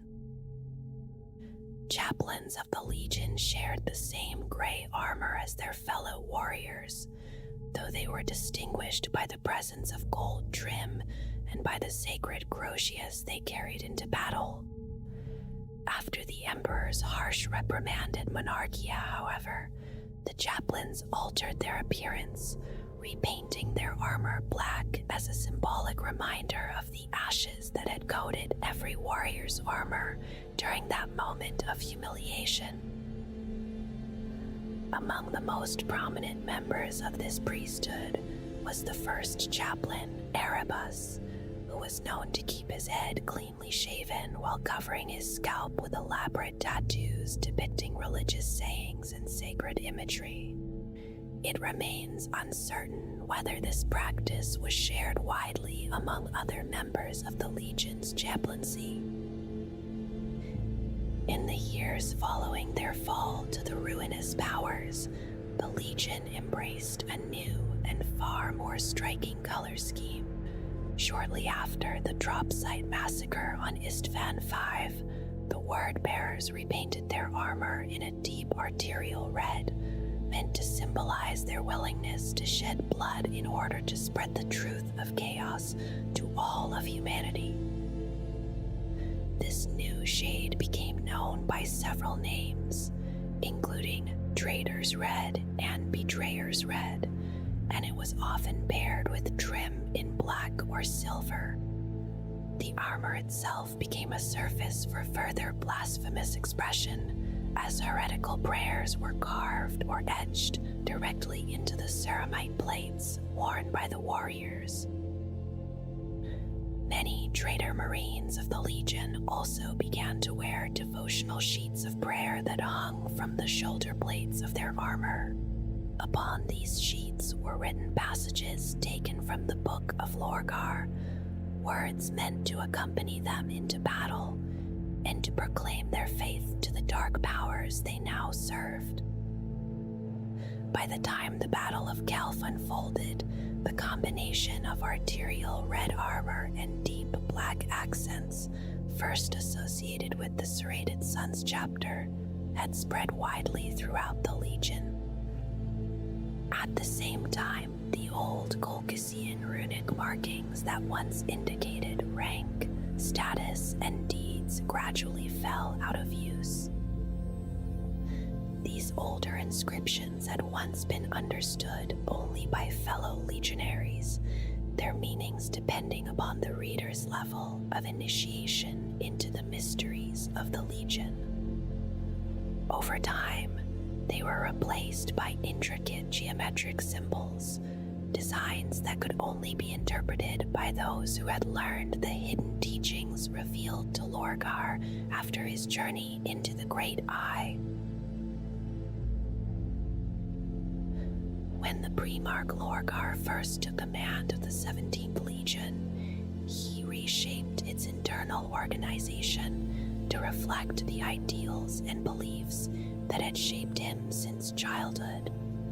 The structures he created drew heavily from the ancient cultural mysteries of Colchis, where Lorgar had been raised under the guidance of Kor Bat Eron.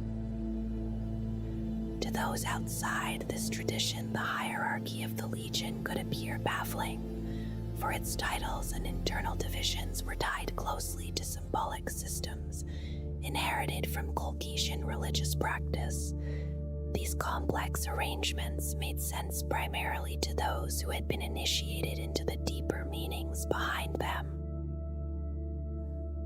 When Lorgar divided the Legion into chapters, the titles and heraldry chosen for those formations were inspired by the constellations visible in the night sky above Colchis.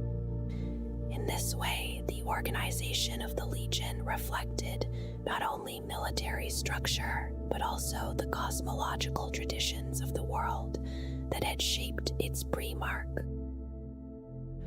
As the corruption of the word-bearers deepened and their descent into treachery continued, the inspiration for new chapters began to change. Later formations took their names and symbols from sources far darker and less visible than the star patterns that had once guided the Legion's identity. Throughout the Legion, the word-bearers maintain an extensive tradition of banners, icons, and vexillas that mark the presence and authority of their commanders. These standards appear at many levels of the Legion's command structure, carried into battle as both symbols of devotion and markers of identity. In their earliest form, these banners drew heavily from the runic traditions of ancient Colchis, displaying sacred script and symbols that echoed the religious heritage of the Legion. Over time, however, the imagery displayed upon them began to change, reflecting the growing corruption that spread through the ranks of the word-bearers. As their loyalty to the Imperium collapsed and their devotion shifted toward darker powers, the symbols upon their banners became increasingly disturbing and profane. Designs that once reflected spiritual devotion were altered into shapes and icons charged with far more ominous meaning. One example of this transformation can be seen in the Legion's famous Burning Book emblem. Before the humiliation at Monarchia, it had represented sacred truth and spiritual knowledge, yet after the Legion's fall, the image changed dramatically, with a leering, devilish face appearing within the flames and reshaping the meaning of the symbol entirely. The war machines of the word-bearers are rarely left unmarked, for their tanks and vehicles are covered with a wide array of symbols, icons, and ritual markings that reflect the teachings of the Book of Lorgar. To those outside the Legion, these markings often appear incomprehensible, yet to initiates they carry deep esoteric significance. Most vehicles bear the Legion's icon, placed at the center of an elaborate network of geometric lines, a design that forms a ritual pattern across the armor of the machine. Unlike the earlier traditions drawn from the culture of Colchis, this motif originates from the dark wisdom that Lorgar gained after his fall to the powers of chaos. By the time the Battle of Calth was fought, this distinctive pattern had become a common sight upon vehicles of many different classes, marking them as instruments of the Legion's dark purpose. It is also common to see lines of white text painted along the flanks of these war machines, passages carefully copied from the Book of Lorgar and displayed like proclamations of faith. Before battle, warriors often attach paper prayer rolls to the hulls of their vehicles, a custom that traces its origins to ancient Colchisian battle rites. Although these practices once carried sacred meaning within the traditions of Colchis, they were gradually twisted into darker forms as the word-bearers moved further away from the ideals they had once claimed to serve. In the era before the Horus Heresy, the Legion's badge was a symbol of faith centered on an open book crowned by a burning flame of truth. This emblem was worn proudly upon the left shoulder blade of the warriors who believed they carried the spiritual message of the Imperium. After the Legion's corruption and its devotion to the ruinous powers, that symbol was replaced with a new icon that reflected the transformation of the word-bearers. The badge they adopted became known as the Latros Sacrum, a chaos symbol that came to represent the Legion and its new beliefs. The design depicts a stylized demon's head with horns, its features twisted in a roaring expression while flames curl around it. In this single image, the Legion expressed everything it had become, revealing the beliefs that guided its warriors and the cause for which they were willing to kill. Colchis had once been a world of advanced knowledge and industry, yet during the long darkness of the Age of Strife, it slipped slowly into a feudal existence, where old machines were forgotten and the people lived beneath the weight of fading traditions.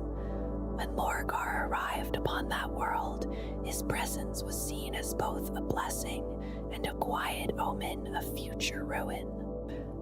For his coming brought Colchis into the Imperium, yet in time it would also mark the beginning of the planet's final fate, many hundreds of Terran years later. During the short years of Lorgar's rule, the world flourished again, and cities stirred with renewed purpose as faith and order reshaped the land beneath his guidance. Yet when the Emperor arrived and placed Lorgar at the head of the Word-Bearers Legion, the Primarch departed Colchis, and those left behind slowly allowed the world to falter, long after the Horus Heresy had begun to tear the Imperium apart. The Ultramarines carried the war to Colchis itself, and what they found there was no longer a thriving realm, but a wounded world, its industry broken, and its people holding desperately to the last fragile remnants of civilization.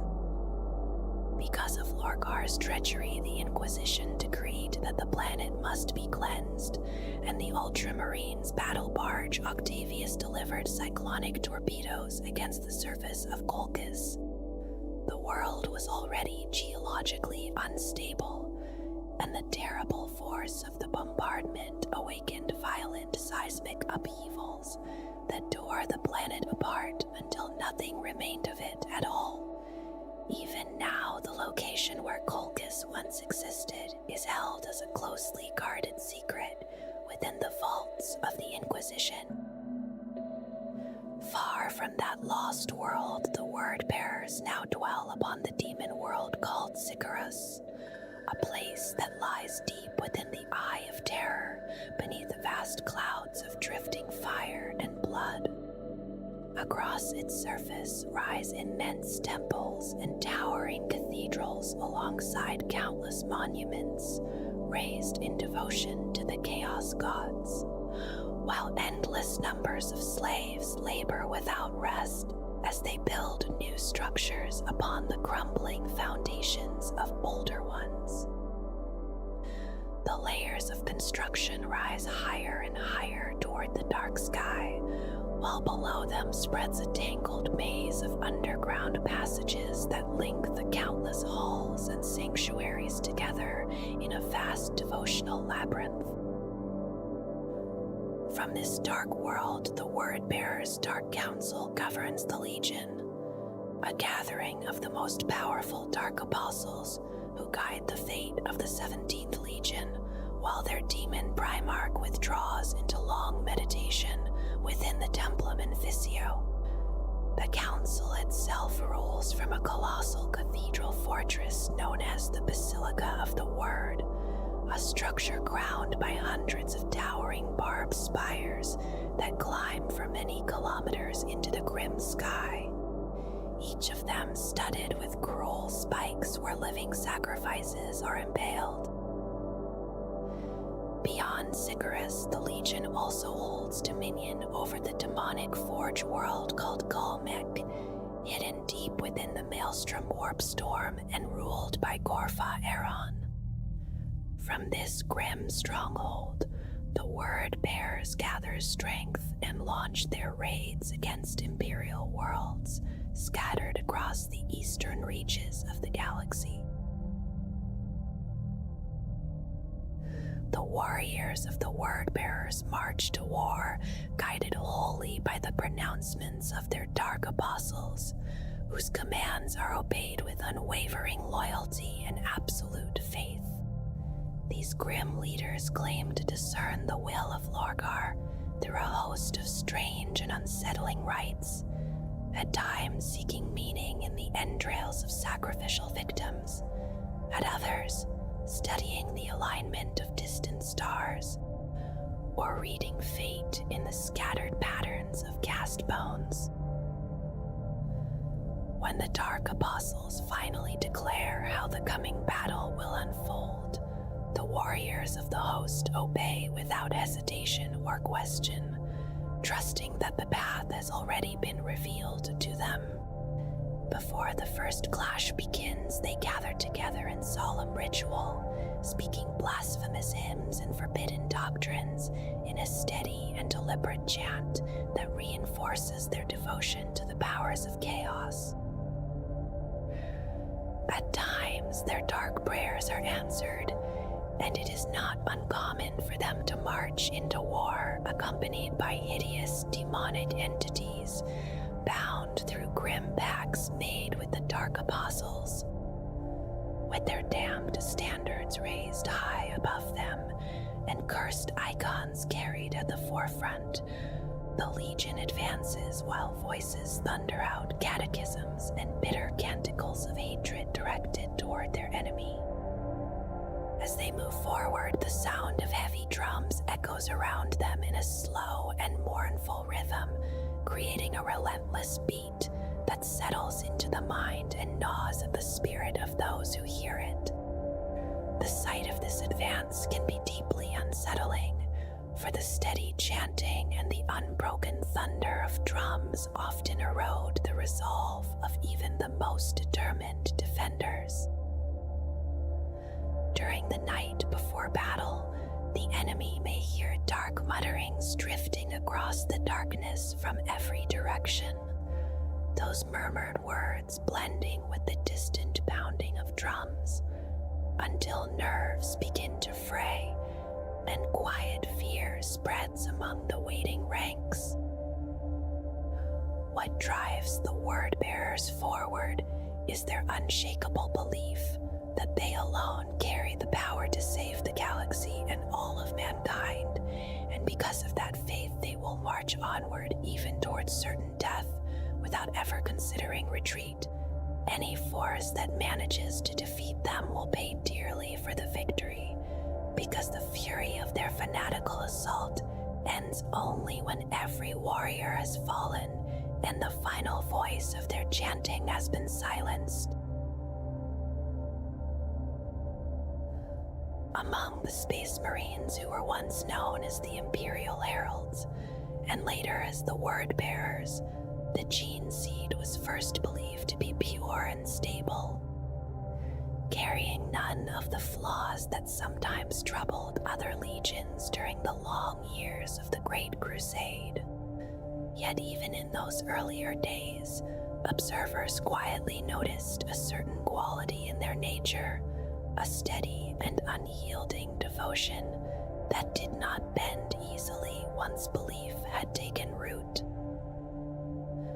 This devotion slowly revealed itself as something deeper and more troubling, for the warriors of the Legion showed a powerful tendency toward absolute conviction, holding to their beliefs with such intensity that their faith could grow into a form of fanaticism that others sometimes regarded with unease. In time, after the cataclysm of the Horus Heresy had passed and the galaxy had changed forever, the true condition of their gene seed became clearer, as long exposure to the shifting energies of the warp began to alter what had once been considered stable and reliable. Through that constant contact with the warp, the gene seed of the Word Bearers became corrupted and twisted beyond any hope of redemption, and the darker traits that had always lingered within their nature were magnified until those earlier tendencies toward belief and zeal grew into something far more terrible. Even so, the Legion does not show a strong or constant tendency toward mutation among its warriors, though those individuals who do receive what they regard as the blessings of chaos often find themselves elevated in the eyes of their fellow warriors, who see such changes not as flaws but as signs of favor within the host. Among the Word Bearers, belief begins with the teachings of Lorgar himself, whose words shaped a vision of a dark and solemn future for mankind, a future in which humanity lives beneath the sacred authority of the Chaos Gods. In their understanding, salvation for the human race can only be found by gathering together beneath those divine teachings and offering the devotion that these powers demand, for only such obedience can protect humanity from alien threats, the harsh rule of the Imperium, and the divisions that grow within its own kind. They believe there is only one force in the galaxy worthy of such surrender, and that force is the shadowed majesty of chaos. A truth Lorgar came to accept during the infamous pilgrimage he undertook after the capital city of Kor was utterly destroyed. From that moment forward, the path became clear in the minds of his followers, and the Word Bearers came to see themselves not merely as warriors, but as missionaries who carry the faith wherever they travel. Each warrior moves through the galaxy as a bearer of doctrine, quietly spreading the message of chaos while offering its promise to any who will listen. Those who accept the faith are drawn into its service, while those who refuse are met with merciless destruction. For the Legion holds a single, unwavering belief that humanity must walk the path of chaos undivided or face extinction. At the center of this belief stands the Book of Lorgar, a sacred and terrible text that forms the foundation of their devotion. Passages from this unholy scripture are often carved directly into the plates of their power armor, each line serving as both prayer and proclamation as the Legion advances across distant worlds. When the word bearers descend upon a planet, copies of this book are carried with them and spread among the conquered populations. Offered as the guiding voice of the Urizen, and as an invitation for the people of that world to join the service of the dark gods. On the battlefield itself, the words of the book are often spoken aloud by the dark apostles, their voices rising over the noise of war as they recite its passages. In those moments, the Legion listens closely, and the words drive them forward with unshaken resolve, pressing onward through overwhelming odds, while the teachings of Lorgar echo across the field of battle. Among the relics carried by the word-bearers, there are weapons and symbols that seem to remember the long path of the Legion itself, beginning in the days of the Great Crusade and lingering through the dark devotion that followed. One such relic is the Ashen Axe, a vicious chain axe whose blades once rose and fell upon the citizens of worlds that refused compliance, and as the Legion sank deeper into shadow, the anguish born from those killings drew the attention of demons from the warp. Over time, the weapon became a malefic focus for those unseen creatures, and those who stand against the word-bearers sometimes find their bodies refusing to move away from its swing, as if claws and talons were holding them in place, while their minds are quietly harried by entities of the aether waiting for the soul that the axe promises to deliver. Near the engines of slaughter, icons are also carried into battle. One of the most dreaded is the baleful icon. A standard view can endure for long. The 8-pointed star upon it is soaked in loyalist blood, and its stain of treachery never fades. Those who intend harm toward its bearer feel their confidence fade simply by standing near it. Word-bearers marching beneath the icon feel its dark aura as a strange warmth, like the heat of a summer sun.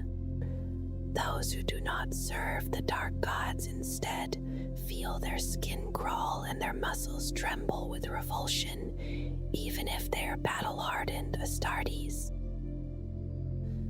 There are also books carried by these dark preachers, and the book of the reviler is whispered about even among those who serve chaos. No one truly knows what knowledge lies within its pages, for a single glance is said to be an assault upon the senses, and the truths written there grind against the sanity of those who try to understand them. Yet some possess the strength to read those lines in full, and the reward for such endurance is not wisdom in any human sense, but the warped blessings of chaos itself. Strange mutations granted to the reader as payment for their willingness to see what should never be seen. Another relic worn rather than carried is the crown of the blasphemer, a circlet decorated with the finger bones of defiant men and consecrated with the blood of unbelievers whose defiance could not save them. Those who place it upon their head attract the attention of entities that drift through the warp, and whether those creatures keep the wearer alive for their own amusement or for some hidden purpose matters little on the battlefield. Blades that should cut are turned aside by unseen hands. Thunderous storms of bullets vanish into the ether before they strike, and the minds of nearby enemies fill with visions of a galaxy already burning. The cursed Grosius has a history that reaches back to the earliest days of Lorgar's chaplains, when one of the first of their order carried it as a rod of office among the Legiones Astartes while watching for signs of sedition. Yet the weapon was always bound to treachery, and its first true act of violence came when it was raised to kill an ex-librarian Traitor of the White Scars, beaten to death in a moment that left stains upon the Grotius which never faded. Those who worship chaos near this weapon seem to understand instinctively how to strike down the servants of the Emperor, while those who carry the Emperor's mark feel each swing of the Grotius, seeking the weakest seam in their armor. There is also the Malefic Tome, a book stitched together from the flayed skins of mortal psychers who once believed they could bargain with demons safely. Each of them took precautions, yet the very act of dealing with the warp betrayed their location to chaos worshippers who walk the material world without fear. The pages still carry the hair and birthmarks of those unwilling donors, and the dread they felt seems to linger across every piece of stolen skin, while the writing itself records true names, hexagrammatic diagrams, and hierarchies of demons that offer terrible insights into the nature of the warp. Among the relics of the Legion, there are also the scripts of Erebus, long parchments copied carefully by the first of the traitorous Dark Apostles from runes carved upon his own flesh. They were written in blood that carried traces of Lorgar's own vitae, and the words themselves are potent invocations spoken in the dark tongue. When read aloud, they guide the power of the Empyrean into real space with unsettling stability, allowing the reader to unleash unnatural deaths upon enemies or unravel the warp craft that protects them. And though the scripts fade from sight after each reading, they return whenever their bearer journeys through the warp, blossoming again so that fresh devastation may be called forth. Finally, there remains the skull of Monarchia, a relic tied to the destruction of the perfect city, whose fall shaped the destiny of the word-bearers forever. When the Ultramarines Legion reduced that city to ruin, almost nothing survived, yet one intact cranium endured among the shattered remains and was later adorned with precious metals and guarded by powerful fields. Those who stand near it feel their hatred of the Imperium swell quietly within them, as the relic continues to remind the Legion of the moment that set them upon the path of rebellion and damnation.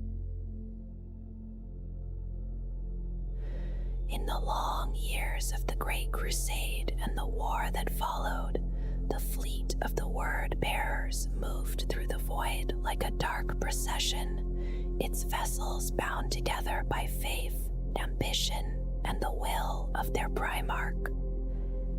At the center of that gathering once sailed the great battleship Fidelitas Lex, a mighty Gloriana-class vessel that carried Lorgar Aurelian himself and served as the flagship of the 17th Legion until the Ultramarines destroyed it during the Shadow Crusade at the Purge of Nuceria. Around that fallen giant moved other ships, whose names echoed across the long history of the heresy.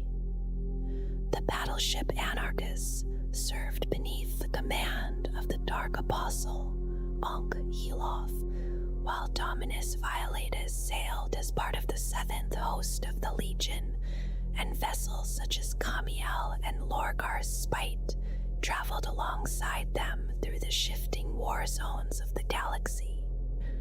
The Desolator-class battleship Dark Chorus also moved within this gathering of warships, its presence another reminder that the fleet of the Word-Bearers was vast, varied, and often difficult to fully record. Some ships carried histories that stretched across many years of conflict. The cruiser Catechism of Revelation fought above Istvan during the Drop Zone Massacre, and afterward it was ordered to join the fleet sent to prosecute the Shadow Crusade in the distant Ultima Segmentum. Yet the vessel never arrived as intended, for it vanished into the warp within the Dominion of Storms during the early years of the 31st millennium. When the cruiser emerged again 2 Terran years later, it had changed in ways difficult to describe, though it remained deadly to the merchant convoys and freighters that later crossed its path. For decades, it eluded pursuit until it was finally brought to battle many years later, when boarding parties from the grand cruiser Bride of Petrobus reported the vessel abandoned and broken before they scuttled the drifting wreck. Even so, only a few years after that grim discovery, an undamaged catechism of Revelation was once again confirmed to be operating among the stars near Espendor. Other ships carried their own dark transformations as the Legion revealed its allegiance to chaos. The battleship known as the Crucius Maledictus had once sailed under the name Flame of Purity before the heresy, yet its name was changed when the word bearers openly declared their devotion to darker powers. Commanded by the Grand Apostle Ekodas, the vessel later suffered heavy damage during combat against the loyalist White Scars Legion. Among the most formidable creations of the Legion were the enormous Abyss-class battleships that had been constructed in secret under the direction of Lorgar. One of these, the Furious Abyss, sailed under Fleet Captain and Dark Apostle Zadkiel during the Great Crusade and the Horus Heresy until a small group of loyalists infiltrated the vessel and sabotaged it from within, destroying the ship before it could strike against the Ultramarines at the Battle of Calth.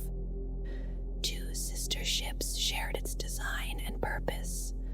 The Blessed Lady traveled alongside the fleet during the same era, while the Trisagion later became the new flagship of Lorgar after the destruction of Fidelitas Lex during the Purge of Nuceria. The fleet also included many battle barges that carried the warriors of the Legion across the stars. Among them were vessels such as Bathamir's Sword, Castigator, and De Profundis. Destiny's Hand sailed under the command of the first chaplain, Erebus. Dies Mortis served beneath the Dark Apostle, Bellicosa. Another battle barge, Infidus Imperator, carried the authority of the first captain, Cor Phaeron. Mortis' Majesticatus was once commanded by the Dark Apostle Seraptil, but it would eventually be destroyed. The vessel Mornsong had an older history. It was remembered as the former flagship of the long-extinct Twisting Rune chapter. Strike cruisers also traveled within the shadow of the Legion fleet, moving between war zones and expeditionary forces as the long campaigns of the Imperium unfolded. Among these were Dark Page, Maledictus Confutitus, and Moribundus Fatalis, which sailed with the 18th host of the Legion. The cruiser Dominatus Sanctus had earlier served with the 47th Expeditionary Fleet during the Great Crusade, while Infidus Diabolus came under the command of Dark Apostle Jerilek and later Dark Apostle Marduk. Another vessel, Sanctus Diabolica, would eventually be destroyed. Certain ships were tied to particular hunts and grim pursuits that unfolded during the heresy. The cruiser Monarchia served as the personal vessel of the Dark Apostle Gorgalek, often called the Preacher, from which he directed the pursuit of the Charbides after its departure from Mogrog. Though far smaller than its quarry, Monarchia attempted to strike the larger vessel while both traveled through the warp, hoping to recover the fulgurite stone embedded in the corpse of Vulcan. When the assault failed and losses mounted, the weakened word-bearers found themselves under the influence of their uneasy allies from the Death Guard Legion. Still tracking the path of their quarry, Monarchia later confronted the Charbitis alongside the Death Guard cruiser Reaper's Shroud above the world of Nocturne, with its commanders gone and its fate tied to the will of the 14th Legion. The vessel was deliberately sacrificed to slow the Charbites before it too was destroyed.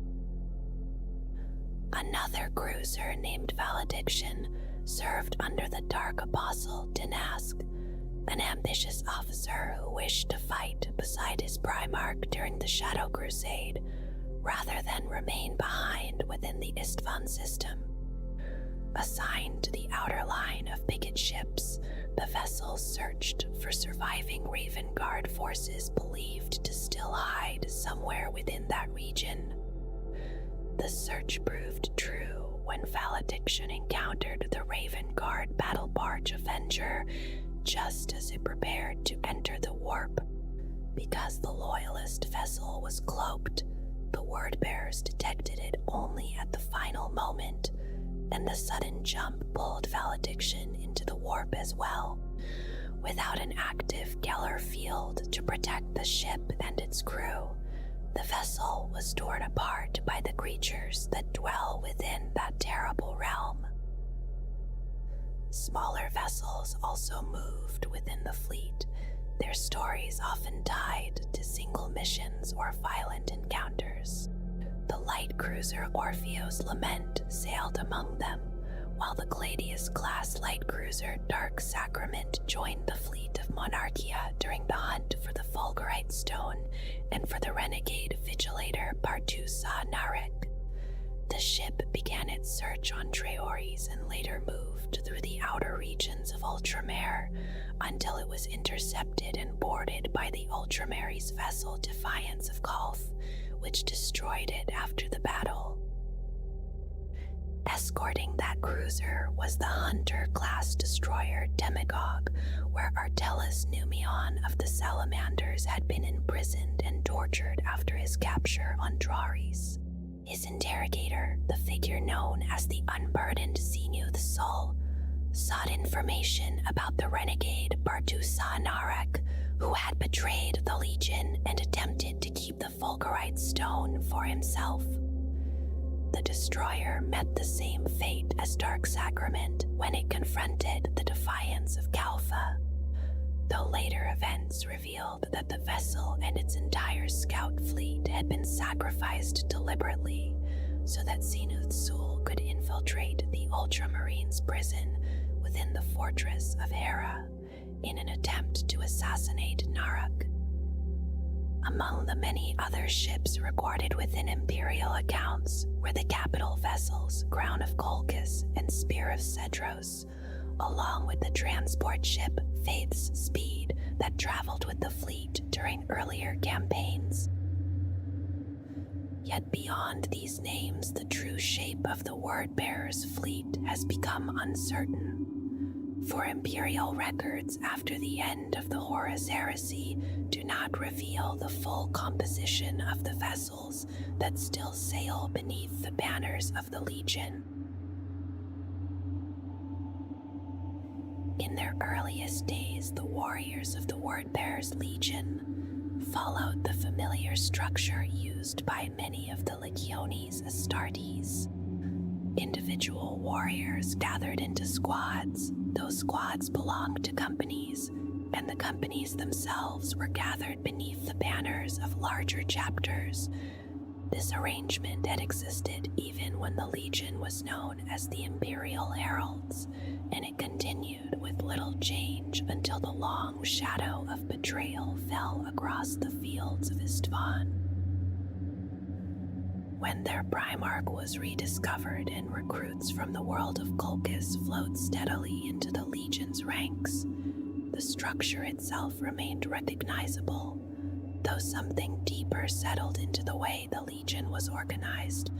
Beneath the practical order of squads and companies grew another quieter framework, concerned not with battlefield positions but with the shared belief and devotion of the warriors who fought within those formations.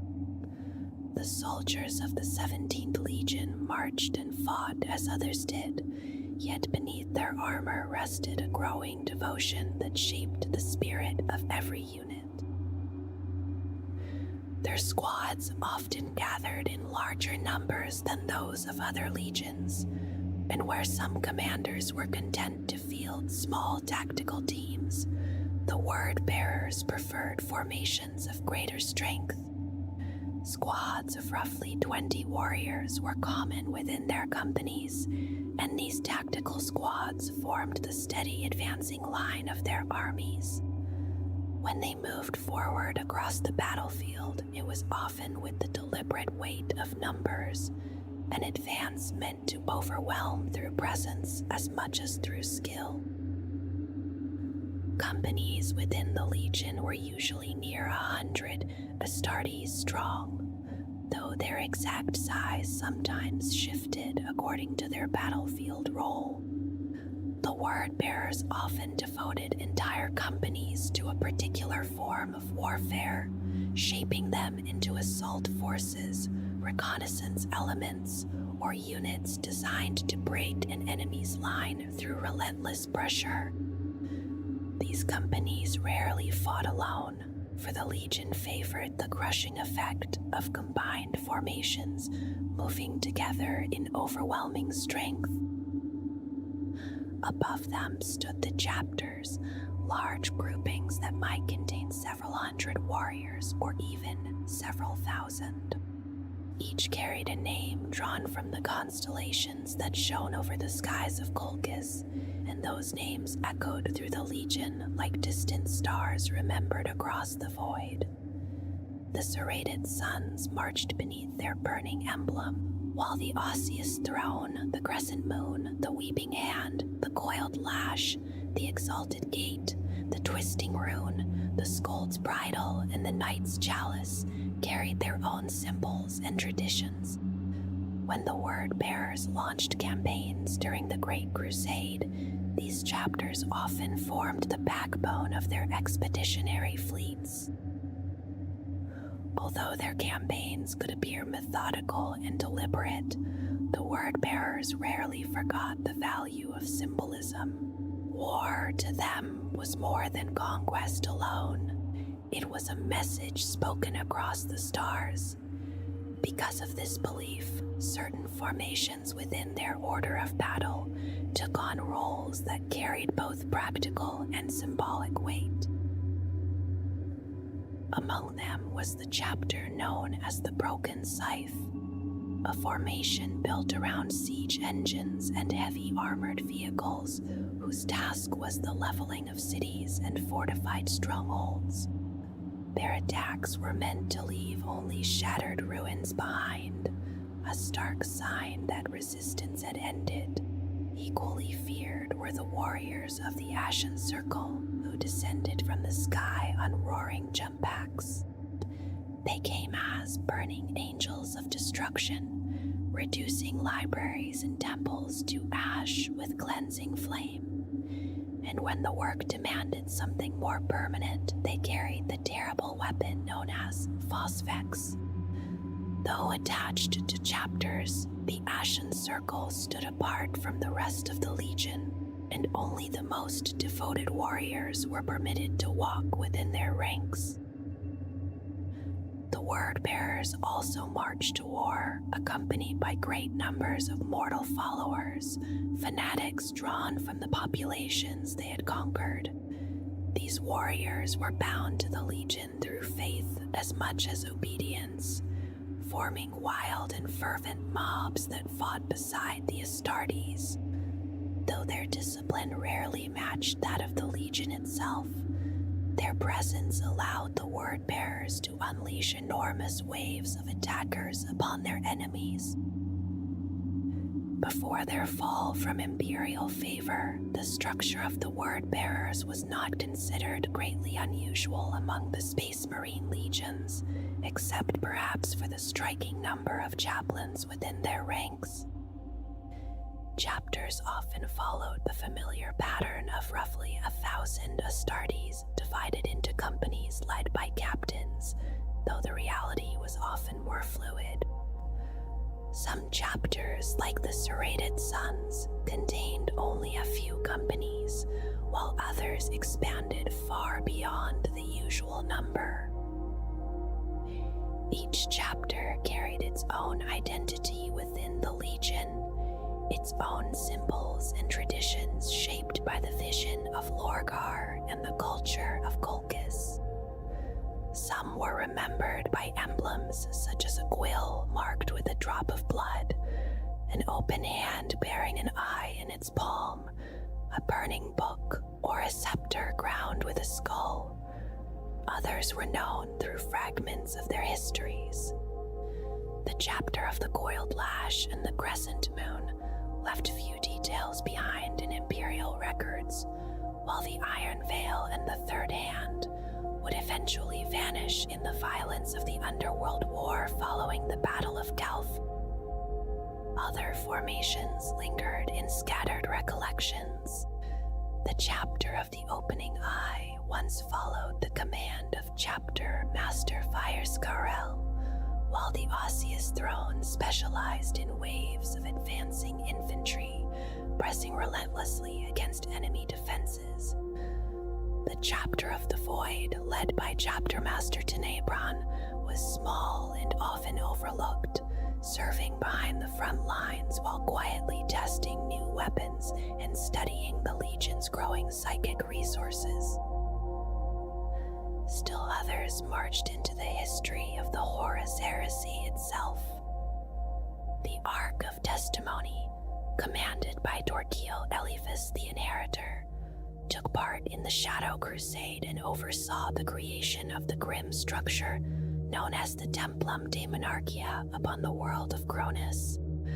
The Burning Hand fought beneath the command of Dinos, whose gauntlets burned with fire from hidden gas jets within his armor, while the warriors of the Crimson Mask wore helmet plates shaped into snarling demon faces, their appearance alone enough to chill the hearts of those who faced them across the battlefield.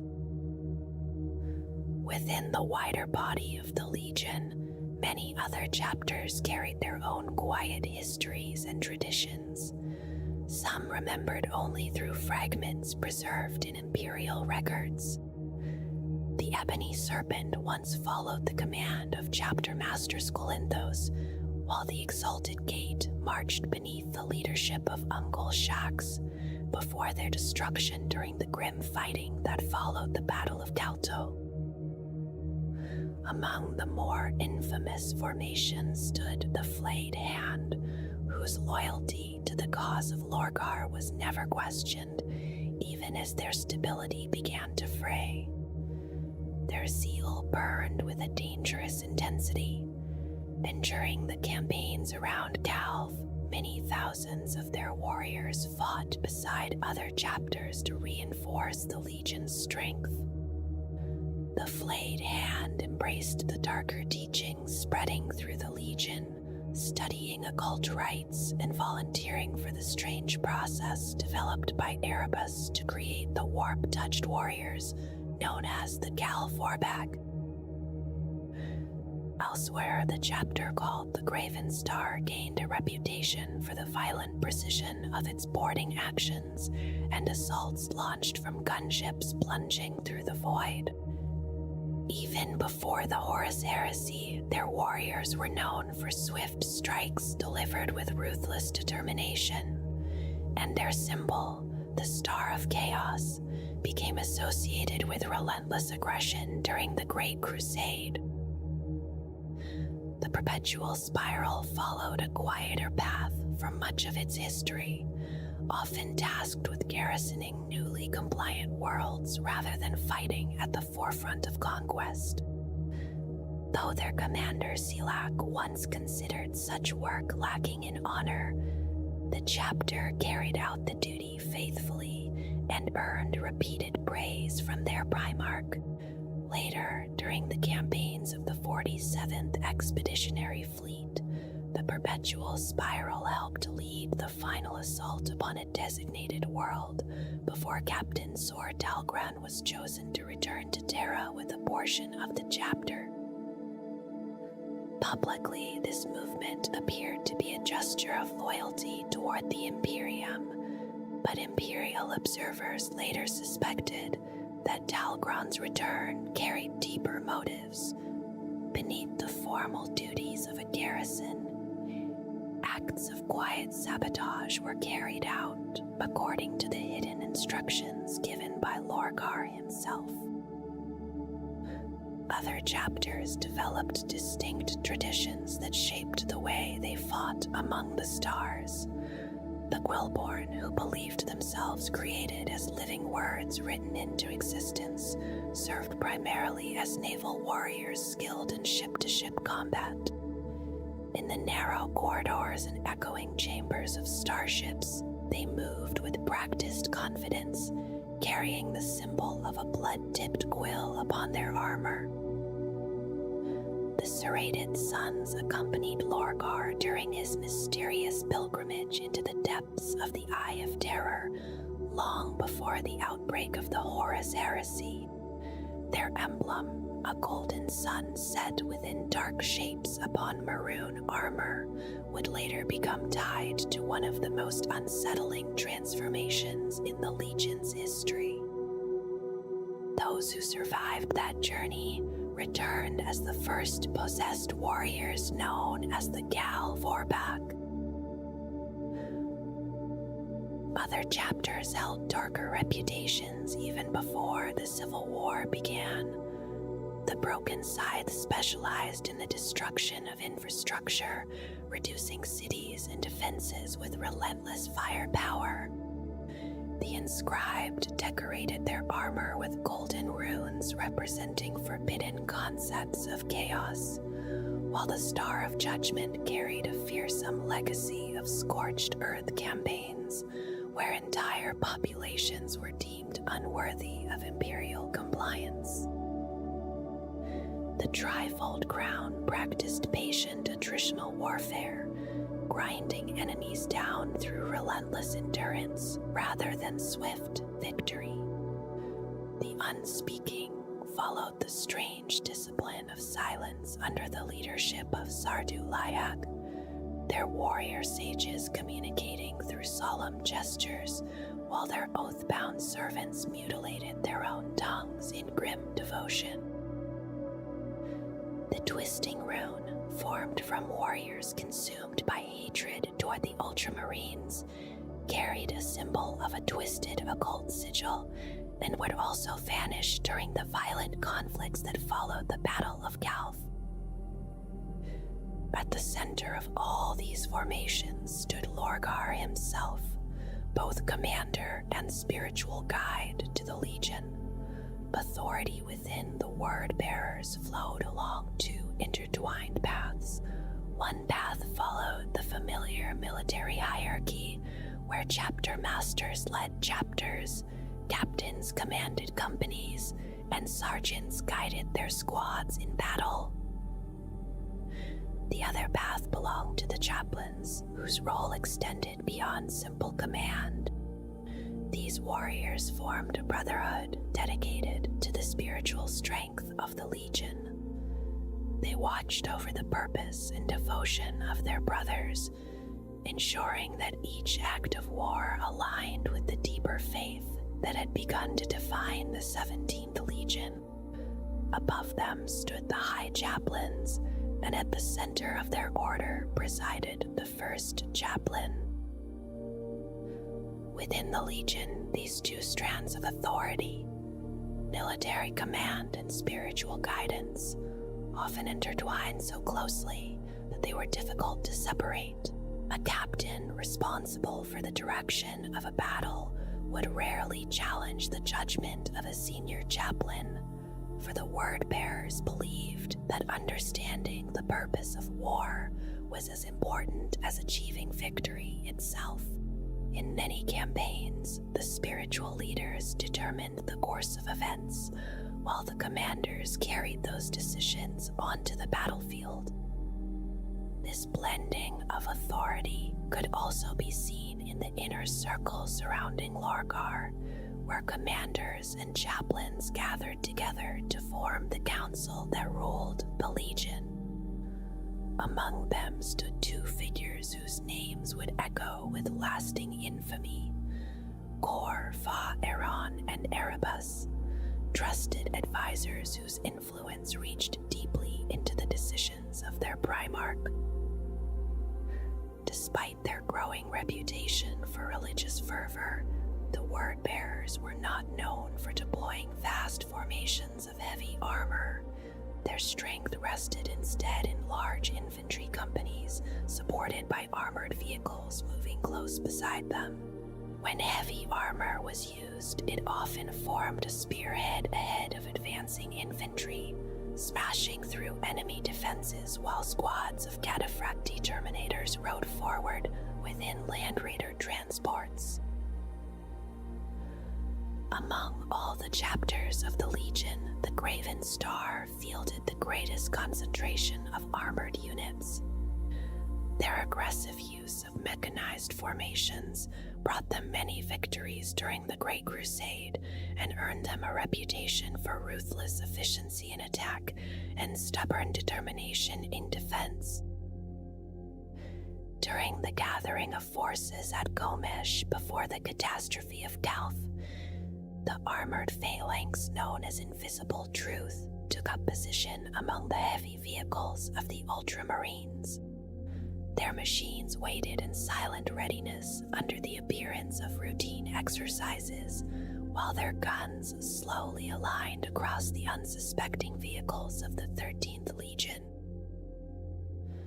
When the vessel Campanile struck the orbital docks and chaos erupted across the muster zone, the guns of Invisible Truth opened fire without hesitation. The first barrage left the unpowered vehicles of the Ultramarines burning, and moments later the Land Raider transports surged forward, unleashing infantry who cut down the stunned defenders guarding the armored formations. By the time of the drop site massacre upon Istvan, the true size of the Word-Bearers Legion had grown far beyond earlier estimates. Where once the Legion numbered near 100,000 warriors, years of aggressive recruitment and accelerated gene seed implantation had swelled their ranks to far greater strength. Some observers believed their numbers might even rival those of the Ultramarines themselves. Alongside these Astartes marched immense numbers of mortal followers, fanatics drawn from conquered worlds, who were ready to die in service to the Legion. During the brutal extermination phase of the fighting on Istvan, one survivor recalled seeing tens of thousands of such warriors advancing toward the loyalist enclave of Nurin. Behind the armored warriors of the Legion stood countless more, willing to follow them into battle. Naval strength also grew quietly in the years leading to the Horus Heresy, with massive warships such as the Abyss-class vessels suggesting that Lorgar had prepared his Legion carefully for the coming conflict. Among the most unsettling formations within the Legion were the Gal Vorpak, whose name in the language of Colchis meant the Blessed Sons. These warriors were originally members of the Serrated Sons, who had ventured into the Eye of Terror and returned bearing the knowledge known as the Primordial Truth. Their armor was painted red instead of the gray once worn by the Legion, marking them apart from their brothers. During the drop site massacre, their hidden nature was revealed when they confronted the Primarch Corax of the Raven Guard. Possessed by demonic entities since their journey into the Eye of Terror, the Gal Vorbak transformed before the eyes of their enemies as flesh and ceramite fused together into monstrous shapes. In that moment, they became the first of the possessed warriors who would later appear among many of the traitor legions. When the battle ended, they resumed the outward form of Space Marines once more, though the confrontation had been devastating and only a handful survived their clash with a Primarch. Those survivors became one of the most feared formations within the Word Bearers during the rest of the heresy. After the devastation of Gulf, another formation rose from the ashes of shattered companies. Argel Dale, once part of the original Serrated Sons and spared from the massacre through temporary service with the World Eaters, returned to his Primarch and formed a new brotherhood called the Vagrajel. Known as the Chapter of Consecrated Iron, they carried forward the legacy of those destroyed in the early battles of the war. Alongside these formations operated the Ashen Circle, a brotherhood dedicated to the destruction of faiths and cultures that stood against the Legion's beliefs. Moving with Legion destroyer squads, they hunted sacred relics, priests, banners, and symbols that inspired resistance among their enemies. With hooked blades and burning weapons, they struck swiftly and without hesitation, often racing far ahead of the advancing lines in order to erase the heart of an enemy's courage. Within the darker corners of the Legion, there were also those whose ambitions carried them far beyond the limits once expected of a warrior of the Imperium. After the humiliation suffered at the hands of the Ultramarines, some word-bearers felt a restless hunger growing within them, a desire for power that could no longer be ignored. The Crimson Apostle Zardu Layak recognized that hunger and offered gifts to those willing to accept them. Those followers became the Anakatis Cool Blade Slaves, warriors whose bodies were twisted and strengthened through unnatural influence, armed with strange blades granted by Layak, weapons touched by alien power and dark intent. They fought with relentless ferocity in service to their master. Among the honored warriors of the Legion were those known as the Anunake, a Colchissian name that carried the meaning of princely sons or judges of hell. These were the warriors chosen to continue their service within the armored sarcophagi of dreadnoughts, their bodies preserved within towering engines of war so that their strength could continue to serve the Legion. During the catastrophe that unfolded at Calf, another terrifying creation appeared upon the battlefield. The Mara Gal-tainted dreadnought was first seen amidst the chaos of the fighting at Ithraka. Its warped form combining the shattered remains of a Gal Vorbak warrior with the armored frame of a Contemptor dreadnought recovered from the fields of Istvon. Bound together through forbidden rituals and infused with warp power, the result was a monstrous engine of destruction.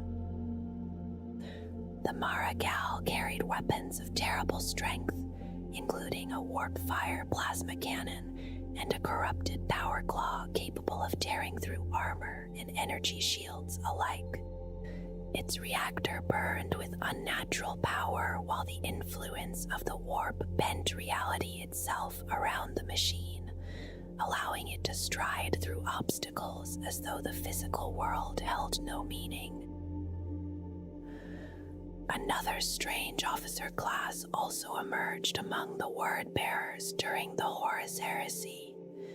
These warriors came to be known as Diabolists, a name first used by the Ultramarines during the bitter fighting at Calf, Within the Legion, the title was eventually embraced as a sign of grim distinction. Diabolists were commanders who had devoted themselves to the study of the warp and learned to wield its energies in battle. Through rituals and forbidden knowledge, they summoned manifestations of the immaterial realm, shaping the powers of the ether into weapons against their enemies. Their transformation demanded a terrible price, for those who walked this path had already surrendered their souls to the influence of chaos. In the long centuries following the Horus Heresy, the word-bearers remained unusual among the traitor legions because they preserved much of their earlier discipline and structure. Their faith had changed profoundly, yet the devotion that guided their actions endured with the same intensity. The warriors of the Legion did not divide their loyalty among individual gods. Instead, they revered the dark powers as a single pantheon, honoring the unity of chaos undivided. Because of this belief, they often regarded those who devoted themselves to only one god with quiet disdain, and their relationship with the Emperor's children remained strained due to that legion's devotion to Slanesh alone. In battle, the word-bearers frequently called upon summoned demons to form the front ranks of their assaults.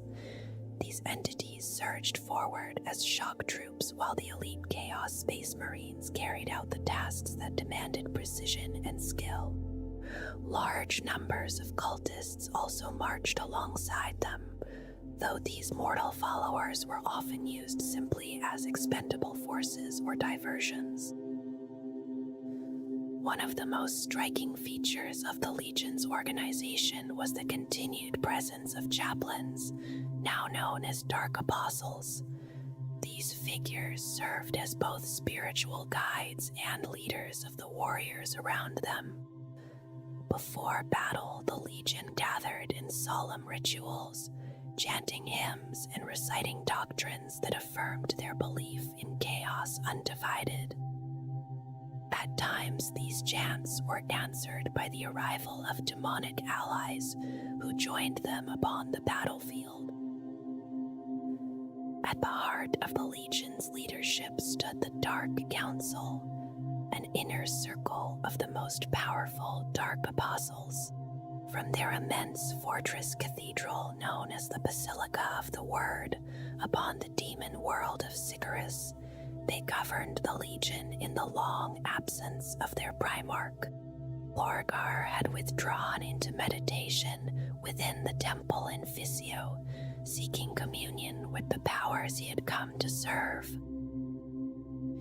Each Dark Apostle commanded a warband known as a host, a formation whose size could vary widely.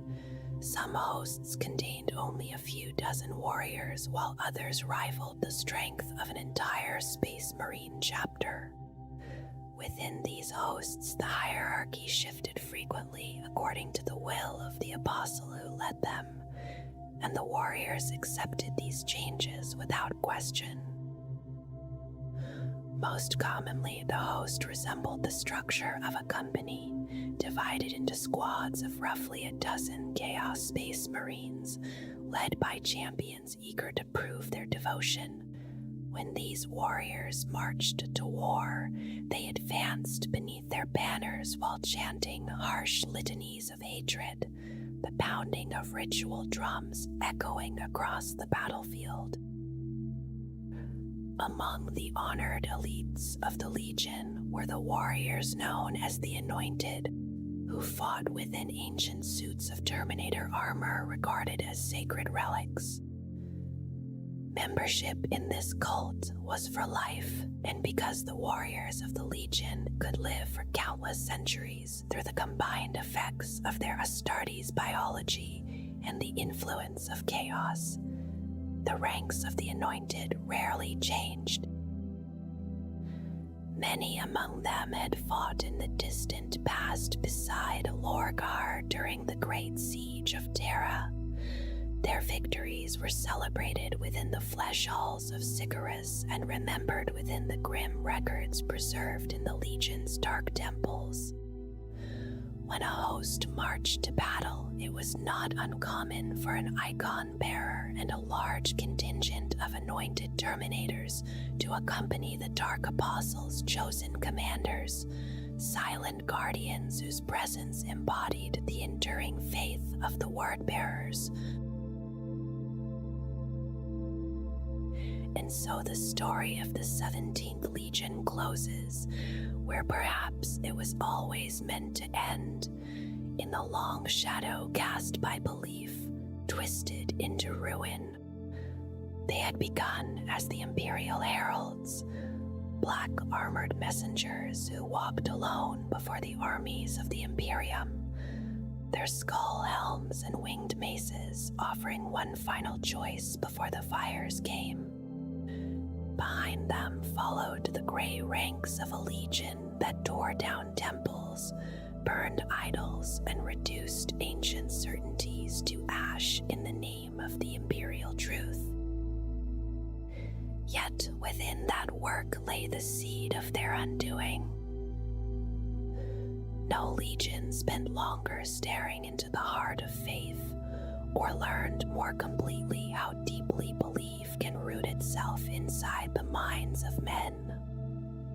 They were taught to destroy worship, to break it stone by stone and word by word, but in doing so they became a mirror of the thing they hunted. What they once cast down in others, they slowly raised within themselves, first as devotion, then as doctrine, and at last as betrayal. Lorgar gave that hunger its voice. Under him, the iconoclasts who had once burned shrines became builders of cathedrals.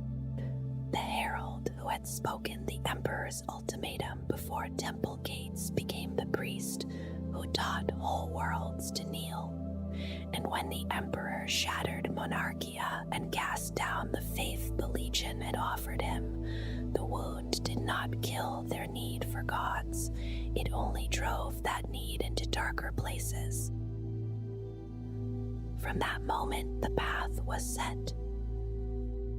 The word-bearers did not fall in a single night. They crossed over slowly, with scripture on their lips and certainty in their hearts, until at last they became the first great prophets of treachery in the age of the Imperium.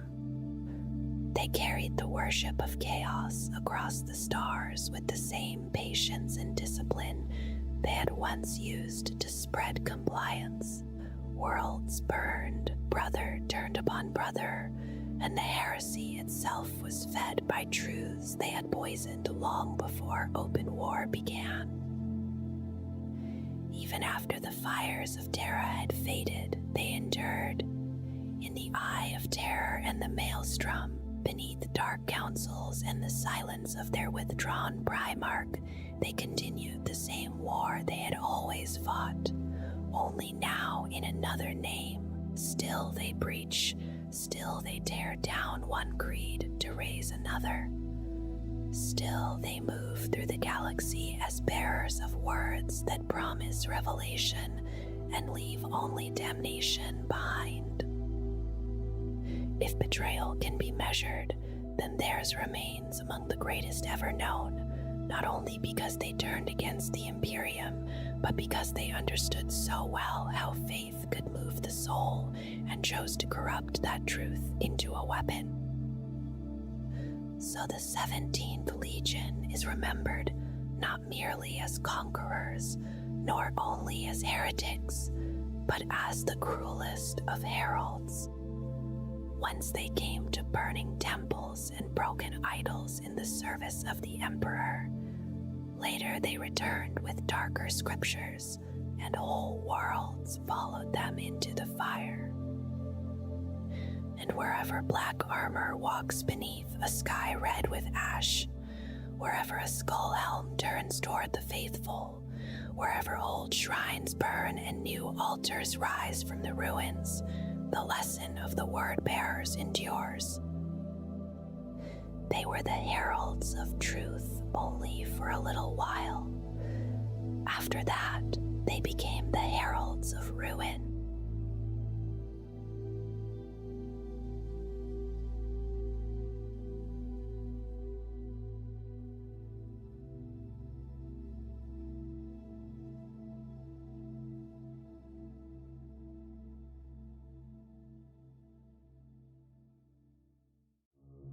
The Space Marines of the Emperor's Legiones Astartes were created as warriors shaped for war in body, mind, and soul, their forms enhanced and their thoughts guided, so that battle became their purpose and their nature. Each legion carried its own distinct character, shaped quietly by its gene seed and the traditions that grew around it, so that no two were ever truly alike in spirit or method. Among them, the 1,000 Suns stood apart, drawn deeply into the study of hidden knowledge, their path bound to mysticism and the strange currents of psychic power that moved unseen through the galaxy. These arts made them formidable in ways others could not easily match, yet they also brought unease and suspicion from those who feared what they could not fully understand. In time, that unease would grow heavier until it reached the attention of the Emperor himself, and the weight of his judgment began to gather around them. Like the other legions, the warriors of the 15th were first formed upon Terra, their earliest recruits drawn from its people and shaped through the Emperor's design into something greater than human. Their gene seed came from the psychic essence of Magnus the Red, and it was placed within them in the gene laboratories of Luna during a brief stirring of warp activity that touched even the heart of the Sol system.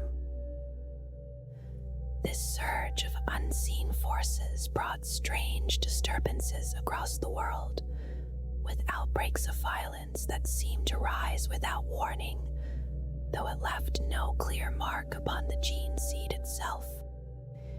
Years later, when Magnus would learn of these events, after taking command of his legion upon Prospero, he would regard them as troubling signs, quiet omens that lingered in memory.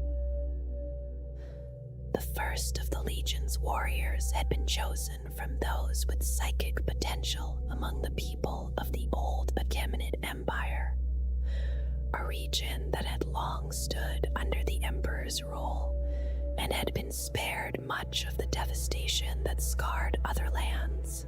From among these families, the Emperor himself selected those who would undergo the transformation, taking them from their homes to the hidden laboratories beneath the Himalaysian mountains, where his earliest experiments in human enhancement had begun. There, the young aspirants were remade, their bodies and minds altered as they took their first steps toward becoming Astartes, and among them were Basek Ahriman and his twin brother Ormuzd. When their training was complete, the Legion was sent into the final struggles of Terra's unification, gaining experience against the last remnants of resistance that still lingered. After proving themselves in these early battles, they were given a name by the Emperor, the 1,000 Suns, and granted their own fleet, so that they might carry their strength outward into the Great Crusade and take part in the long effort to reunite humanity among the stars. Prospero was once a world of emptiness and shadow, a distant place chosen by those who wished to remain unseen, where mutants and psychers could live apart from the fear and hatred that followed them elsewhere. In time, a single great city rose there Tizca, its pale structures reaching upward in quiet defiance of the barren world around it, sustained by hidden systems and guided by a blend of technology and psychic craft. Within its shining towers, those who dwelled there gave themselves fully to the study of their abilities, seeking mastery over the powers that set them apart, and it was in this environment that Magnus grew, moving from student to adept, and then beyond, as his understanding deepened with each passing year. When he reached maturity, the one he had long foreseen finally came to him, and the Emperor arrived upon Prospero. The recognition between them was immediate, as though no time had passed at all, and the Emperor acknowledged Magnus as his son, granting him command of the legion that bore his genetic legacy. Through that connection, the warriors of the 15th carried within them a strong inclination towards psychic power, and many among them inherited abilities that echoed the strength of their Primarch, shaping the legion into something both remarkable and unsettling to those who observed them. Not long after the legion began its part in the Great Crusade, their psychic abilities emerged more strongly, revealing themselves in ways that seemed to draw them closer to the Emperor's own nature. Though this development was watched with caution by him and those closest to his rule. Despite that unease, these powers proved useful, and the Thousand Suns carried them into battle, shaping conflicts in ways that avoided the heavy losses often seen in direct assaults. They learned to bend the will of entire populations, guiding worlds into compliance without the need for destruction, though such methods earned them the disapproval of others, especially those who believed that honor lay in open battle. Yet beneath this success, something darker began to take hold as a creeping mutation spread among the Legion, twisting bodies and minds into forms that no longer resembled what they had once been. This affliction, known among them as the flesh change, brought fear and sorrow as those affected were placed into stasis in the hope that a cure might one day be found, while the number of active warriors dwindled. When the Legion was reunited with Magnus upon Prospero, the crisis had grown severe, and after the Emperor's departure, the mutations surged beyond control until Magnus intervened, saving those he could through means not fully understood. In the end, only 1,000 warriors remained, but their gene seed was stabilized, and recruitment from Prospero allowed the Legion to slowly rebuild, though it would never reach the size of others. With their strength restored, they returned to the Crusade using their abilities to bring worlds into compliance through a mixture of insight and subtlety, though such methods became less effective as they moved into regions where enemies possessed powers of their own. During one such campaign on the world of Akoru, the Legion encountered a place shaped by ancient forces where a constructed mountain held within it a network of pathways linking distant worlds, though this structure had been corrupted and sealed. In their exploration, imprisoned entities were released, taking control of towering guardians and turning them against the Thousand Suns, until they were defeated through the combined efforts of Magnus and allied forces. From there, the Legion moved toward the Arc-Reach cluster, where conflict had already begun and where resistance to the Imperium remained strong. In these campaigns, they worked alongside other legions, bringing their unique abilities to bear in battles that ranged across multiple worlds, where strange creatures and determined defenders defenders forced them to adapt and endure. In the final struggles upon the world known as Shrike, their foresight and precision helped locate hidden enemies, allowing Allied forces to strike with decisive effect. And though the campaign was harsh, it ended with victory, shaped in part by the quiet influence of the Thousand Suns' psychic gifts.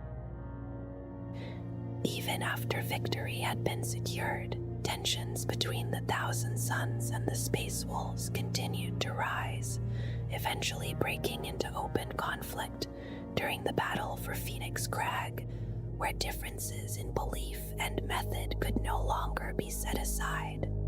Magnus grew troubled by the destruction he witnessed, while his counterparts defended their actions as necessary, and the strain between them turned quickly into violence. As the two sides clashed, a sudden horror unfolded when one of the Thousand Suns succumbed to the flesh change, his form twisting beyond recognition after the strain of his powers. In that moment of chaos, Magnus stepped forward with a gesture of mercy, only for the creature to be destroyed by a single shot fired by the Wolf King. The silence that followed carried a heavy weight, and though both legions stood ready to continue the conflict, it was halted by the intervention of another Primarch, whose words restored a fragile calm. Yet the divide remained, deepened further by a blood oath, sworn in anger, promising that this moment would not be forgotten. In the years that followed, voices rose against the Thousand Suns across the Imperium, with many calling for their removal, as fear of psychic power spread among those who had seen its dangers during the long wars of the Crusade. The Emperor, already wary, called for a great council upon the distant world of Nicaea, where the matter would be decided in the presence of the highest authorities.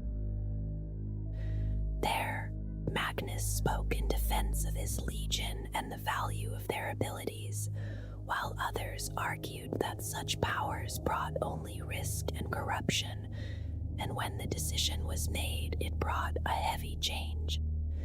The use of psychic abilities within the military was forbidden, and the librarians of the legions were ordered to disband, their knowledge set aside.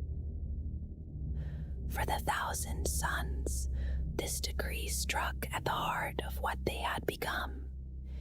Yet even as they outwardly complied, they continued to gather and preserve the knowledge they had found, compiling it into a single work that would come to be known as the Book of Magnus, a quiet defiance carried forward in silence.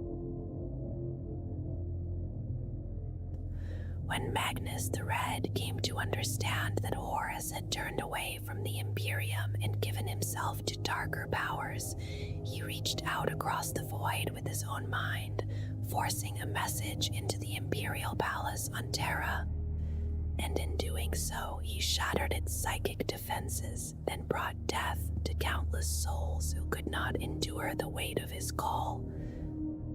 The Emperor did not accept what was revealed, and instead saw only the familiar pattern of Magnus turning again to forbidden sorcery, believing that it was his son who had fallen rather than Horus, and so he commanded that Magnus be brought to Terra to answer for his actions. Yet that command was twisted before it could be fulfilled, as Horus altered the message meant for the Space Wolves, and what had been an order to bring Magnus back became a call to strike at his world. Magnus had already seen what was coming, not as a sudden surprise, but as something inevitable. In a quiet act of resignation, he concealed the truth from his own legion, veiling the planet in silence and scattering his fleet so that no warning could be given, even though he understood the cost of such a choice. The attack came without hesitation, the invading forces arriving almost upon Prospero itself, breaking its defenses and beginning a campaign that would be remembered as the Fall of Prospero. Fire rained from orbit and much of the world was reduced to ash, though the city of Tisca endured beneath the psychic shield that Magnus allowed to remain, knowing that its removal would reveal too much. And so the war descended upon its streets as Imperial forces landed and began their advance. Though Magnus had accepted what was to come, his legion did not share that surrender, and they fought back with determination as the city became a place of fire and ruin, holding their ground for a time before being driven back step by step. At last, Magnus himself entered the battle when the final defenses were threatened, and there he faced Leman Russ in a clash that ended in his defeat, forcing him to open a path through the warp and flee to a place prepared by Sinch, where he would be changed forever. In the long years that followed, the hatred between the Thousand Suns and the Space Wolves endured, shaping conflicts that stretched across worlds, where temples were raised in secret, relics were stolen for dark rituals, and battles were fought again and again, as each side sought to undo the other, even when victory came at a cost that could not be reclaimed. Time passed into distant centuries before the desire for vengeance returned in force, and the Thousand Suns began to strike at worlds near Fenris, drawing attention and spreading fear as they attempted to pull their enemies away from their stronghold.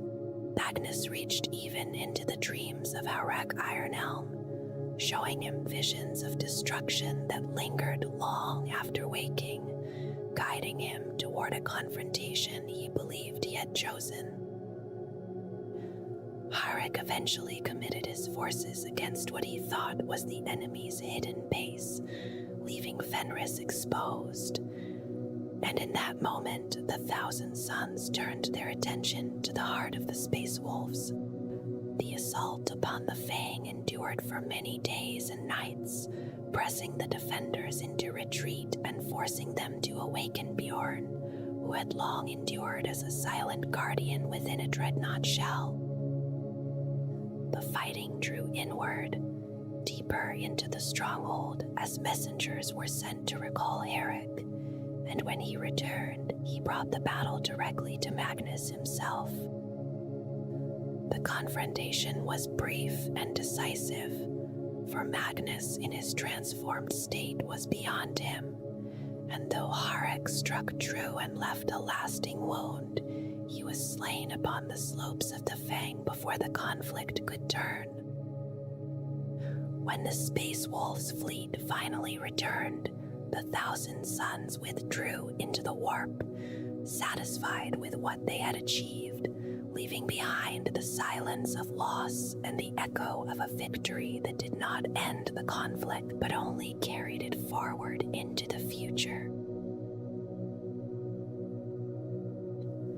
In the time that followed their exile, the Thousand Suns found that the affliction that had once threatened them had not been left behind, and the slow corruption of their forms returned with renewed force as the influence of the warp shaped their bodies into something unstable and uncertain. The gifts of Sinch were not gentle, and many of the Legion began to lose themselves, their forms twisting into mindless shapes that no longer held reason or memory.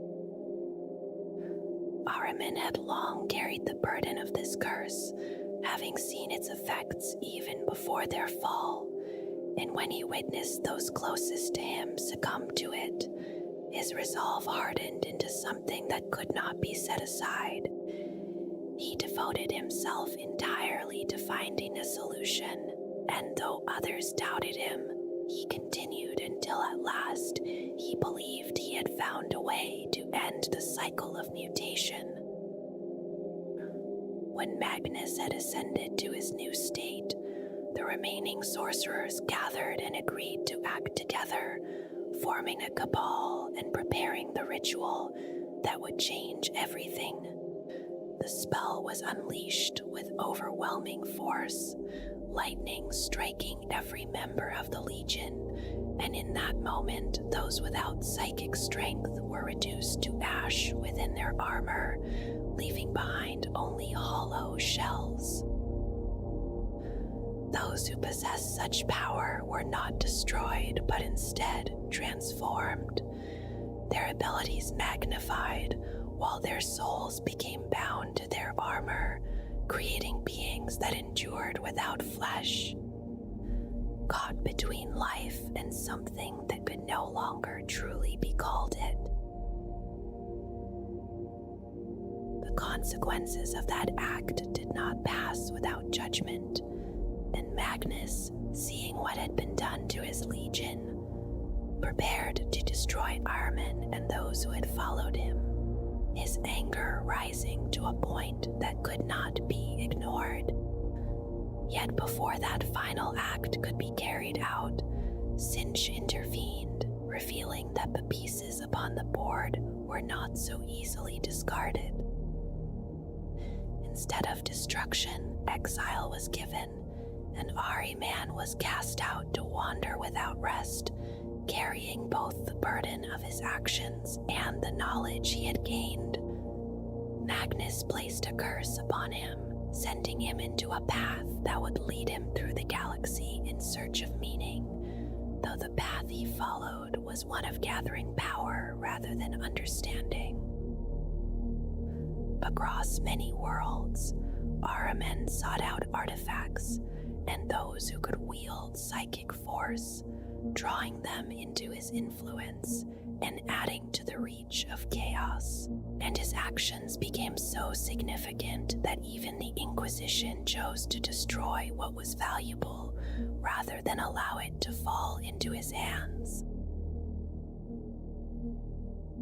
Since the casting of his great spell, Ahriman has continued his search, driven by the belief that what he has done can still be undone, and that somewhere within the hidden knowledge of the galaxy lies the answer he seeks. His path has led him toward the Black Library of the Eldar, a place where the accumulated understanding of chaos is guarded and kept beyond reach. During a great conflict, he found a way to enter the hidden paths of the Webway, using both a captured Inquisitor and an ancient portal to reach deeper into that labyrinth, where he pressed forward despite the dangers that watched and waited. Though he could not fully claim what he sought, he came close enough to project himself within, gathering knowledge from a forbidden text and committing it to his own records. Even as he was forced out by the chaos he unleashed, including the summoning of a vast warp creature that tore through both realms, he did not leave empty-handed, and the knowledge he carried allowed him to navigate those hidden pathways once more. Through this, he gained access to routes that reach even to Fenris, tying his actions again to the long conflict with the Space Wolves, while also strengthening his place within Magnus's designs. Though he believes he acts by his own will, seeking control over forces that others cannot master, his actions continue to serve the greater design of Sinch, whether he acknowledges it or not, and so his journey continues without rest, shaped by a purpose that remains just beyond his grasp. Before they stood beside their Primarch, the warriors of the Legion wore armor in muted ochre tones, colors that carried the memory of the immortal regiments once raised by an ancient empire of old Earth, from which many of their earliest recruits had come. There is a sense of distance in that origin, as if the dust of that forgotten land still lingered upon their armor, quiet and unchanging as the years passed. When they were finally united with Magnus and brought to Prospero, the tone of the Legion shifted and their armor became red, chosen in quiet honor of their Primarch, whose own skin bore that same deep crimson hue. The color did not simply mark allegiance, but seemed to reflect a shared identity, something that settled across the Legion as naturally as breath. After the long shadow of the heresy, their appearance changed once more, and blue and yellow became the livery of those who now served Sinch, though no single form remained fixed among them. Some wore shades of azure and gold that shimmered faintly in the light, while others layered additional colors into their armor, shaping personal heraldry that spoke of individual paths rather than a single unified design. Among these variations, many began to wear elaborate crests upon their helmets, forms reminiscent of the striped Nemes crowns of ancient pharaohs, rising upward in quiet ceremonial lines. These adornments seemed to mark something deeper than ornamentation, perhaps a silent sign of those touched by the rubric of Ahriman, though the meaning was carried without words. In their earliest form, the Legion's armor and markings stood in stark contrast to what they would later become, drawing from the echoes of ancient techno-barbarian cultures and bearing a symbol centered above a lapis blue letter, shaped as an ancient numeral that represented 1,000. That symbol carried both the name of the Legion and the memory of their first number, those initial warriors chosen with care by the Emperor himself. That same number would later hold another meaning, reflecting those who survived the terrible affliction of the flesh change after Magnus found a way to spare his sons, though in time their ranks grew far beyond that original count, as new warriors were brought into the Legion during the Great Crusade. Their strength expanded steadily, eventually reaching tens of thousands, even as the memory of those early losses lingered beneath the surface. When Magnus took command and led them to Prospero, the Legion's badge changed into a solar glyph, a symbol that became their defining icon and would later shape the more elaborate forms seen after their fall. The transformation did not end there, and after the heresy their imagery shifted again into the Ouroboros, a serpent devouring its own tail, a symbol that spoke quietly of cycles without beginning or end, of constant renewal and return. Across their armor, sect symbols claimed one shoulder, while the other bore the mark of the Legion, each sigil layered with meaning, legible only to those who knew their language. The flaming worm, reshaped from their earlier icon, recurred without end, a constant amid endless variation, while runic clusters and framing designs spoke of thrall bands, squads, and even individual warriors to those with the sight to read them. The symbols carried by the Legion extend beyond simple markings, forming a language of runes and icons tied closely to the will of Sinch, and often shaped into forms that represent numbers from 1 through 10. These signs are inscribed with care by sorceress masters, using inks drawn from rare and potent materials, and each mark settles onto the tabards of the rubricae as a quiet identifier of their place within a thrall band. Each warrior bears these runes in varying forms, some simple and clear, others layered with additional symbols that speak of enchantments, curses, or even the lingering presence of a name carried within the spirit.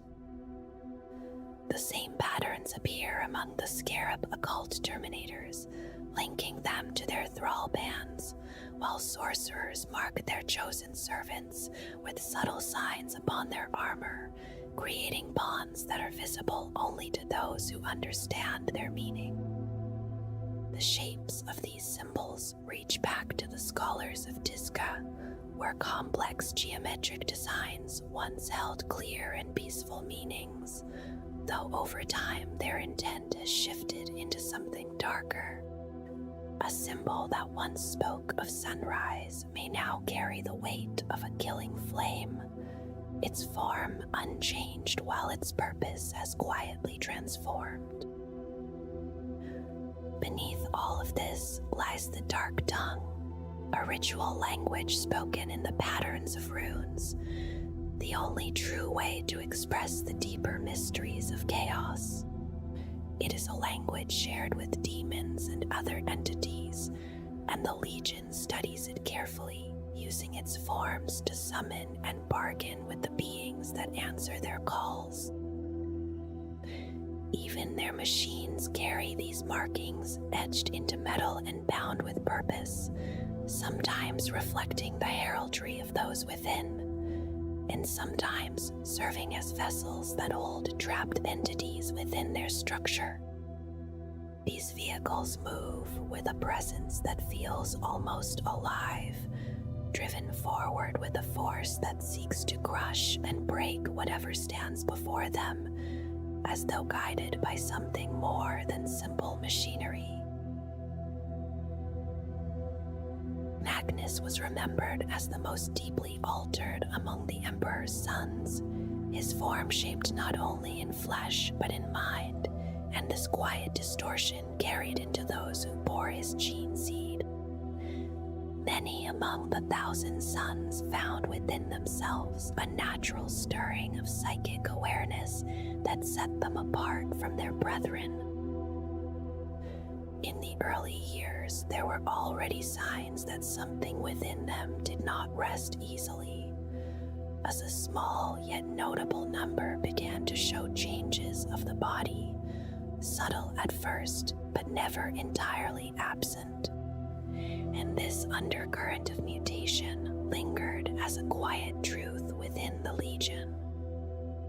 When they fell fully under the influence of Cinch, that restrained presence gave way, and the spread of mutation grew uncontrolled, no longer contained to a few, but becoming a defining aspect of their existence, altering them in ways that could not be ignored or undone. The rubric brought an end to that relentless transformation for the Battle Brothers, stilling the chaos within them and leaving behind only silent armored shells. Yet those who command these forms remain bound to the same origin, carrying the gene seed of their daemon prince. These sorcerers, unchanged in that deeper sense, bear their altered forms without hesitation, their grotesque features not hidden, but displayed as marks of favor, offered by a patron whose nature is as shifting and mercurial as the changes it bestows. Prospero was once chosen for its distance from everything else, a place set far from the common paths of travel, where little of value could be found, and where those who came there believed they might remain unseen for a very long time. It offered quiet isolation rather than prosperity, and that single promise was enough, even if it meant living on a world that could give almost nothing in return. In the end, even that fragile safety did not last, and what remains now is only a blasted ruin, its fate sealed and named Purgatus by those who passed judgment upon it. Over long ages of ceaseless raiding, it became clear that something of the old world endured, as the City of Light did not vanish, but instead passed through the immaterium and emerged whole in another place. It came to rest within the Eye of Terror, settling upon a world that would come to be known as the Planet of the Sorcerers, where the air itself seems thick with power and the ground trembles with restless force. Across its surface, that power reveals itself in burning flows of lava and in skies that churn with storms heavy with magical vapor, creating a landscape that feels alive in a way that is never calm. From those molten plains, jagged rock rises upward in harsh formations, and upon them stand twisted towers that echo the shapes of ancient spires and pyramids, though they now appear distorted and unnatural, as if memory itself had been reshaped into something darker. Among these structures, one stands above all others, an immense obsidian monolith known as the Tower of the Cyclops, so vast that it can be seen even from the void beyond the world. At its highest point, there is a single glowing eye of warp energy, and through that unblinking gaze, Magnus watches what lies ahead, as though the future itself were something to be observed from a great distance. The silver towers that once belonged to the City of Light have also changed, drawn into new forms by the will and power of the thousand suns, until they became vast fortresses capable of moving through space itself. From within these towering vessels, Psyker lords depart from the planet of the sorcerers and carry their intent across the stars, setting out again and again to strike against the Imperium of Man in acts of measured and enduring vengeance. The thousand suns were never drawn to the closeness of battle, and instead they moved with careful intent, shaping their actions through strategy and the quiet strength of their psychic abilities, allowing each engagement to unfold as something guided rather than forced. There was a sense of distance in the way they fought, as if each step had already been considered long before the moment arrived, and their reliance on deception and subtle control became a defining part of how they were known. This approach did not go without judgment, and voices like that of Lemon Russ spoke against them, holding firmly to the belief that strength and courage alone should decide the outcome of any battle, while anything else carried a shadow of dishonor. Even so, Magnus trusted deeply in those he had taught, shaping officers who could move and decide without his presence.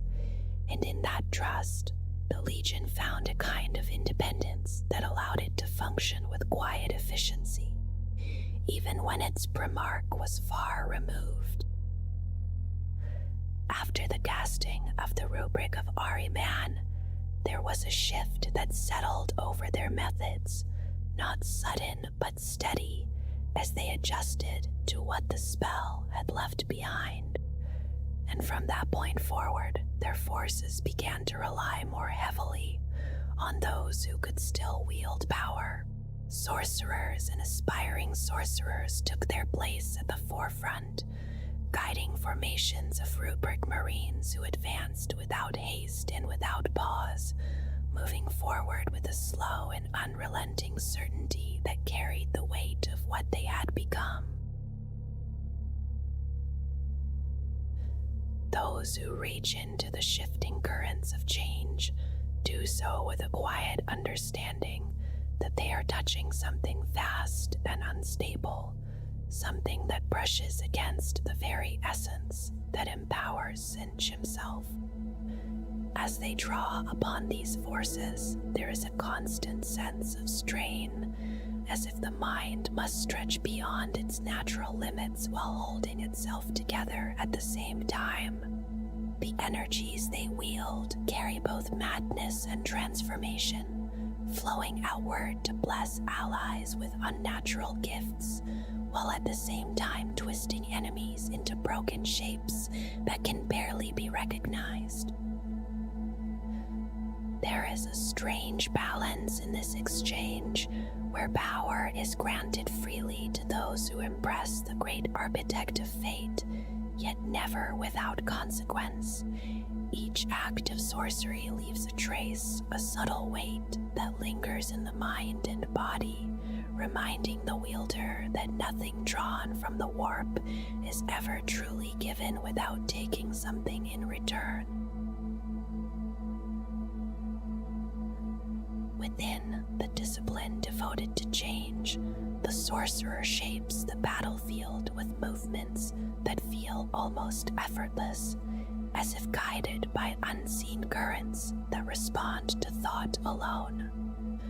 A storm of pink and blue fire may gather in the air, swirling and twisting as it descends upon the enemy, leaving behind warped remnants that claw and bite, as if life itself had been reshaped in passing.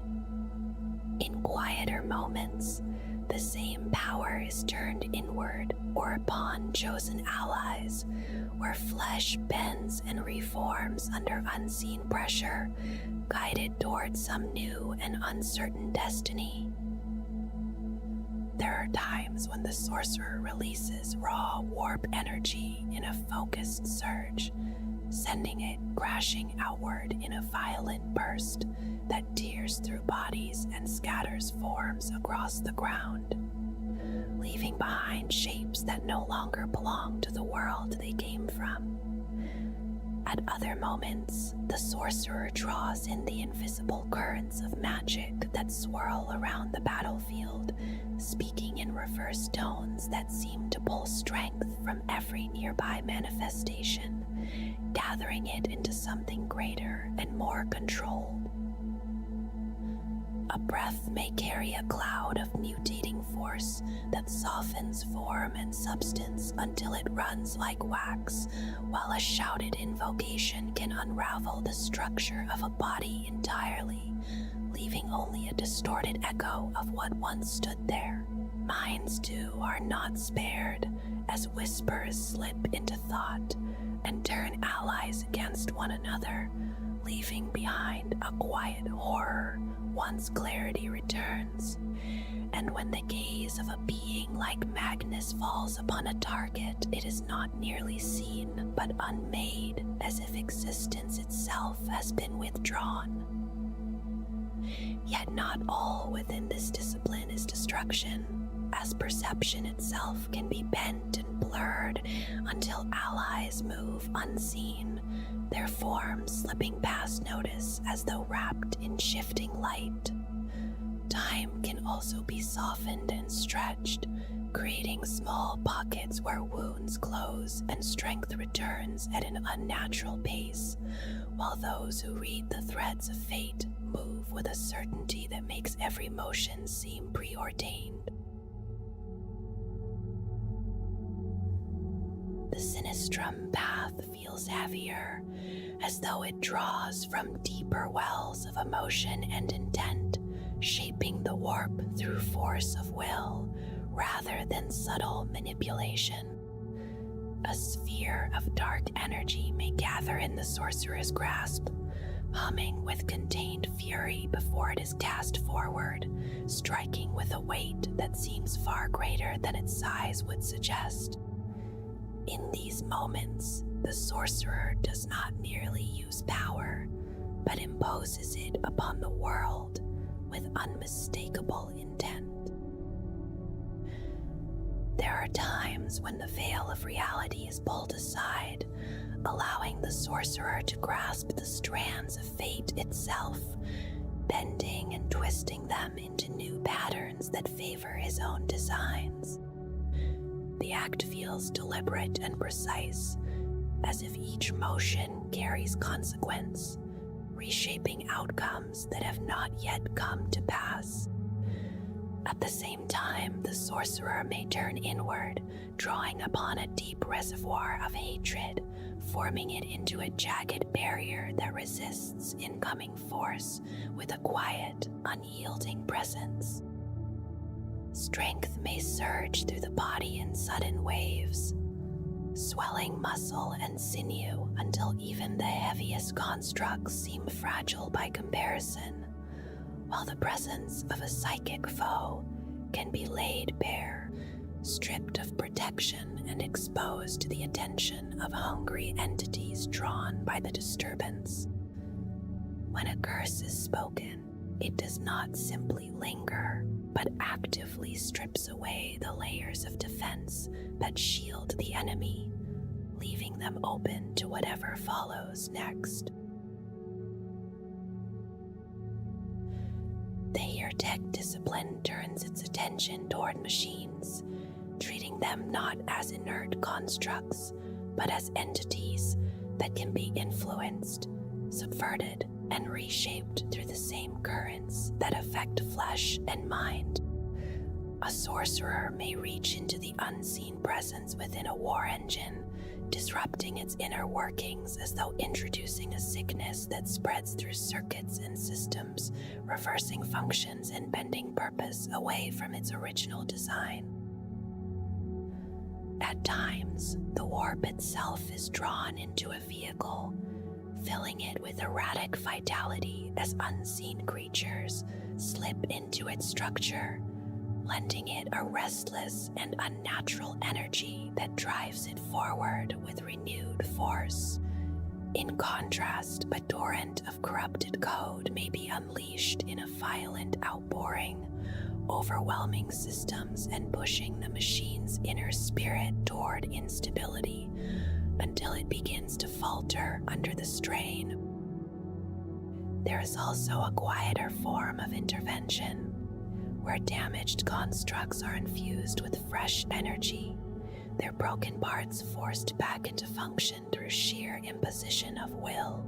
Flesh and metal may blend under the sorcerer's touch, forming a hardened layer that protects against harm while retaining a disturbing sense of movement beneath the surface. And when the sorcerer chooses to end a machine's function entirely, unseen tendrils may coil around its core, tightening slowly until the life within it is extinguished. In some moments, the warp itself manifests as a storm of decay, sweeping across armored hulls and tearing fragments free, hurling them back with violent force as if the very structure of the machine is being undone and repurposed in the same motion. The ectomantic arts move between the visible and the unseen, drawing upon energies that seem to hover just beyond the edge of perception, waiting to be called into form. A simple gesture may cause power to surge along the sorcerer's limbs before bursting outward in a sudden release, overwhelming anything caught within its reach. At other times, the air itself is charged, forming a barrier that hums softly as it deflects incoming force at a level too fine to be easily understood. Sound becomes a weapon in this discipline, as a piercing cry can ripple through the environment, disrupting machinery and causing systems to fail under the strain of its unnatural frequency. Fire drawn from the warp may gather around the sorcerer, building in intensity before being cast outward in a sweeping wave that consumes and continues, passing from one target to another with a relentless, searching motion. Some manifestations feel almost alive, as claws of energy coil around the arms and release bursts of force with each strike. At the same time, shapes from beyond drift into view, carrying allies across the battlefield in movements that are swift and unsettling. In the most disorienting moments, the sorcerer draws in the essence of those nearby and exchanges their positions through the unseen medium of the warp. Bodies and souls shift and realign as though space itself has been quietly folded and reset. The Geomortis discipline draws its strength from the world beneath the sorcerer's feet, reaching into the substance of the land and reshaping it with deliberate, often violent intent. A spoken curse can cause the ground to split and rise, forming jagged shapes that open like a maw, pulling enemies downward into shifting layers of stone and soil that do not easily release what they claim.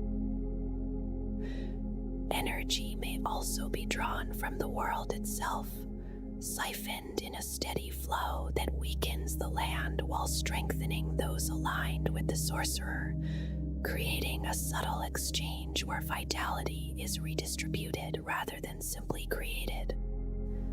There are moments when pressure builds unseen beneath the surface, gathering until the ground can no longer contain it. Then when it breaks, it does so with force, sending molten material and scalding vapor outward in a destructive surge. The sorcerer may press deeper into the structure of the world, causing it to twist and buckle as if it could feel pain. His presence becomes charged with unnatural force, and the surrounding environment seems to recoil, shifting aside rather than endure contact. Walls and fortifications lose their stability under this influence, crumbling as though their foundations have been quietly undone. In its most extreme form, this discipline tears at the very bedrock, lifting fragments of the world into the air before casting them down again, reshaping the battlefield in broad, sweeping motions that leave little of the original landscape intact. The Dark Hereticus discipline expresses power more directly, as the sorcerer channels energy through the body and releases it in ways that are immediate and difficult to resist. A focused gaze can send streams of destructive force outward, burning through anything in their path and leaving behind surfaces that are melted and reshaped by the intensity. There are moments when a simple invocation strips away the protections that surround an enemy, causing shields and wards to fail quietly, leaving them exposed without warning. The same currents of power can be directed into a living form, where bone and flesh are reshaped under pressure, transforming the subject into something entirely different as the process unfolds. Clarity of sight also plays a role, as the sorcerer may guide the actions of allies with subtle influence, allowing their strikes to land with greater certainty, while strength can be bestowed in sudden surges that elevate physical capability beyond natural limits. Time itself becomes flexible under this discipline, stretching just enough to allow movement and action to accelerate, giving allies a fleeting but decisive advantage in the flow of battle.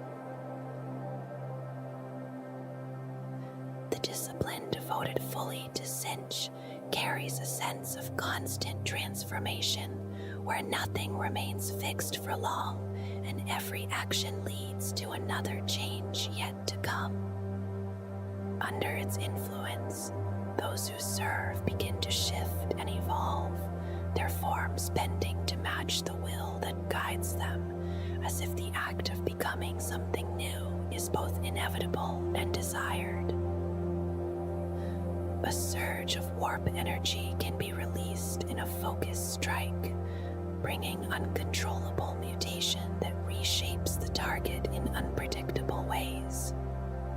At the same time, the sorcerer's awareness of future paths allows him to move along the one that leads leads most directly to victory. Thought itself becomes a tool of control, slipping into the minds of others and turning them against their own allies. When the influence fades, it leaves confusion and regret behind. Flames of unnatural color may gather around followers, flickering and spreading outward to consume whatever stands before them, while at the height of this power, a tear can be opened in the fabric of reality itself. Through that opening, the pull of the warp becomes impossible to resist, drawing those nearby into its depths, where their fate is sealed beyond the reach of the material world.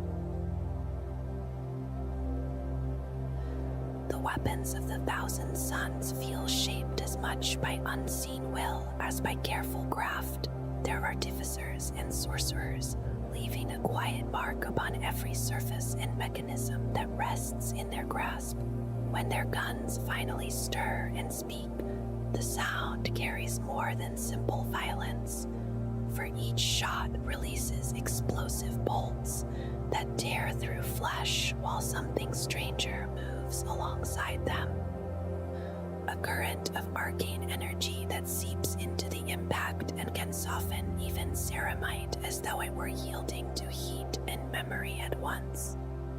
In this way, the long war continues without pause, carried forward through weapons that do not rely on force alone, but on something deeper and less certain.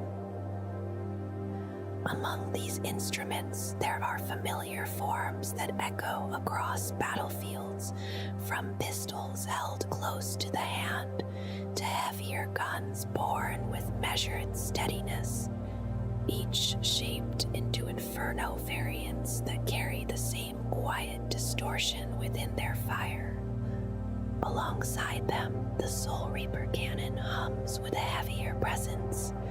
Its roll is hurried, yet no less touched by that same unseen influence that lingers in every discharge. Resting upon the shoulders of Sekhmet's Stirrup occult terminators, the Hellfire missile rack waits with a still patience, its compact warheads held in place until the moment they are called to motion. When they release, the sky itself seems to catch a brief reflection of their passing, and their detonation unfolds in bursts of etheric light that feel both brilliant and distant, as though the explosion belongs partly to another place.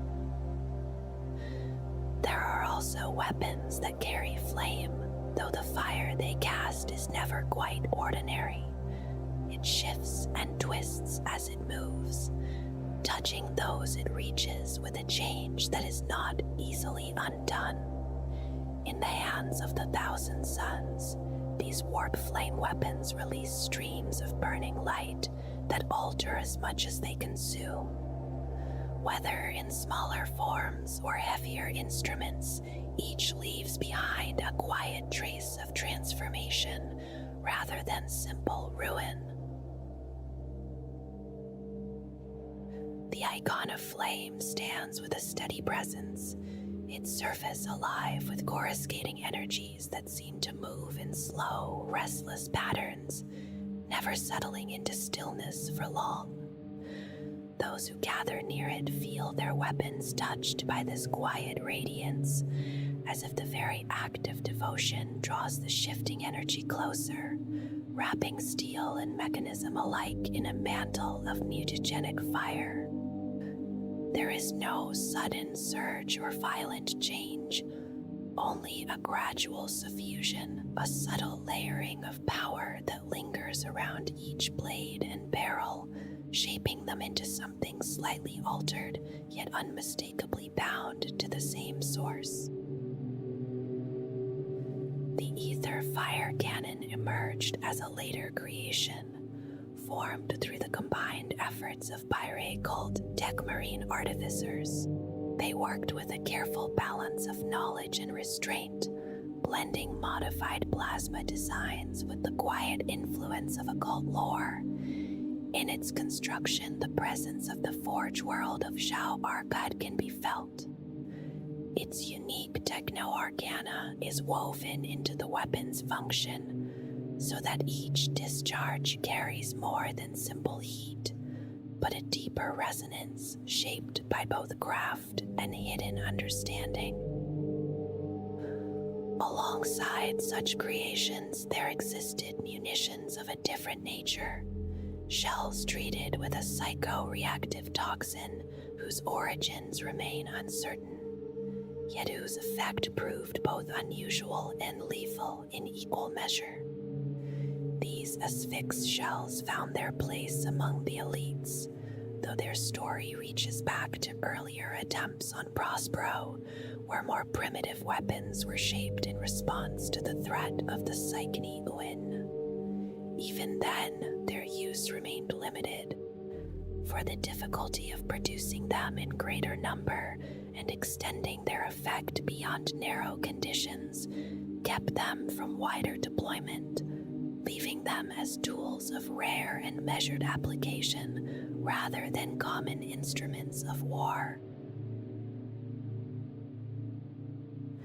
For Magnus, knowledge was not simply a tool to be used, but something deeper that seemed to shape his every thought as he moved with quiet certainty through mysteries he believed were always within his reach. He held to the idea that no discipline could resist his understanding, and that no secret, however distant or hidden, would remain beyond his grasp once he turned his attention toward it. Among the 1,000 suns, this belief settled into something shared and constant, as though each warrior carried the same quiet conviction that knowledge itself might offer salvation. They treated every book with care, every fragment of writing with patience, and every document as something that could be slowly drawn from, until nothing remained hidden within it. There was a sense that all of it led somewhere, towards something greater that could be understood if only enough was uncovered. And so sorcery came to be seen not as a danger, but as the final step along that path. It was regarded as a kind of enlightenment, a way to touch the deeper workings of the universe without hesitation or doubt. Before the heresy, they appeared steady and loyal in the eyes of others, speaking the expected words and offering their oaths with calm assurance, while their voices joined in the hymns that praised the Emperor and his expanding realm. They fought with discipline and purpose, giving little outward sign that anything within them stood apart from those they fought beside. Yet beneath that surface, their devotion followed a quieter line, one that led not toward the Emperor, but toward their Primarch, whose vision guided them more completely than any distant authority ever could. When his reach extended beyond what could be safely held, and the pursuit of mastery carried him further than even he could control, there was no space left to turn away.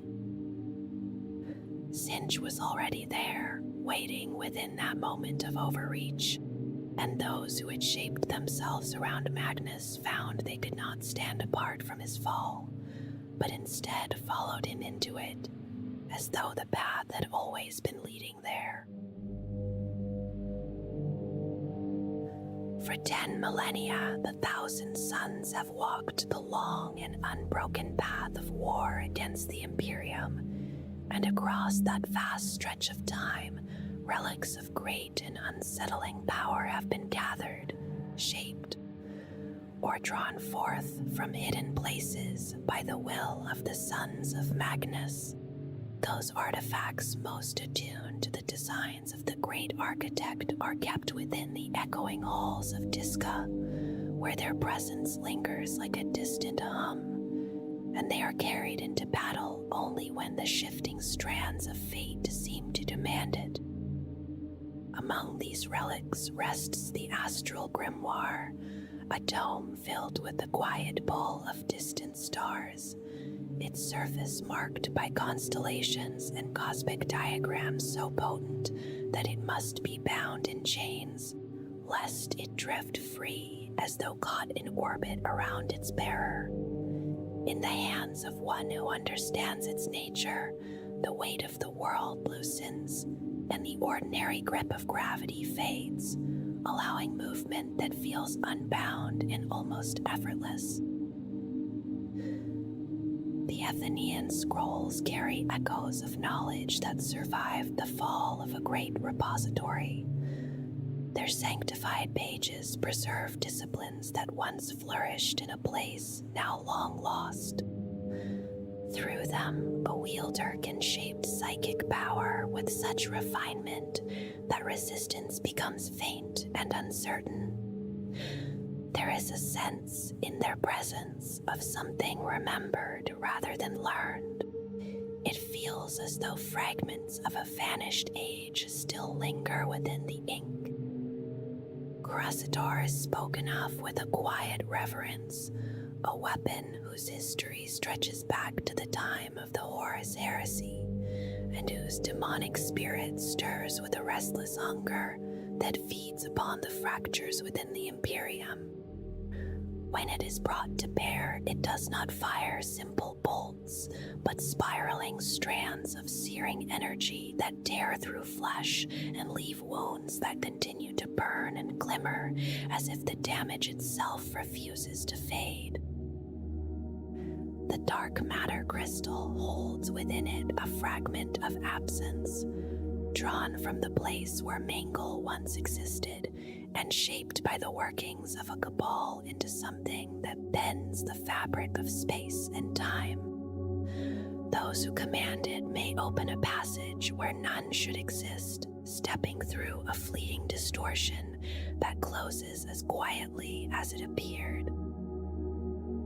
There are relics that alter perception rather than space, and the helm of the third eye carries a crystalline form that reflects more than simple sight, allowing its wearer to sense intent before action takes shape, as though moments are revealed just before they fully arrive. In a similar way, the Brimsodic staff weaves confusion into the battlefield, its rune-bound form giving rise to shifting duplicates that blur the line between presence and illusion. Seer's pain carries a different weight, its creation bound to curses and to the imprisoned essence of a disgraced being, and it moves with a purpose that seems to reach beyond the physical, cutting not only through flesh but through thought itself. It is said to turn against those who rely too heavily on knowledge, as if it seeks to unravel certainty wherever it finds it. And there is the staff of arcane compulsion, shaped for control rather than deception. Its power once used to hold back crowds that pressed too close, and now turned outward upon the battlefield, where a simple motion can push back advancing foes.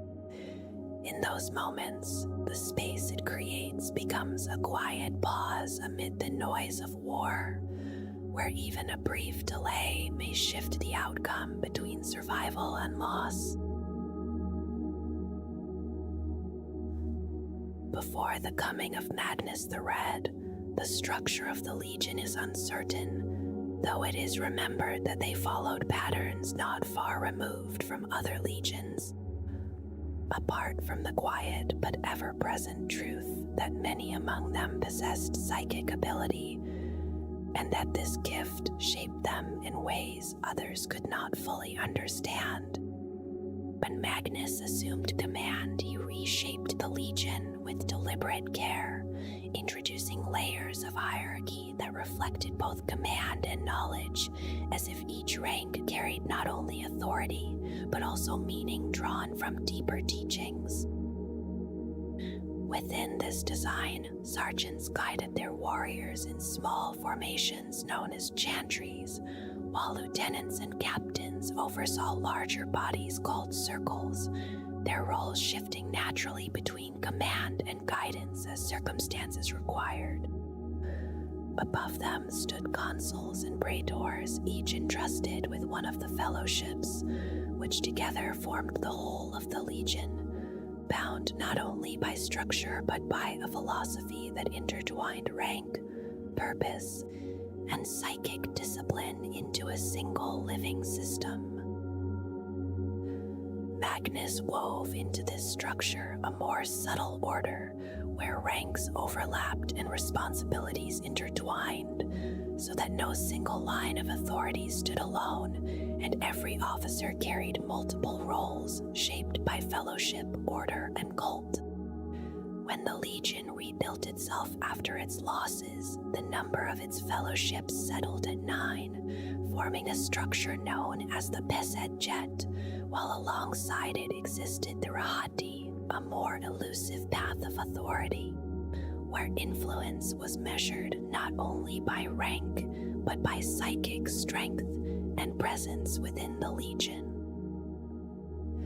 It was expected that captains would leave their legion for a time, walking among other legions to learn their ways. In doing so, they carried back not only knowledge, but also stories of distant battles and unfamiliar brothers, shared in quiet recollection. These experiences shaped them into leaders capable of acting with independence, guided by their own understanding rather than constant oversight. This independence became a defining trait of the Legion's campaigns.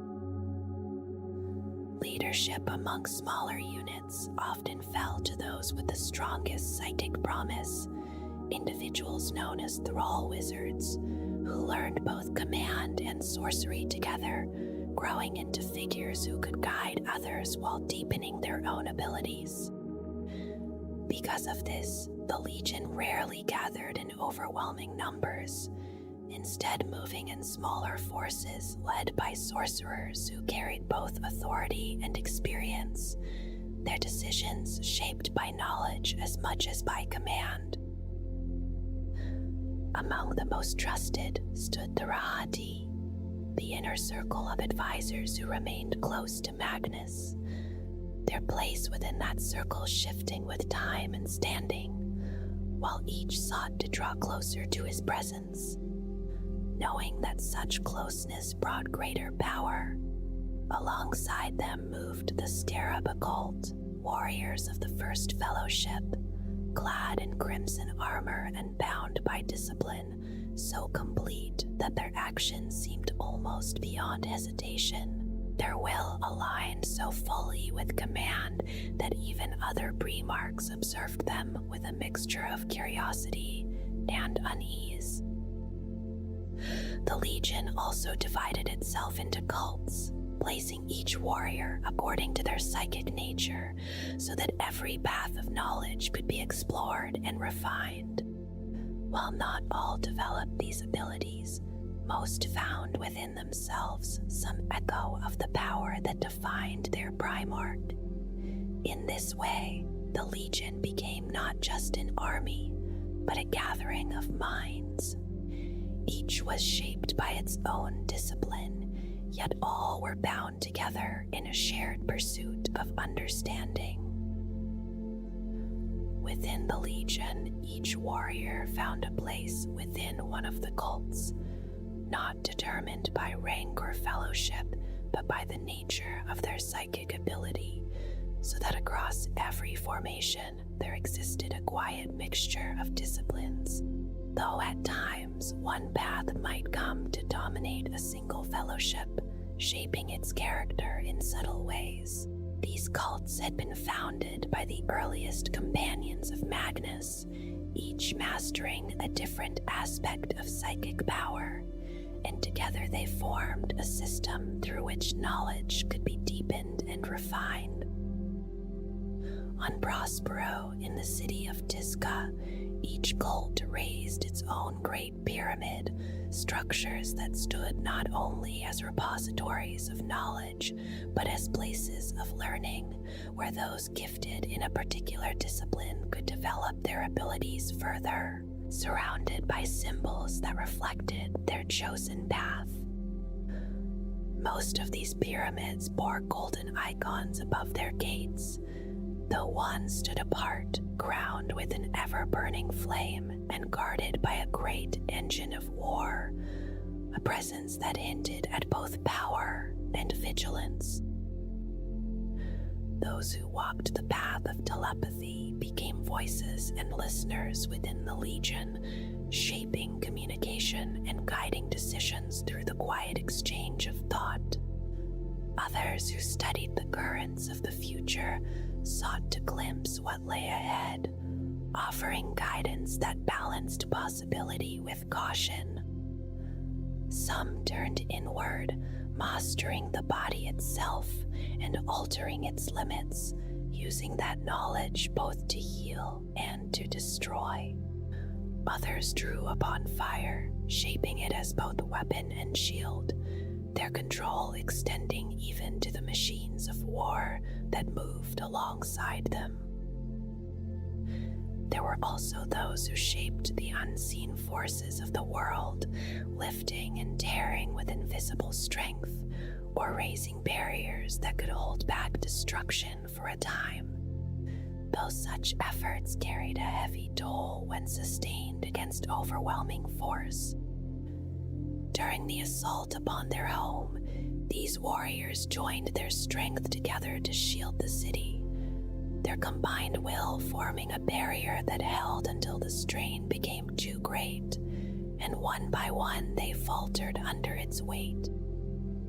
Each cult carried its own identity, marked upon armor and symbol, yet all were bound by a shared purpose, a constant pursuit of understanding that drew them deeper into the mysteries they sought to master, even as the balance between power and control shifted with the tides of the unseen.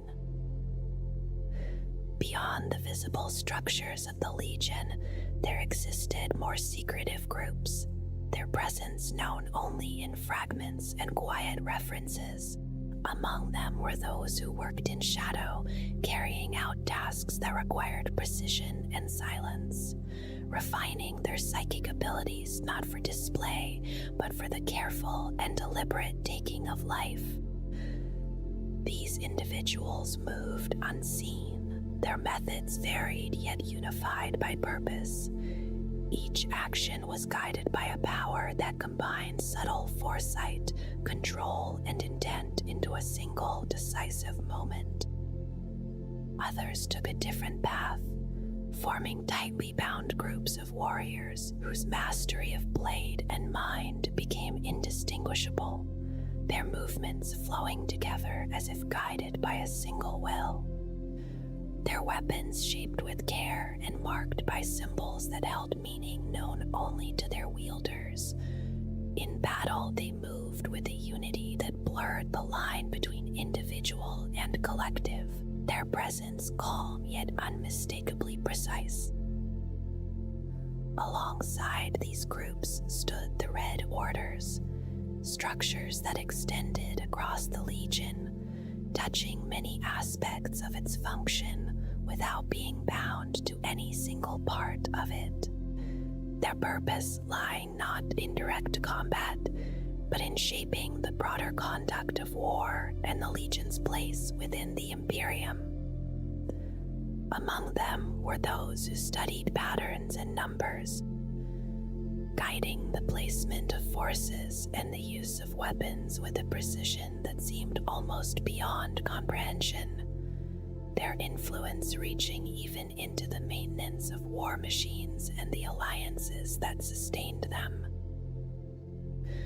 There were also those who carried the memory of the Legion, tending to the fallen and guiding the selection of those who would join its ranks, their role spanning both past and future, while others worked in deeper secrecy, gathering knowledge through methods that blurred the line between awareness and control, their actions leaving little trace beyond the results they achieved. Supporting all of this were the forces raised from Prospero itself, soldiers who stood ready to defend their world and accompany the Legion in its campaigns. Their numbers and training placed them among the more capable forces of the Imperium, though in the end they would face a fate bound to the fall of their home. The defense of Prospero rested not only with the Legion, but also with the forces drawn from its people, among them the Spire Guard, who stood as the primary shield of their world, their discipline and equipment placing them among the finest soldiers of their kind. Some endured the early moments of the conflict and were carried away alongside their Legion, though what became of them afterward remains uncertain, their fate lost beyond the veil of time. Above the city, the air forces launched their craft into the sky, their movements swift and deliberate as they engaged the enemy in the open air, their weapons casting light and fire as they fought for control of the space above Tizca. Though the struggle ended in their destruction as the battle intensified beyond recovery. On the ground, other regiments held their positions, including those stationed along the high structures overlooking the city, where they faced an assault so sudden and overwhelming that they were overcome almost immediately. Elsewhere, soldiers defended the older districts of the city, holding back the first waves of attack as long as they could, while others regrouped after devastating losses caused by bombardment, gathering what strength remained to continue the defense. Even as the outcome became increasingly certain, beyond the city itself, mechanized forces and towering engines of war remained within their own enclave, separated from the main battle yet part of the wider defense, their presence a reminder of the alliances that had once supported the Legion. In theory, the population of the city could have been raised in vast numbers to resist the invasion, but without training or leadership, such a force could offer little against the scale of the assault, and so the defense of Prospero unfolded as a series of struggles, each marked by determination, yet overshadowed by the inevitability of its fall. After the long shadow of the Horus Heresy had passed, the structure of the Legion slowly unraveled, and what had once been ordered formations gave way to something more fluid, shaped by unseen forces and shifting will. In the silence that followed the fall of Prospero, a new pattern emerged, one guided not by rigid command, but by the sacred rhythm of 9, a number that carried deep meaning for those who served the changer of the ways. Within this pattern, the Legion settled into 9 distinct cults, each guided by a powerful figure whose authority carried echoes of ancient ranks, and around them gathered circles of sorcerers whose influence stretched through layers of hidden purpose. These groupings formed a living web of intent, where each thread seemed separate, yet all were drawn toward designs too vast to fully grasp. At the heart of their war gatherings moved the thrall bands, small but potent circles of sorcerous power, where a central figure stood among a chosen number of lesser minds, their combined presence amplifying the energies that flowed between them. In these assemblies, the quiet march of rubric marines and the heavy tread of terminators followed the will of their masters, moving with an inevitability that felt both unnatural and precise. These forces did not travel alone, for they were often accompanied by warped auxiliaries and mortal followers drawn from distant worlds, and though remnants of captured war gear sometimes joined their ranks, such duels rarely endured for long, fading as quickly as they were taken. Beyond these shifting hosts, exiles wandered the galaxy, those who had once shaped the Legion's fate with forbidden acts, now cast out yet still bound to its lingering purpose. Each cult drew strength from the worlds it claimed, gathering resources, followers, and subjects for experiments that blurred the line between knowledge and transformation. And though their aims often clashed, their actions formed a larger pattern of unrest that spread quietly across the stars. Rarely did a full cult gather in one place, yet even a fragment of their power could unravel entire systems, leaving confusion and fear in its wake. Through it all, their presence remained unmistakable, marked by ancient symbols and shifting runes, carried upon armor that bore both memory and purpose. The Legion continued its slow, deliberate march through a galaxy that could never fully understand its designs. Within each cult, different paths unfolded, shaped by intent and desire, where some sought raw sorcery, while others moved quietly through hidden networks, guiding events with unseen hands. There were those who pursued knowledge above all else, searching for lost tomes and secrets that could reveal weaknesses not only in their enemies, but within reality itself. Others embraced transformation, reshaping flesh and world alike, turning once stable places into realms that no longer obeyed familiar laws. Some listened to whispers from beyond, piecing together fragments of futures that had not yet come to pass. In these quiet visions, choices were made that would ripple outward, altering events long before they unfolded.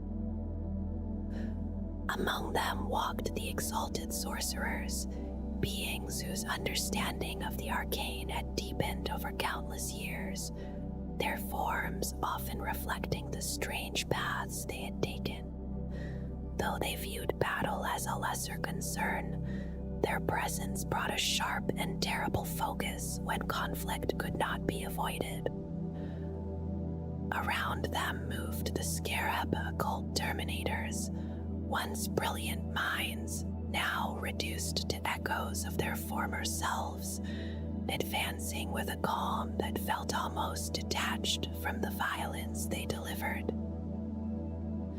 The rubric Marines followed in their wake, silent and obedient, their existence bound to armor that moved without true life, responding only when guided yet stirred by the memory of battle when conflict surrounded them. Nearby, the Zangor beastmen surged forward with a different energy, driven by a hunger for power and recognition, their actions filled with both cunning and cruelty as they sought to rise above their origins. Together, these varied forms created a force that was never truly uniform, yet always aligned toward a shared shifting purpose, where knowledge, transformation, and manipulation blended into a single unfolding design. Among the engines of war that followed the Legion, some carried a weight far beyond their physical form, for within them lay the suffering of those who had been bound against their will. The hell brutes moved as towering constructs of rage, their existence sustained by the agony of the warriors sealed within, a fusion of flesh and machine that allowed no escape from endless torment. These creations were not born from willing sacrifice, but from deception and ritual, where those lured by promises of power found themselves drawn into a transformation that could not be undone. Their awareness preserved even as their bodies were reduced and reshaped into something unrecognizable. Once sealed within their iron prisons, they were driven forward by pain alone, finding no relief even in the destruction they unleashed. Elsewhere, other engines drew their strength from darker bargains, as the Legion acquired demon-bound constructs through pacts and sorcery rather than crafting them directly. Among these were the Helldraks, which soared above the battlefield, their metallic forms echoing ancient serpents. Their movements were swift and predatory as they tore through the sky. These creatures had once been something else, their origins lost within a transformation that merged pilot and machine into a single entity, their senses reshaped until nothing remained but the experience of flight and destruction. Within their cores, what little remained of their former selves endured only as a distant presence, overshadowed by the will of the warp entities that now defined them. In their passage, they left devastation both above and below, their presence a reminder of how deeply the boundaries between life, machine, and warp had been broken within the Legion.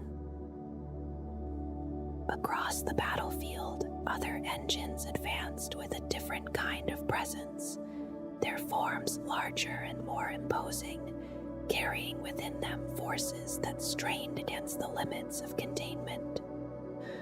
The Defilers moved with a grinding inevitability, their many limbs reshaping the ground beneath them, while their weapons unleashed destruction that carried not only physical force, but the influence of bound entities that altered reality itself. Even when these machines were brought low, their end was rarely quiet, as the energies within them burst outward, distorting everything nearby before fading back into the unseen realm from which they had come. Their construction was never simple, for it required delicate and dangerous rituals, where even a single misstep could unravel the minds of those attempting to shape them. The Forge Fiends followed with a more direct fury, their forms resembling massive predators, yet driven by something far more deliberate, their attacks fueled by a fire that burned within their core without end. Each strike they delivered carried fragments of that inner blaze, manifesting as projectiles or searing bursts that tore through anything in their path. These entities were not content within their confines, their nature urging them toward greater freedom, yet that very frustration became a tool, as their rage translated into relentless destruction. Through manipulation and careful planning, the Legion ensured that such engines remained bound to their purpose, even as they strained against it. In this way, the battlefield became a place where machine, demon, and will combined, each element reinforcing the others in a cycle that was both controlled and unstable. Ahead of advancing forces, the Mauler Fiends surged forward, their movements swift despite their size, crashing into defenses with a force that shattered both structure and formation, while their weapons adapted to the needs of each engagement. Some tore through armored lines with focused heat, while others lashed out in wide arcs, scattering infantry in moments of chaotic violence. Behind them gathered formations shaped not only by strength, but by the will of those who led them, where covens and cabals of sorcerers worked together to shape outcomes that extended beyond the immediate clash. In these gatherings, the air itself seemed to shift as unseen forces bent and twisted in response to their combined intent. The Sekhmet conclaves moved with heavy precision, their steps measured and unyielding, forming a core around which other elements could gather, while the Zungor warherds surged with a more primal energy, driven by instinct and the promise of reward, their actions loud and immediate compared to the quiet focus of their masters.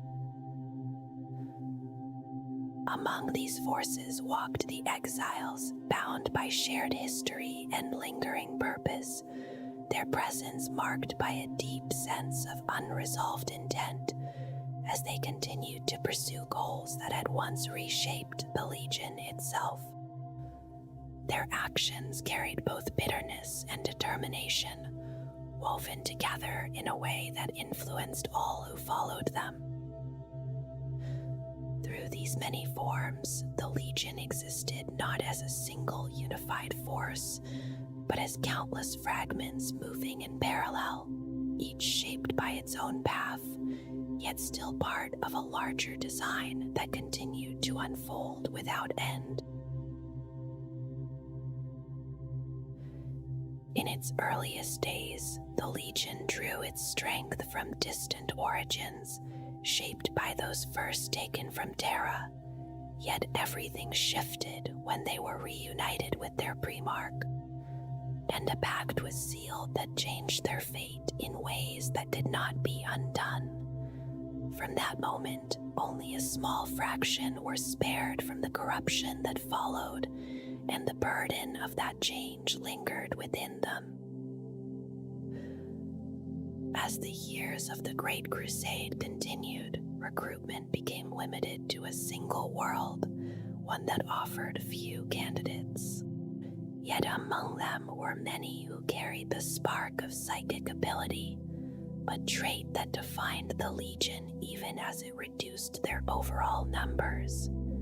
This balance between rarity and power shaped their identity, leaving them fewer in number but distinct in nature. In the time that followed, the method by which they maintained their strength became uncertain. There were moments when something unusual was observed, as fallen warriors seemed to return through rituals that drew upon forces beyond the material world. In these acts, the essence of the dead was brought forth and bound once more to a physical form, whether that form had life or not, before the ritual began. Through such means, the Legion endured, its numbers sustained not through growth in the usual sense, but through a cycle that blurred the line between death and continuation, ensuring that even in their altered state, they would persist. In the long shadow of their history, the Thousand Suns endure as something both remembered and misunderstood, their path shaped not only by the choices they made, but by the forces that moved unseen around them. What began as a legion set apart by knowledge and discipline became, over time, a reflection of the very powers they sought to master, their fate bound tightly to the currents of the warp that had always followed at their side. From the quiet laboratories beneath Terra to the burning ruins of Prospero, their story is marked by moments of brilliance and ruin alike.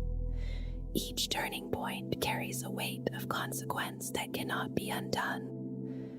The judgment of the Emperor, the wrath of brother legions, and the shifting hand of chaos all left their mark, shaping them into something that no longer fit within the design they had once served. Yet even in their fall, there remains a strange continuity, a purpose that persists beneath the ruin.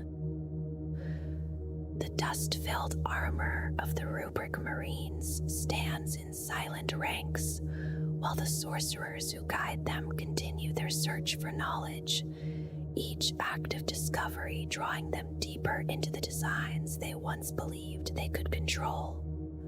In this, they have not abandoned what they were, but carried it forward into a form that reflects the cost of their pursuit. So, the 1,000 suns move on, scattered yet unbroken, their presence felt in hidden places and distant wars, where whispers of forbidden lore and flickers of impossible power mark their passing, whether driven by regret, ambition, or something beyond either.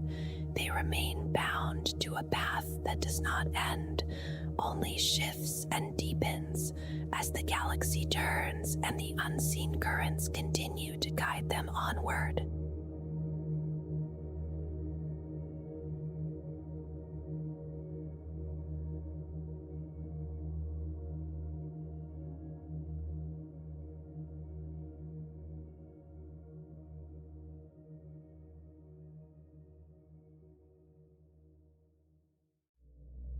For many solar decades during the Great Crusade, the Iron Warriors served as the Imperium's relentless battering ram. Wherever a fortress stood defiant, wherever a citadel seemed impossible to breach, the warriors of the Fourth Legion were sent to break it. Their reputation slowly formed in the long thunder of siege guns and the grinding advance of disciplined ranks, until their name became almost synonymous with the harsh art of siege warfare, whether in assault or defense. Their Primarch, Primarch, was known as a warlord of cold precision. His mind moved like a blade across a battlefield, searching patiently for weakness. Once he found it, he struck without hesitation. Victory mattered above all things, and the price paid in blood was rarely considered too high if the objective was secured. Yet beneath the Legion's record of success, something darker had begun to grow. Slights accumulated, some real and some imagined, and the Iron Warriors increasingly felt apart from the great cause they served. Distrust crept quietly between the Legion and the wider Great Crusade, and in the mind of their withdrawn Primarchs, that bitterness deepened over time. By the moment the treachery of Horus was revealed at Istvan III, the Iron Warriors were already a legion strained by crisis. Their forces were scattered across distant deployments, and the Legion still reeled from the savage suppression carried out upon their own homeworld of Olympia. Even so, they answered the call to bring justice to the traitor. But when Perturabo led the bulk of his legion to Istvan V, the fury of the Iron Warriors turned not upon the traitors, but upon those who had remained loyal to the Emperor. The long corruption within the Legion had finally taken shape, and in the dark years that followed, its consequences would be measured in suffering across countless worlds. The origins of the Fourth Legion stretch back to the closing years of the Unification Wars on Terra.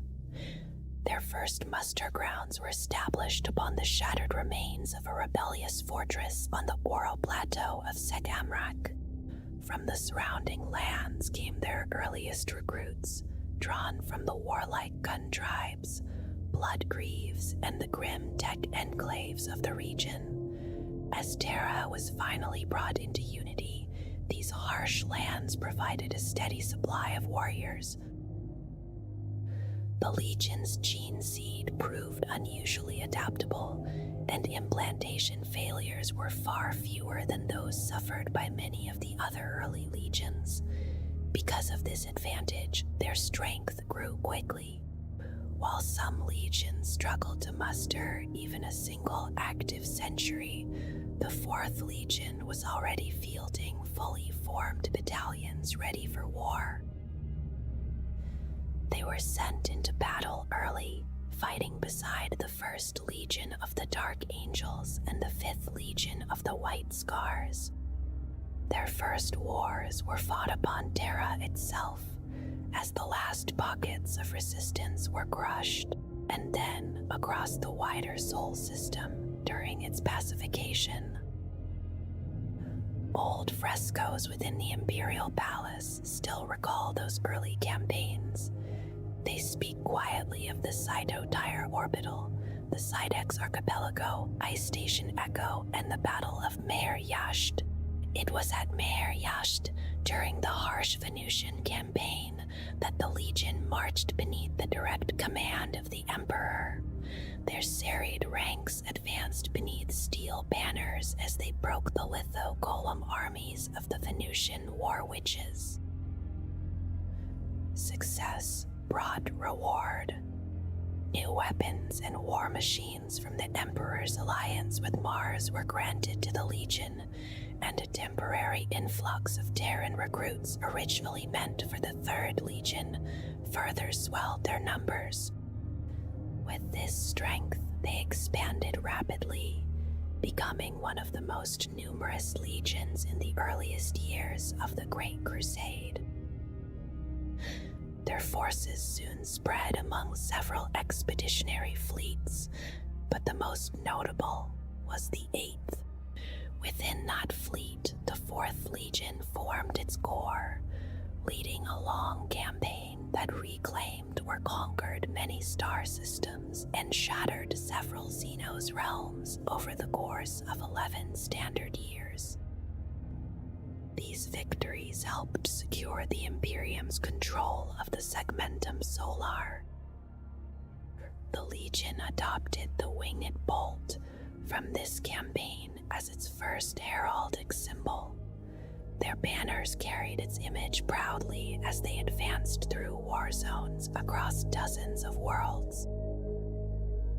Yet even during these early triumphs, the Legion began to grow different from many of its brothers. For many years it fought without the guidance of a Primarch, and its structure remained almost unchanged from the original Terran pattern. Its methods rarely shifted. When obstacles arose, the Legion met them with relentless force rather than clever stratagem or dramatic heroics. Other legions, guided by their Primarchs or shaped by new cultures, developed distinctive ways of war. In comparison, the 4th Legion appeared rigid and unchanging. Some mocked them as mechanistic fighters without imagination. Others, especially within the command structure of the Great Crusade, valued their reliability. Because of this reputation, they were often assigned the most difficult and thankless duties. Long sieges, brutal suppression campaigns, and the defense of worlds too dangerous for mortal garrisons became their responsibility. They followed orders without complaint, even when other legions refused such assignments. Slowly, almost without anyone noticing, the Legion began to change. Its strength in numbers eroded through constant warfare, and its brothers surpassed it in fame and glory. In those years, a subtle divide began to form between the 4th Legion and the rest of the Legiones Astartes. From the beginning, the warriors of the 4th Legion fought with disciplined determination. Their methods were methodical and controlled, reflecting a mind for war that favored preparation and overwhelming force. They possessed strong technical skill and were considered among the more technologically capable legions, though the Iron Hands often surpassed them in this regard. Before each battle, they studied the field carefully. Fire patterns were calculated, artillery positions established, and armored spearheads prepared. Massive bombardments usually preceded their assaults, and their artillery formations grew so extensive that few legions could rival them. Yet once battle began, the legion rarely withdrew. Orders to retreat had to come from the highest command, and even when plans collapsed or casualties mounted beyond expectation, the Iron Warriors pressed forward. Over time, this stubbornness became a point of pride. Victory had to be forced from the enemy, no matter how high the cost. One campaign would come to define this contradiction between careful strategy and relentless stubbornness. It was the brutal liberation of the Forge world of Indelidation, a war that stretched across a harsh span of years in the early centuries of the Great Crusade. The fighting was relentless. Although victory eventually came, the price was staggering. The frontline elements of the 8th Expeditionary Fleet were nearly destroyed during the struggle, and many within the Imperial Court later questioned whether the Legion had pursued victory at far too great a cost. At one critical moment, the Iron Warriors refused to withdraw after their initial assault collapsed beneath a powerful enemy counterattack. Instead, they continued to fight within a plan that had already shattered. Nearly 29,000 legionaries fell in that single engagement before the enemy was finally worn down through sheer attrition.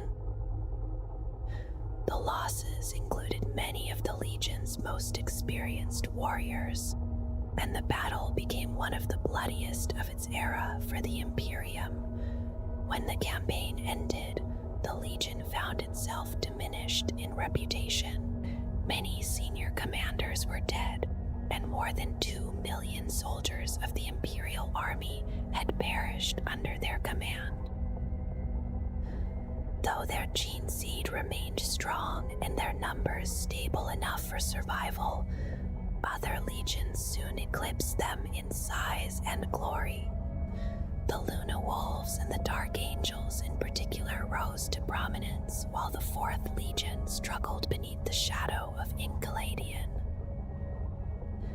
It was to this weary legion, bruised by war and still lacking a guiding Primarch, that their father would finally come.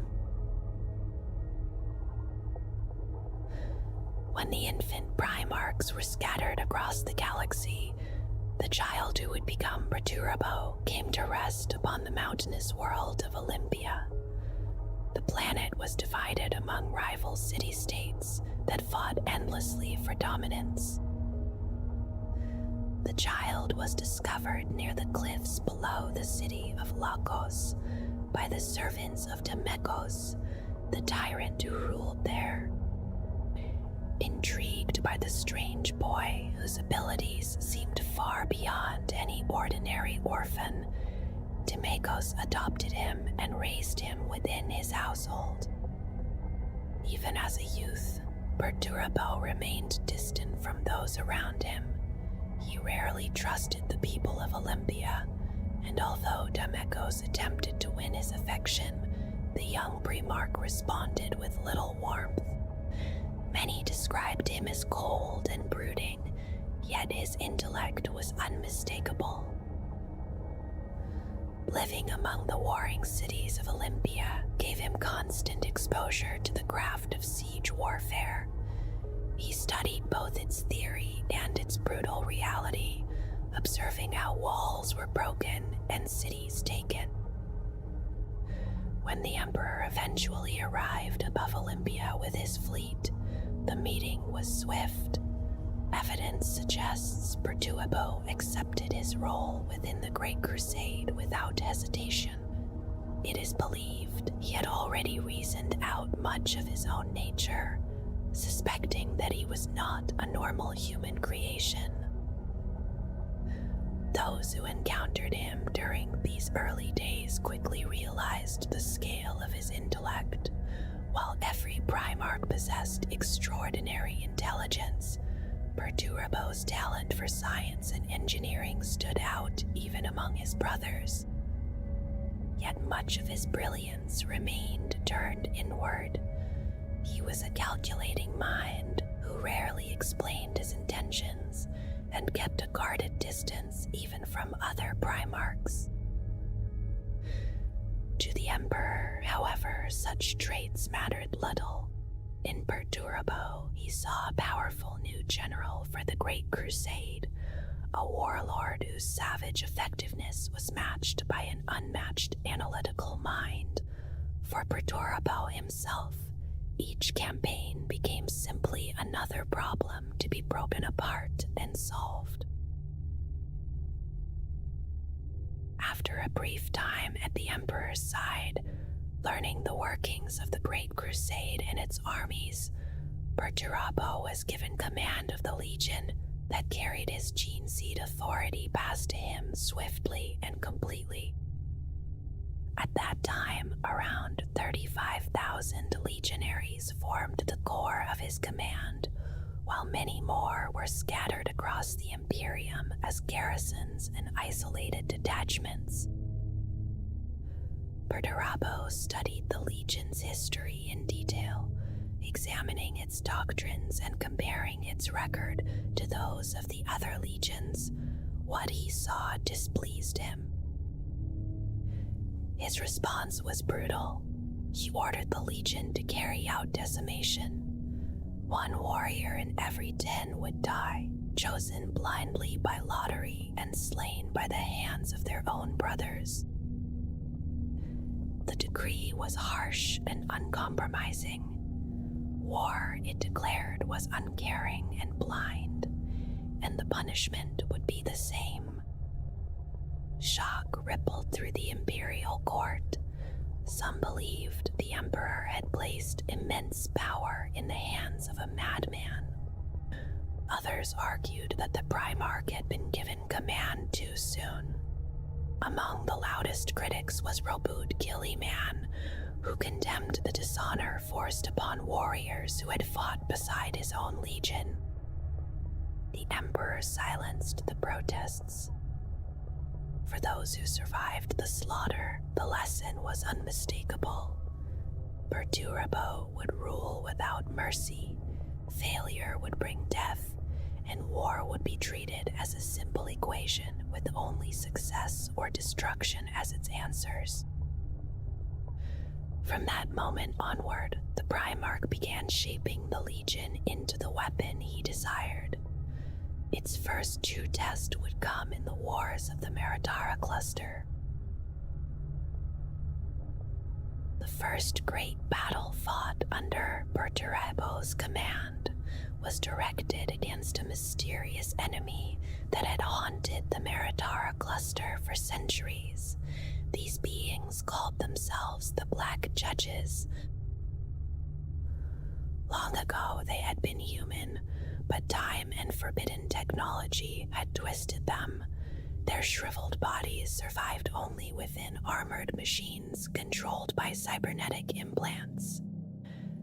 To prolong their unnatural lives, they required the genetic material of living humans, taken through a process that always ended in death. From a barren moon known as the Rock of Judgment, they ruled nearby worlds through terror, demanding tribute of the young and healthy in exchange for protection from Xenos threats. Perturbo's legion descended upon them with fierce determination. The assault began in orbit, where the Iron Warriors smashed through defensive fleets and powerful laser batteries. Ships burned in the void as boarding actions and Melta torpedoes shattered the Black Judge's blockade. Once the path was opened, the Legion forced landings upon the moon. Armored columns surged forward behind the protection of massive artillery. Shells collapsed mountain faces and buried fortifications beneath avalanches of stone and dust. The true struggle began within the obsidian citadels at the heart of the Inside those dark chambers, the Legion fought through waves of defenders and desperate fanatics. Casualties mounted as neutron weapons and heavy chain hammers tore through even Astartes' armor. When the Iron Warriors finally confronted the Black Judges themselves, the battle grew even more savage. Each of the machines carried firepower equal to that of a dreadnought, and hundreds of them advanced through the darkness. For a time, the struggle balanced on the edge of defeat. Legionaries fought from behind piles of their fallen brothers, charging again and again through storms of energy fire to destroy the towering machines. Then Perturabo himself entered the battle. He struck with sudden force, tearing into the ranks of the enemy and shattering their formations. As the Black Judges struggled to respond, heavy weapons units of the Legion moved forward in precise patterns already calculated by their Primarch. These warriors, later known as Havocs, unleashed coordinated barrages that finally broke the enemy. The rule of the Black Judges ended in fire. Their worlds were stripped of resources, their technologies seized, and their secrets shared with the Mechanicum.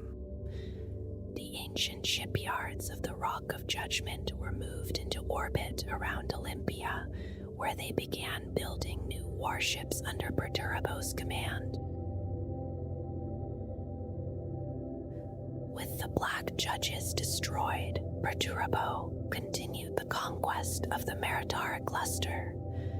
The Xenos Ectosaurids of Farraconia were purged, and the renegade Night Realm of Lyxos was brought under Imperial control. The campaign also ended an ancient conflict that stretched back to the Age of Strife, forcing the rebellious knights to reconcile with the Mechanicum. This victory earned the Legion considerable favor among the Lords of Mars. For the Iron Warriors, however, the campaign was more than conquest. It was a period of harsh transformation. Perturabo tested his Legion constantly, shaping it through trial and ruthless discipline until it reflected his own relentless mindset. When the wars of the cluster ended, the Legion that had once been known as the Fourth was gone in spirit. In its place stood the Iron Warriors. Across Olympia and the newly conquered worlds, massive foundries and orbital shipyards roared to life under Perturabo's direction. Resources were gathered from the conquered systems, and fresh recruits were taken to replenish the Legion's ranks. War reshaped them further. Their willingness to endure terrible losses hardened into something colder. Battle became a calculation to be solved through firepower and endurance.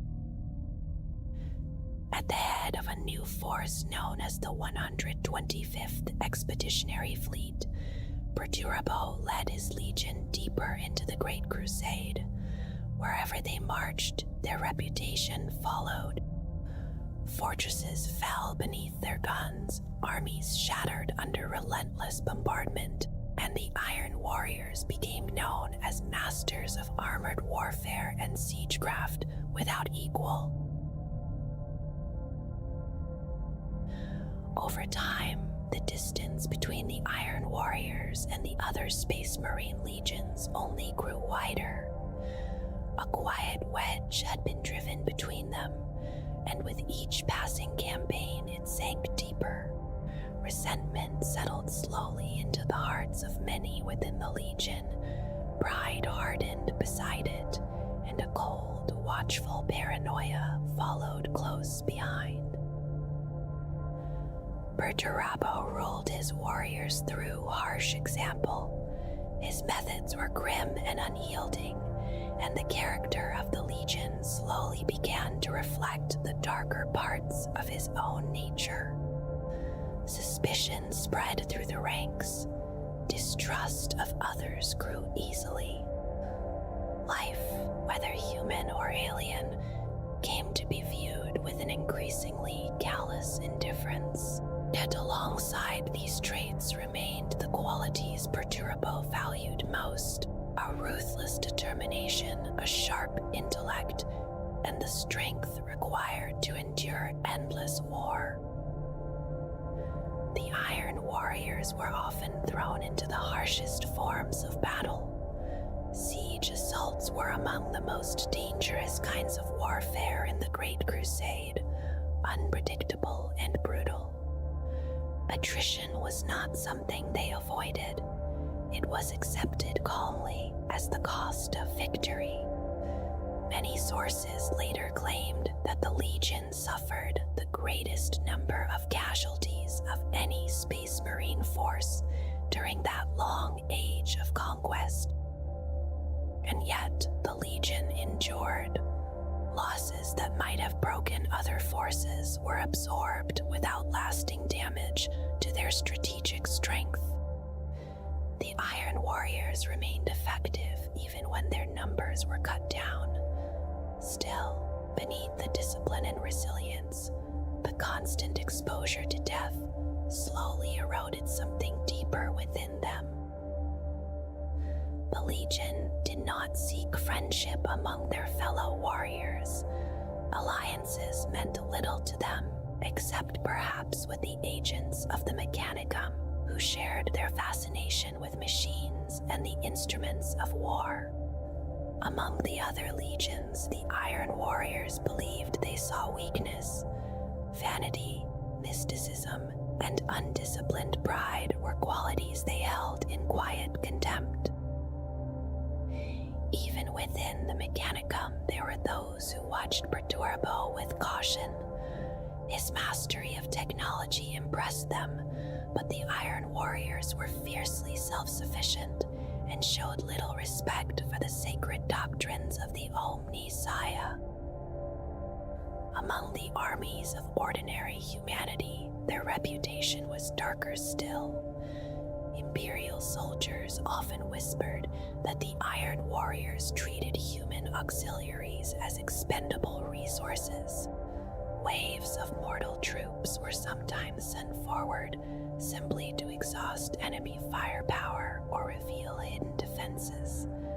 Thousands might die in moments sacrificed to gather information about the strength of a fortress or the range of an enemy battery.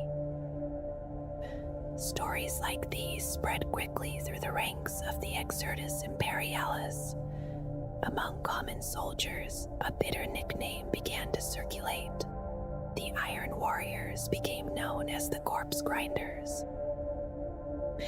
Mutiny occasionally erupted in war zones where Imperial troops served under their command. Such rebellions were crushed swiftly and brutally. Eventually, the War Master Horus issued an order meant to contain the damage to morale. From that point forward, many of the human forces assigned to the Iron Warriors were drawn from indentured criminals or enslaved populations who had resisted imperial rule.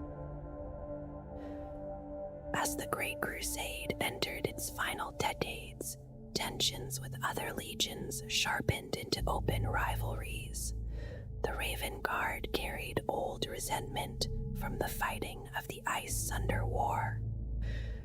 And between the Iron Warriors and the Imperial Fists, there grew a particularly bitter hostility. Even when they fought alongside their brothers, recognition rarely followed. During the war against the Orc warlord Mashog, Perturbo devised the plan that finally broke the enemy's orbital defenses. Yet in the chronicles of other legions, he appeared only as an unnamed ally, a comrade without identity. Such slights accumulated quietly. The wound deepened further when Horus was appointed War Master and the structure of the Great Crusade shifted.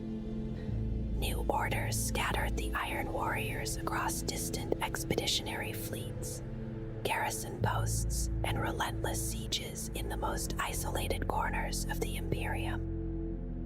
Perturabo's own expeditionary fleet was repeatedly driven into the path of deadly enemies. Reinforcements rarely arrived. Resources had to be taken or built by the Legion itself. Despite growing bitterness, Perturabo obeyed every command. Looking back, some would later believe this was exactly as Horus intended. Across the Imperium, the Iron Warriors established countless fortresses to secure newly conquered worlds. Often, only a handful of warriors were left behind to hold them. On the world of Telgus II, a single squad of 10 Iron Warriors was stationed among a restless population of millions. Other Primarchs refused to divide their legions so thinly. Perturabo did not refuse. Each order was carried out with iron discipline, even as resentment slowly gathered within him. The legion that had once been a hammer of conquest was becoming something else, a scattered garrison force spread across the Imperium, called upon for every siege, every fortress, every grinding war of attrition. And beneath the weight of those endless demands, a quiet bitterness began to grow. The fall of the Iron Warriors is often spoken of in uncertain terms. Even among those who study the long history of the Horus Heresy, their path into betrayal remains difficult to trace with certainty. For a long time, the Legion appeared faultlessly loyal. They did not slowly drift away from the Imperium. To outside observers, it seemed as though something within them simply shattered. Many believe the cause was not corruption from the warp, but exhaustion. The Iron Warriors endured terrible wars throughout the Great Crusade, siege after siege, campaign after campaign, each victory purchased with heavy losses. Yet the Legion rarely received praise or gratitude for its sacrifices. Under such conditions, resentment began to grow. Suspicion followed soon after, along with a deepening bitterness within Perturabo and his sons. Some scholars believe that the endless violence slowly damaged the Legion's spirit, leaving them hardened but also hollow. Notably, there is little evidence that the ruinous powers influenced them during these early years. Their fall does not appear to have begun with dark rituals or secret pacts. Instead, it seems to have grown from something more human. Others have offered a different explanation. They claim the Iron Warriors were undone by arrogance. A savage pride may have grown within the Legion, fed by jealousy and anger at the recognition granted to others. Another interpretation suggests something simpler still. Some believe the Iron Warriors never truly believed in the cause of the Great Crusade at all. They fought because they had been created to fight. They served because that was their purpose. In such a view, the Legion saw itself not as defenders of a great vision, but as weapons, machines built for destruction. Without faith in the ideals behind their wars, they relied only on logic and ruthless efficiency. These qualities made them formidable soldiers, but they offered little defense against fear, doubt, and despair. For Perturabo, the burden of command may have become unbearable. The title of Primarch promised glory and meaning, yet for him it may have come to represent nothing more than endless slaughter. Victory after victory brought no satisfaction. Each conquest felt empty, each triumph hollow. And over time, that emptiness began to consume the Legion from within. As the Great Crusade neared its final years, pressure upon Perturbo grew heavier with every campaign. The Lord of Iron had long carried resentment within him, and in those days the embers of that bitterness began to flare into something far more dangerous. Some later believed that Horus himself encouraged this change. The War Master may have shaped events carefully, placing the Iron Warriors in situations that would push their Primarch closer to breaking. The moment that struck deepest came from Perturbo's own home. Olympia, the world where he had been discovered, erupted into rebellion. The long-lived tyrant of Lagos had died, and the political order he maintained collapsed almost immediately. Rival factions struggled for power, and the tensions that had simmered for years exploded into violence. Many on Olympia had grown resentful of imperial rule, especially after generations of their strongest youths had been taken away to serve in the Iron Warriors Legion. At the time, the Legion was already engaged in a brutal campaign against the alien Rude on the world of Gugan. Fighting the Harud was never easy. Their strange presence warped time and space, and battles against them were known to cost both lives and sanity. While still locked in that struggle, Perturbo received the news that Olympia had risen against the Imperium. It was Horus who delivered the message. The revelation struck deeply. Perturbo had spent years proving his loyalty and his worth. The thought that his own homeworld could fall into rebellion under his watch was unbearable. Horus urged him to return to Olympia and confront the uprising. As a gift, he presented Perturbo with a mighty weapon, the hammer known as Forgebreaker. When the Iron Warriors returned to Olympia, the Primarch's anger finally erupted. The suppression of the rebellion became an act of terrible vengeance. Cities burned, entire populations were slaughtered. The Iron Warriors showed no mercy, for they had long grown accustomed to granting none. The streets of Olympia ran with blood as the rebellion was crushed with overwhelming force.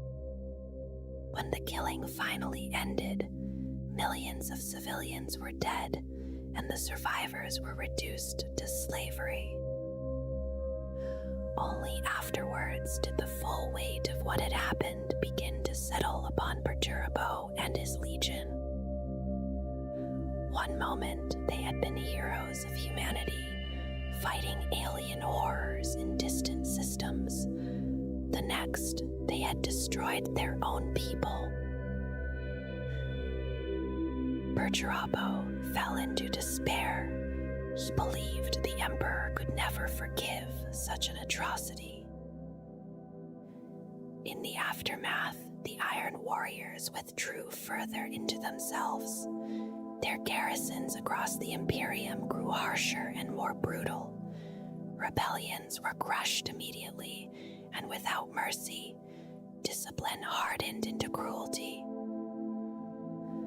Then came further terrible news. Horus had bombed his own loyalist followers on the world of Istvan III. Space Marines had turned their weapons upon other Space Marines. The shock of such betrayal spread through the Imperium like a storm. Soon, more revelations followed. Legions were declaring allegiance to Horus, old brotherhoods shattered overnight. The Iron Warriors were ordered to join a loyalist task force assembling in the Istvan system to crush the rebellion. History now looks back on that moment with grim certainty. The bitterness already festering within Perdurabo, combined with the guilt of Olympia and the old hatred of the Imperial Fists, pushed the Legion toward its final choice. At the drop site massacre on Istvan 5, the Iron Warriors revealed their allegiance. They turned their guns upon their own allies. From that day onward, the Imperium would remember them by another name: the Betrayers of Istvan.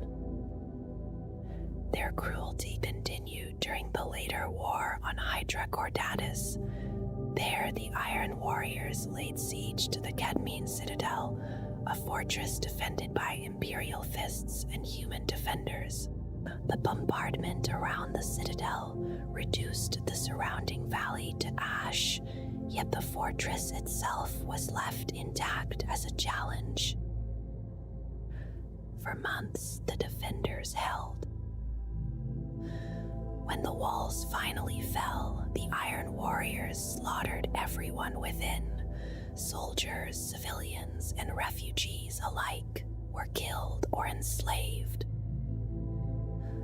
Hydra Cordatus itself was reduced to a barren desert as the Legion moved on to its next war. When Onsu returned to the Iron Warriors' grim world of Medringard within the Eye of Terror, he delivered the stolen gene seed to Abaddon the Despoiler as duty demanded, yet he quietly held back a small portion for himself. In the depths of his fortress of Kalan Kol, he began a dark experiment, shaping a strange creation that blended technology and forbidden arts. The result was a grotesque system called the Demonkulaba, built to swell the ranks of the Iron Warriors. Within the fortress, enslaved women altered by foul craft were used as living vessels. Inside those warped wombs, adolescent boys were sealed and forced through a terrible transformation. Some emerged as twisted beings known as the Unfleshed, malformed creatures cast out into the wastelands of Midrengard. Others rose from the process as chaos-corrupted Astartes, ready to serve the Iron Warriors. Ansau kept this prize for himself and refused to share the stolen gene seed with rival commanders. Soon his ambition drew the attention of other warsmiths. Lord Doramino and the dreadnought Berossus rose against him, and Midrengard was pulled into a brutal civil war. Far away, Captain Uriel Ventress of the Ultramarines had already been cast out from his chapter for breaking the Codex Astartes. Together with his friend Basanius Lasane, he had sworn a death oath to Marnus Calgar. Their path carried them aboard the ancient demon engine Omphalos Demonium and into the Eye of Terror itself, where they were charged with a near-impossible task. They were to find the Demonkulaba and destroy it. When they reached Midrengard, Kalan Kol was already under siege. Doramino and Berossus battered at the fortress while the Iron Warriors fought among themselves. Ventress and his allies infiltrated the citadel with the help of the renegade Raven Guard, Arderic Fons, and a band of other renegade space marines, yet their attempt soon failed. They were captured by Hansu's demon-possessed bodyguard, Onyx, and brought before the savage morticians of the Dark Mechanicus. There, the cruelty of the place revealed itself. Uriel Ventress was sealed alive within one of the homunculi wombs. Basanius suffered as well, for the morticians cut away his arm of living metal, a limb fashioned from the strange necrodermis used by the Necrons. That living metal was grafted onto Hansu himself. Even in that nightmare, events turned. Ventress fought free from the corrupted womb and escaped through a sewage passage with a handful of survivors. Basanius carried the fury of his mutilation with him as they fled into the depths. Meanwhile, the siege reached its peak. Parasus forced his way into Kalan Gol and faced Hansu in a massive duel. The struggle was savage, yet with the aid of his demon-bound guardian, Hansu finally triumphed. Parasus fell, and his warriors quickly bent the knee to the victor, turning their strength against Dormino. While the fortress burned with battle, Ventress returned once more, leading a band of the exiled unfleshed. Together they struck at the heart of the fortress and destroyed the homunculi. In the chaos, they also freed the Heart of Blood, a powerful avatar of the blood god that had been bound for 10,000 years to sustain a psychic barrier around Kalan Gol. Once freed, the barrier shattered. Dormino could finally unleash psychic attacks against the Citadel, and the battle became a storm of violence and confusion. During the fighting, Hansu cornered Ventress and Basanius inside the Citadel. The moment of vengeance seemed close, but the unfleshed appeared from the shadows and fell upon the Iron Warriors, tearing them apart with savage fury. Ventress pursued the fleeing warsmith through the chaos of battle and finally caught him. With a single shot from his bolter, he struck Hansu in the head. The Ultramarines had fulfilled their death oath. They departed the Eye of Terror and returned to Maghreg, believing the matter ended. Yet on Medrengard, the story did not end. By some dark miracle, Hanso survived the wound. Broken and wounded, he discovered the Heart of Blood, exhausted after its own battle with a rival daemon. When Dormino's forces pressed the attack, Hanso unleashed the demon's terrible power. The slaughter that followed was immense. Cities burned, souls were torn loose, and the black sun of Medrengard seemed to feast upon the dead sky above the ruined citadel. Though Hanso emerged victorious from the civil war among the Iron Warriors, the triumph brought little comfort. His armies had been shattered by the fighting, and the destruction of the homunculi robbed him of the means to rebuild them easily. Yet the warsmith endured, gathering strength from those who still walked the dark paths of rebellion. Renegades drifted toward him across the void. Among them came the infamous Arderic Vons and the warrior Caderis Grendel. There was also a disturbing figure called the Newborn, a genetic clone of Uriel Ventress created by the homunculi before its destruction. With such allies, Hansu slowly began to rebuild. Still, the memory of Kalan Gol burned within him. His defeat at the hands of Ventress gnawed at his thoughts. Vengeance became the quiet purpose guiding his every plan. His answer came in the skies above the world of Tarsus Ultra. Hansu led a brutal strike against Defense Platform Ultra 9, an Imperial station that orbited the planet. The station's defenders were slaughtered and its weapons seized. From the platform's launch base came a series of torpedo salvos that plunged toward the world below. One after another, they descended through the sky. At a precise altitude, each missile burst open, spreading a viral payload into the upper air. The virus was called the Heraclitus strain, drawn from ancient research once intended to enrich crops on agro-worlds. But on Tarsus Ultra, it meant something far different. The planet still bore the scars of a past Tyranid invasion. Across the continents, vast forests of alien growth remained, towering spires of strange vegetation that devoured soil and spread by drifting spores. The moment the Heraclitus virus touched that alien life, the reaction was catastrophic. The monstrous plants surged into furious growth. In seconds, the landscape transformed as poisonous jungles spread across the land. The ground was drained of nutrients while tremendous heat poured into the atmosphere.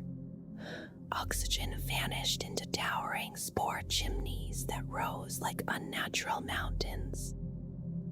The death of the world came slowly but completely.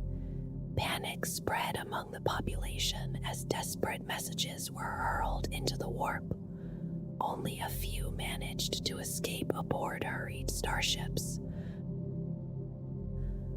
Weeks passed, and the atmosphere itself was stripped away by the unstoppable alien biology.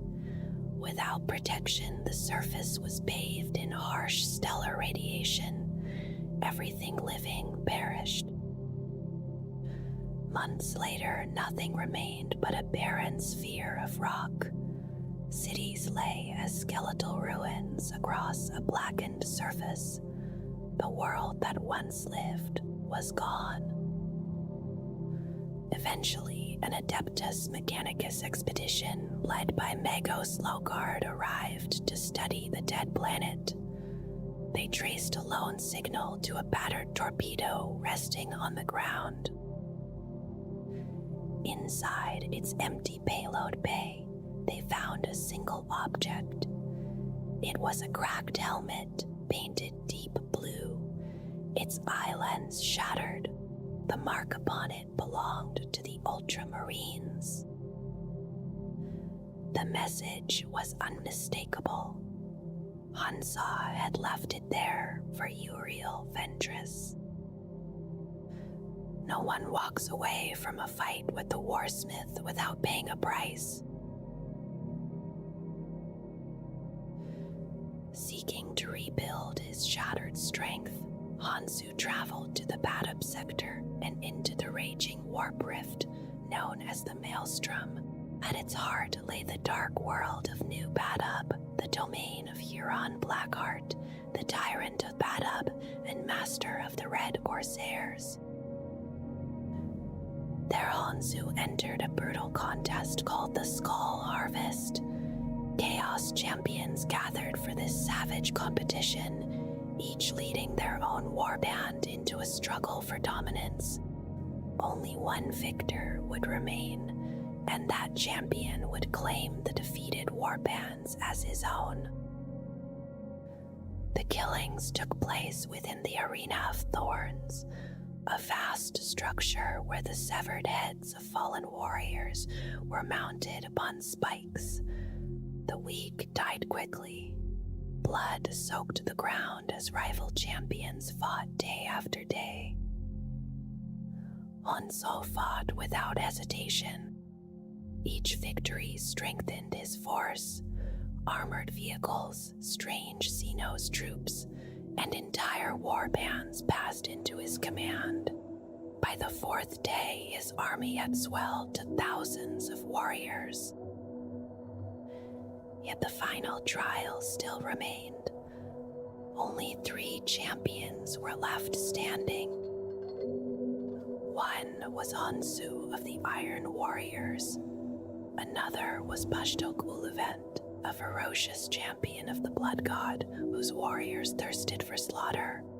The third was Notha Itasai, servant of the pleasure god and master of a large warband of his own.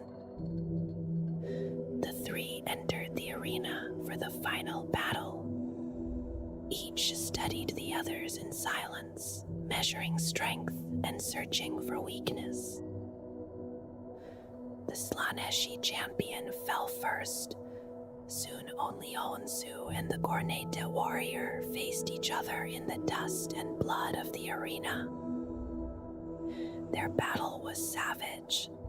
Ulovan's fury nearly overwhelmed the warsmith, but Onsu managed to break the champion's weapon and free the arm of living metal he carried.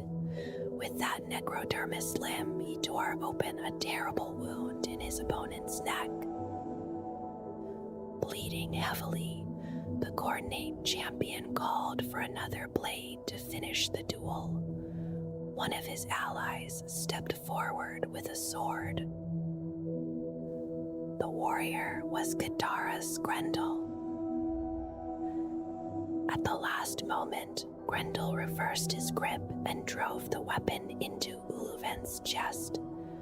As the Gornate champion staggered in shock, Hansu brought down his axe and split the warrior from shoulder to hip.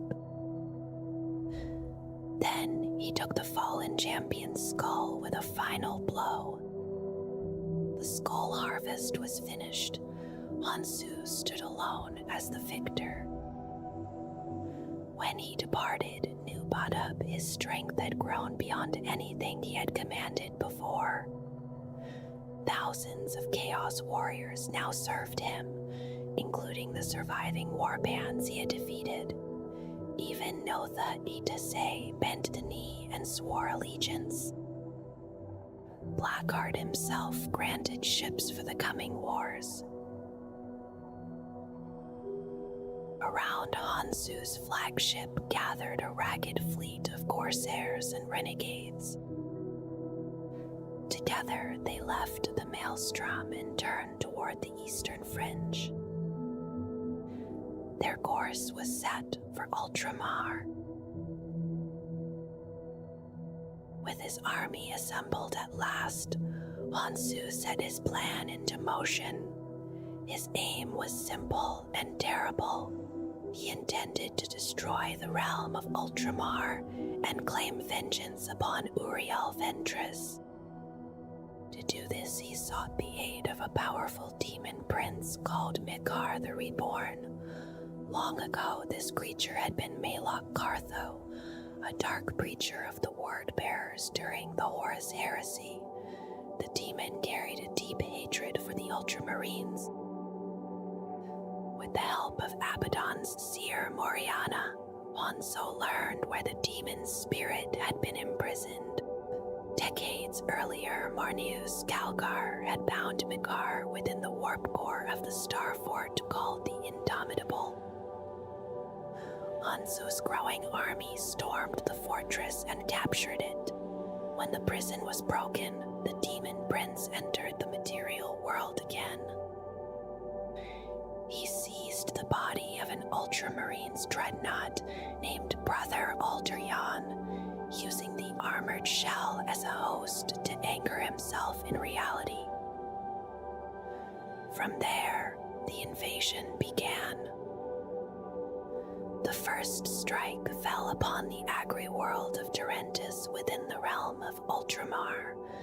Makar bound the captured star fort to a warp gate and unleashed vast numbers of demons upon the planet's cities. The slaughter was absolute. When the Ultramarines answered the attack, Hansu prepared a trap in the capital city of Axum.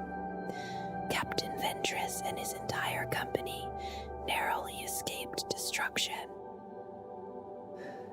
The war then spread to the ocean world of Talasar. During the campaign, Mikar forced his way into shared command of the invading army. The demon named their forces the Bloodborne, a title Hansu deeply resented.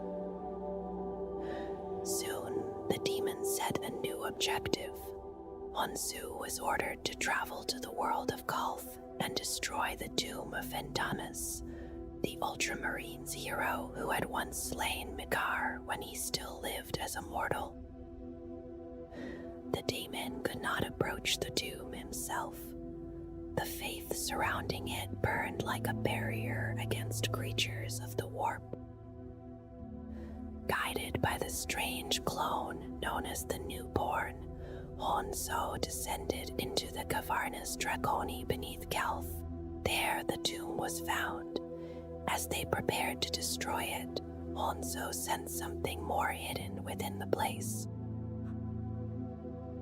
Buried with the ancient Ultramarines captain was a simple combat knife known as the Shard of Erebus. The blade carried the weight of centuries of devotion and faith. Honsu quickly realized it could wound the Daemon Prince. Before he could act, Captain Ventress and his warriors arrived.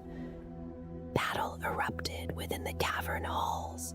The Newborn fought Ventress and fell beneath the Ultramarines' captain's blade. The Iron Warriors were soon overwhelmed. Strange figures appeared in the battle, the ghostly forms of Captain Ventanus and his warriors rising from the tomb. With defeat closing in, Honsu triggered the explosives he had placed to destroy the tomb. The cavern collapsed in a thunder of stone. Ventress and most of his men survived the burial, but when the dust settled, Honsu's body was nowhere to be found. The drilling machine used by the Iron Warriors had vanished as well. It seemed the warsmith had escaped once again. Later, the Demon Prince Mikar faced Marnius Calgar on Talassar. There, the blade called the Shard of Erebos struck him once more, and the demon's essence was finally destroyed.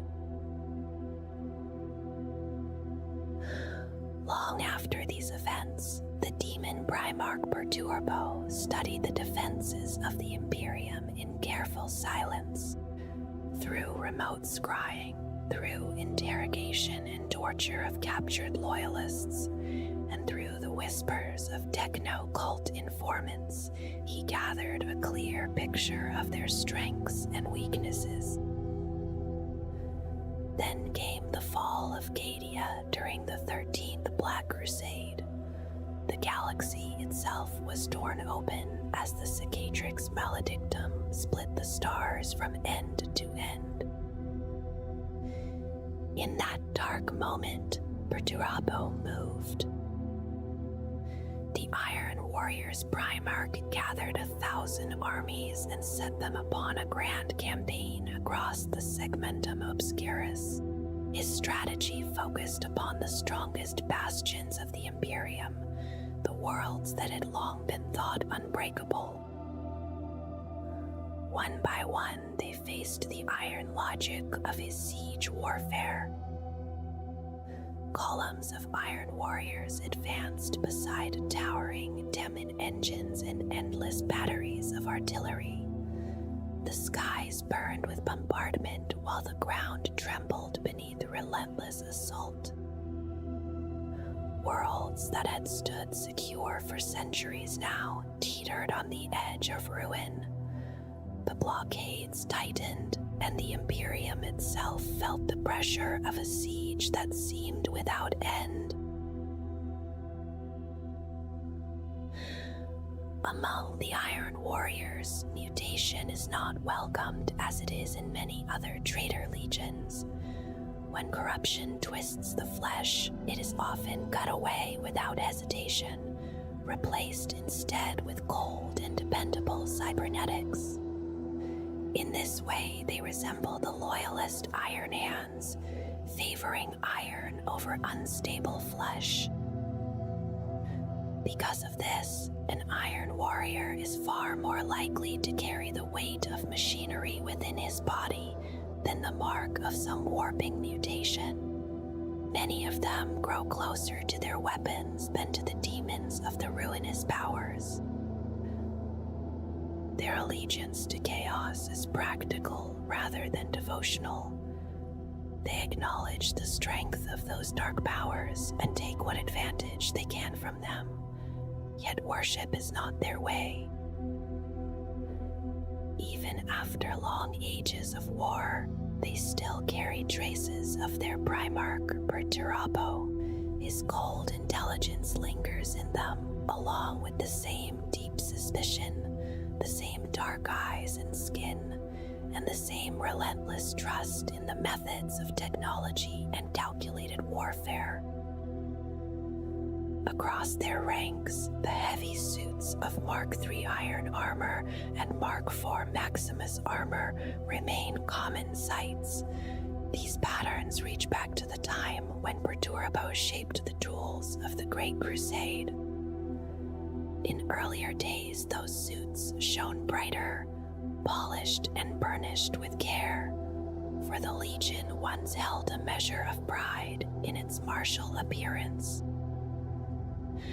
Now the armor remains thick and uncompromising, built with large, rigid casings that trade a little movement for strength and endurance. Such design suits their nature well, for the Iron Warriors wage wars of grinding attrition, where endurance matters far more than speed.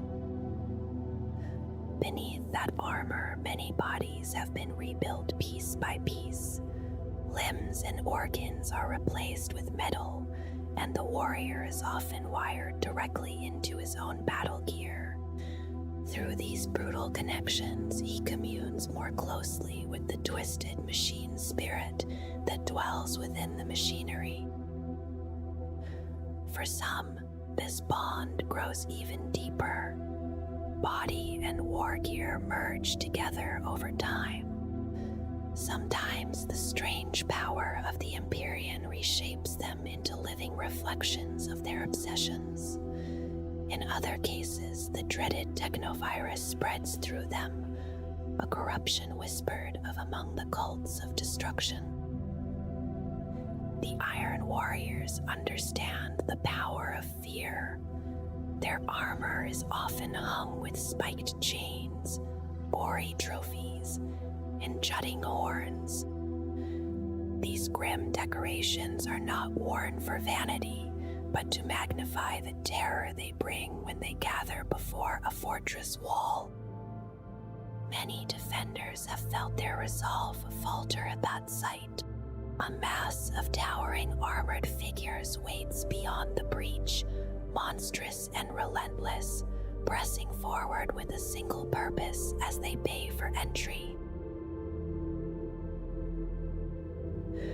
Before the Horus Heresy, the warriors of the Legion wore armor of bright silver trimmed in gold. Time has changed little in the basic design, though the long ages since have brought darker symbols upon it. The most infamous of these is the Star of Chaos, now woven into their iconography. In the present age, their armor is usually a deep metallic tone, plain and severe. Across its surfaces appear the familiar black and yellow industrial markings that resemble construction chevrons.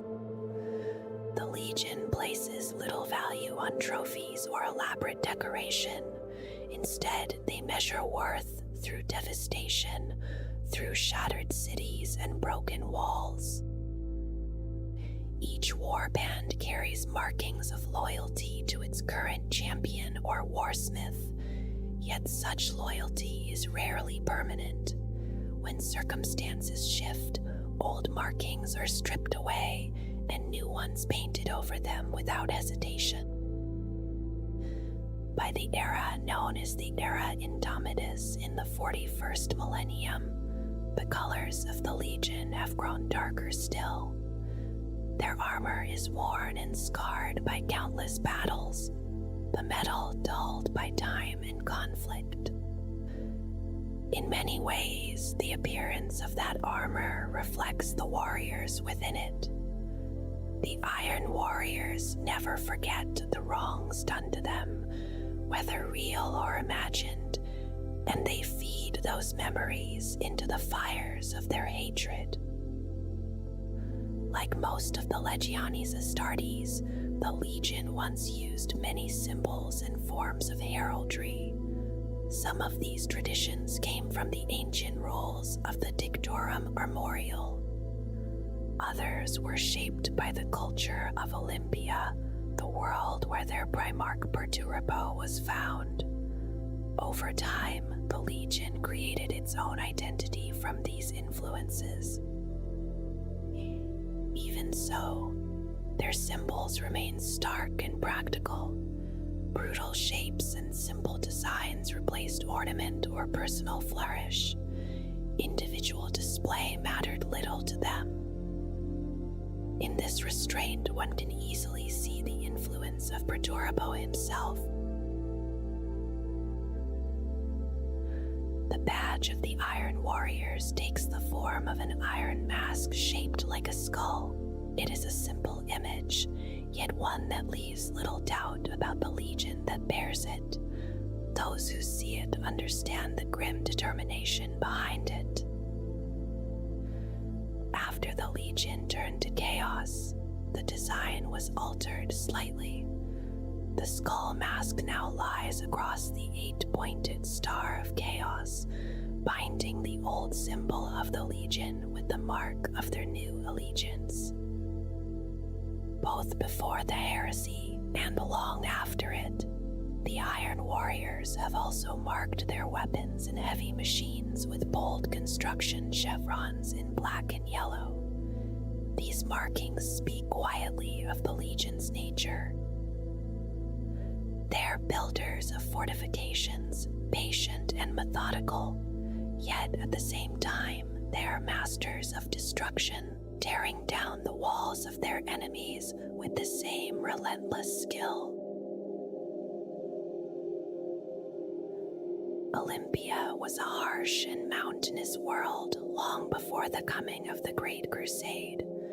Its people lived scattered among many separate city-states, each one holding its own walls and its own territory among the high ridges and valleys.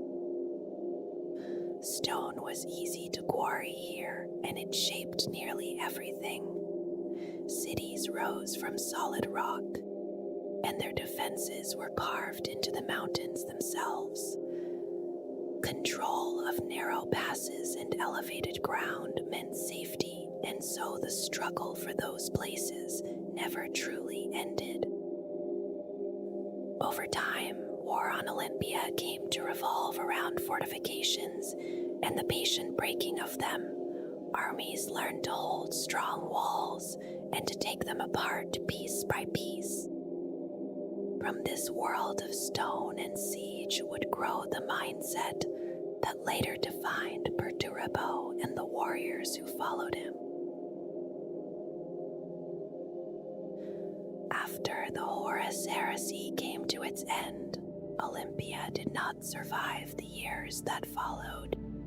The Iron Warriors who once guarded the world destroyed it, and like the other traitor legions, they claimed a new domain deep within the shifting realms of the Eye of Terror. Little is truly known about the worlds that exist there. The lands shaped by chaos seldom remain the same for long. The Iron Warriors made their home on a world called Medrengard. It is often imagined beneath a black sun and a pale white sky, its entire surface transformed into a fortress so immense that no trace of its earlier form can be seen. Towers rise like mountains of iron and stone, while deep dungeons plunge downward through the planet's core. Here, countless slaves labor without rest, building and rebuilding the endless stronghold in the name of Perturbo. The highest towers hold great chaos warships tethered to their spires, and within those towering bastions dwell the Iron Warriors themselves. Freed from the ordinary limits of physical law, the battlements climb upward in spiraling heights that stretch for many kilometers. Spiked oubliettes and winding dungeons descend into the depths, while bastions spread across the surface like strange iron growths. Medrengard is a maze of impossible architecture, a vision of iron and stone where stairs twist at sharp angles and towering pinnacles seem to plunge downward without end. This immense fortress world belongs to Perturabo. Reborn by the ruinous powers as a daemon prince, he now exists as a being of terrible strength. In his hands rests the warp-charged hammer known as Forgebreaker, a weapon said to shatter fortress walls with a single blow. Across the centuries, many Iron Warriors warbands have used Medrengard as their base, quietly shaping plans meant to crush their enemies, most of all the Imperial Fists. Now those plans move toward their moment, as Abaddon the Despoiler throws open the gates of the Eye of Terror and leads the hosts of chaos beyond the burning remains of Cadia. Perturabo and his legion march once again to war, determined to bring such destruction upon the Imperium that no stone will remain standing upon another. Before the moment of battle, the Iron Warriors begin with a steady chant. The words rise in a flat, measured rhythm. Iron within, iron without. The voices repeat the phrase again and again, calm and unbroken, as the Legion prepares for combat operations. The sound carries through ranks of warriors and machines, spreading slowly across the gathered forces. At times, the chant becomes a call and response. One voice speaks the words, "Iron within," and another answers quietly, "Iron without." In the confusion of battle, this exchange serves a simple purpose. It allows Iron Warriors to recognize one another when sight is uncertain, especially in narrow tunnels or when fighting alongside other forces of chaos. Yet the chant is not only a signal between allies, it moves through the Legion like a steady drumbeat, drawing the warriors together and hardening their resolve. Chaos Space Marines take up the words, Traitor Guardsmen repeat them, Chaos Cultists echo the same monotone rhythm, and even the crews of Traitor Titans join the sound. For those who hear it from the other side of the battlefield, the chant becomes something else entirely, a cold, relentless murmur that spreads across the field of war, meant to unsettle the enemy while the Iron Warriors advance. Among the Iron Warriors, the Gene Seed has long carried certain marks upon those who bear it. Since their fall to chaos, the warriors of this legion have endured many mutations, the slow and warping touch of the warp shaping their bodies in uneven ways. When such changes grow too severe, it is common for them to cut away the corrupted flesh and replace it with cold cybernetic limbs, iron standing where living tissue once was. The gene seed itself carries a particular character. Those who rise from it often possess sharp minds and a natural talent for solving problems, able to think through complex challenges with unusual clarity. Yet alongside that intelligence, there lingers another trait, a deep-rooted heightened suspicion and a quiet but persistent strain of paranoia that settles into the thoughts of many warriors of the Fourth Legion. In the long centuries since their rebellion, the Legion has faced another difficulty. Their own gene seed has grown too corrupted by long exposure to the warp, and it can no longer reliably create new warriors from human stock. Because of this, the Iron Warriors sometimes take the gene seed of Loyalist Astartes whenever the chance appears. They do so reluctantly, with little pride in the act, but they understand that without it their legion would slowly fade. Those who are created in this way are never fully accepted. A warrior born from gene seed not belonging to the Iron Warriors is known among them as a half-breed. Such warriors fight beside their brothers, yet they are often treated with quiet resentment. The ancient veterans of the Legion, those who once marched beside Perturbo during the Horus Heresy, rarely consider these newcomers to be true Iron Warriors. Advancement for such a warrior is possible, though the path is harsh. Distrust follows them constantly, and the weight of scorn rests in the eyes of many of their supposed battle brothers. Still, there have been rare exceptions. One such figure was the warsmith Hanzo. Though born of half-breed stock, his lineage carried the gene seed of the Legion's ancient enemies, the Imperial Fists. In spite of that stain, Hanzo rose through strength, cunning, and relentless will, until he stood among the greatest Chaos Lords the Iron Warriors had produced. The Iron Warriors carry a long and bitter memory of the Great Crusade. In their minds, they were the ones sent into the harshest wars, the bloodiest sieges, and the most brutal campaigns.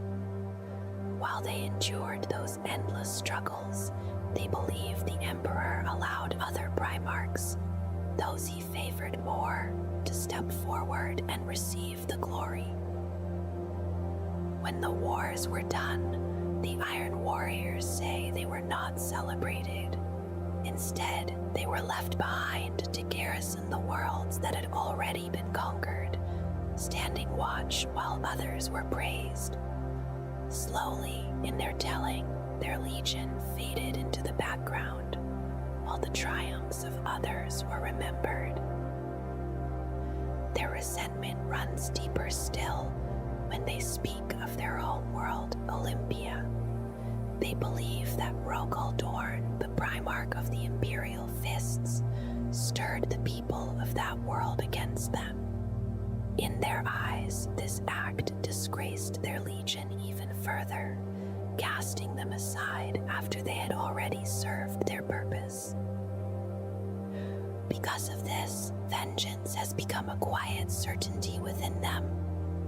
The Emperor and Rogel Dorn both stand as targets of that anger, remembered not with rage alone, but with a cold determination that has never faded. The Iron Warriors often see themselves in a different image now. They think of the ancient titans of old Terran legend, immense figures who stride through the universe unchecked, taking what they wish and answering to no natural law and no law made by man. Though they acknowledge the ruinous powers as a pantheon worthy of honor, devotion is not the center of their faith. Their deepest loyalty remains elsewhere. It rests with Perturbo, the one they believe rescued them from being sacrificed to the lies of what they call the false emperor. Among the relics carried by the Iron Warriors, there are weapons and constructs that feel older than the warriors who wield them, objects shaped by long years of war and darker influences still. One such relic is the Axe of the Four-Master, a massive great axe whose edge is lined with heavy cog-like teeth. It is said that what this weapon creates it may also destroy, a reminder that those who command the demon forges must rule their creations through strength as well as cunning. A strange authority over machines seems to seep from the metal of the axe itself. When the blade strikes with full force, even an adamantium armored tank may collapse into rusted fragments, while alien war engines can shudder apart as if the materials themselves can no longer endure their own form. Elsewhere there drifts the cranium malevolus, an iron-bound skull that was once a simple servo skull taken from the sainted halls of Terra. It began as a trophy, little more than a curiosity, yet under the hands of the Iron Warriors it became something far more disturbing. Now the skull mutters in bursts of the dark tongue, fragments of sound drawn from the strange languages of the soul forges.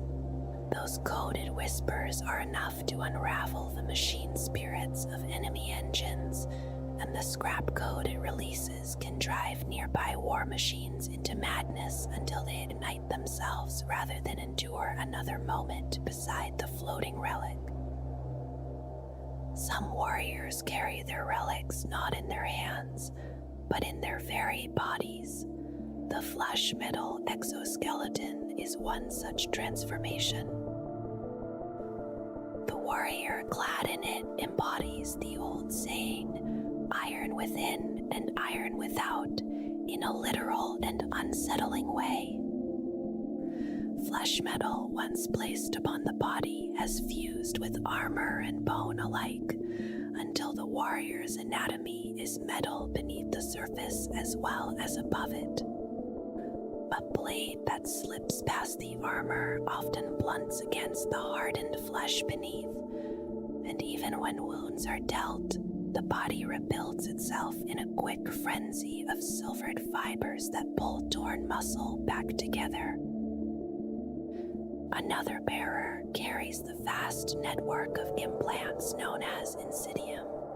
These bionics were first installed to shield the body from the mutating touch of the Immaterium, yet the warp rarely follows such intentions. Flesh and machinery have fused into a warped host of technovirus corruption. The result is a creature where mortal body, demon influence, and machine are bound into one monstrous form.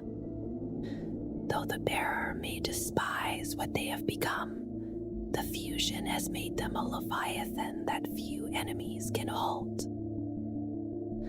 Some relics are less subtle. The nest of mecha serpents forms a tangled mass of mechanical tendrils that coil across a warrior's back. Each piece is in truth a small demon engine, cruel and aware in its own way. When battle draws near and a worthy foe approaches, the tendrils slither outward across the ground. They wind around limbs and throats, tightening until their victim is helpless, leaving the final strike to their master. The Iron Warriors are known above all for the destruction of fortresses, and among those who prefer to walk the battlefield themselves, there is a weapon spoken of with respect. The Siegebreaker mace is built from a great sphere of dense star metal, edged with sigils of shattering Adeptus. It rests upon a pole taken from a captured Adeptus Astartes standard, thick as a warrior's wrist. When swung with enough strength, the mace can smash through solid rockcrete, scattering broken walls into dust and shards so the wielder may stride calmly through what once seemed an unbreakable barrier. Other relics are smaller but no less steeped in hatred. The combi bolter known as Spite Spitter has endured countless years within the warp. Over time, the anger of its many wielders has seeped into the weapon itself. Each round fired carries that bitterness with it, as if every shell leaves the barrel trailing a trace of loathing. With every servant of the corpse emperor that falls, the weapon and the warrior who bears it take another quiet step toward the long war they believe will never end. Some warpsmiths command even stranger tools, the techno-venomous mechatendrils spread from their backs in a writhing cluster, mechanical tentacles that behave with a cruel awareness of their own. Like the mecha-serpents, they are formed from several small demon engines bound together into a single mass of restless machinery. And there is the relic called Warp Breacher. Its frame forms a complex net of mechatendrils ending in a pale claw lined with long ivory teeth. Each narrow incisor is etched with tiny runes written in the dark tongue. With this claw, the bearer may reach into the shifting depths of the Empyrean itself. A wandering demon, drawn close by the violence of the battlefield, can be seized and forced into the body of a nearby vehicle. The machine then growls like a living creature as the imprisoned spirit rages inside it, and the air around that possessed engine trembles with a danger felt by every mortal who stands too near. In the quiet memory of the Legion fleet, certain vessels return again and again, their names drifting through recollection like distant hulls in the void. At the center of many campaigns moved the great battleship Iron Blood, a Gloriana-class vessel first built in the orbital fleet yards above Olympia. From its vast command decks, Perturbo guided the Legion through the long years of the Great Crusade, and later through the darker storms of the Horus Heresy. Around that flagship sailed many other warships whose paths crossed the same wars. The battle barge Deathwind was among them, and the Legate-class battle barge Contrador as well. During the Age of Conquest and Rebellion, the Contrador carried the burden of command for the 4th Legion, and in the opening days of the Horus Heresy, it was present when the guns first roared at the Battle of Fel. Other grand cruisers moved with the Legion's companies. Benthos served as the flagship of the Iron Warriors' 14th Grand Company through both the Great Crusade and the long betrayal that followed. Nearby, in those same years, sailed vessels like Kalipos and Dominator, though their journeys ended violently when the fleets clashed at Fall. Dominator had once helped shatter alien defenses above the world of Calyx, yet even that strength was not enough to survive the opening storm of the heresy. Some ships met stranger fates far from the main fleets. The grand cruiser Grim Paragon remained behind to watch over Olympia itself, keeping silent vigil above the Legion's homeworld. There, it encountered an unknown vessel flying the colors of the Salamander's Legion, and the clash left the cruiser badly scarred. Far away on the feudal world of Prime Gala, another vessel came down from the stars in a far more dramatic fall. The flagship Merciless Spite plunged into the salt-rich waters of the glowing ocean, driven there while under the command of Lord Admiral Vane. The Iron Warriors who survived the crash did not remain powerless for long. In time, they overthrew the Imperial Knights of House Terran, who had settled the world, and the planet's people were brought under their control from one pole to the other. Other cruisers passed briefly through the records of the fleet. Sino was another ship lost in the violence of Fal, while Ferris Malus continued its own service among the Legion's heavy vessels. Then there was Tyche's Lament, a ship of uncertain class but clear purpose. It carried Warsmith Keir Valin and the small garrison of his 77th Grand Battalion during the Great Crusade and the Horus Heresy. When battle came to Paramar, the ship was there as well, fighting through the first great clash above that world. And beyond the moving ships of the fleet stood something far larger and more immovable, the indomitable Aurelius-class star fort, hung in space as a fortress rather than a vessel, a silent bastion among the iron strength of the Iron Warriors. The Iron Warriors begin war in a very deliberate way. Their battles open with long and relentless artillery bombardment, every weapon carefully aimed according to a complex fire plan. Each target is chosen for the greatest possible effect, and when it can be arranged, they call upon the massive engines of Traitor Titan legions to add their weight to the storm of fire. It is a style of war built around heavy guns and armored movement, and it suits them well when cities must be broken or territories pushed open through siege and advance. Wherever they fight, fortifications appear quickly. Trenches, bunkers, and defensive works are used to hold large numbers of enemies with the smallest number of Iron Warriors possible. This careful use of walls and guns keeps most of their warriors fresh, waiting for the moment when a sudden strike will matter most.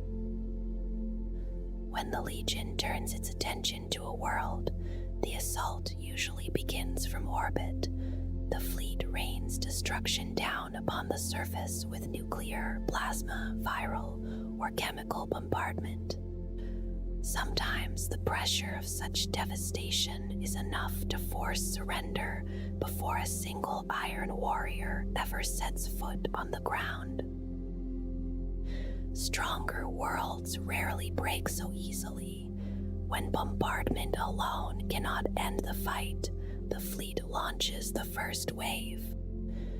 Atmospheric fighters, gunships, and bomber craft descend first, sweeping across landing zones and striking enemy bases and supply lines. Their purpose is simple: to weaken and demoralize the defenders before the Legion commits its soldiers. Occasionally, the hammer must fall more quietly. In those moments, small groups of Iron Warriors slip onto the world in secret.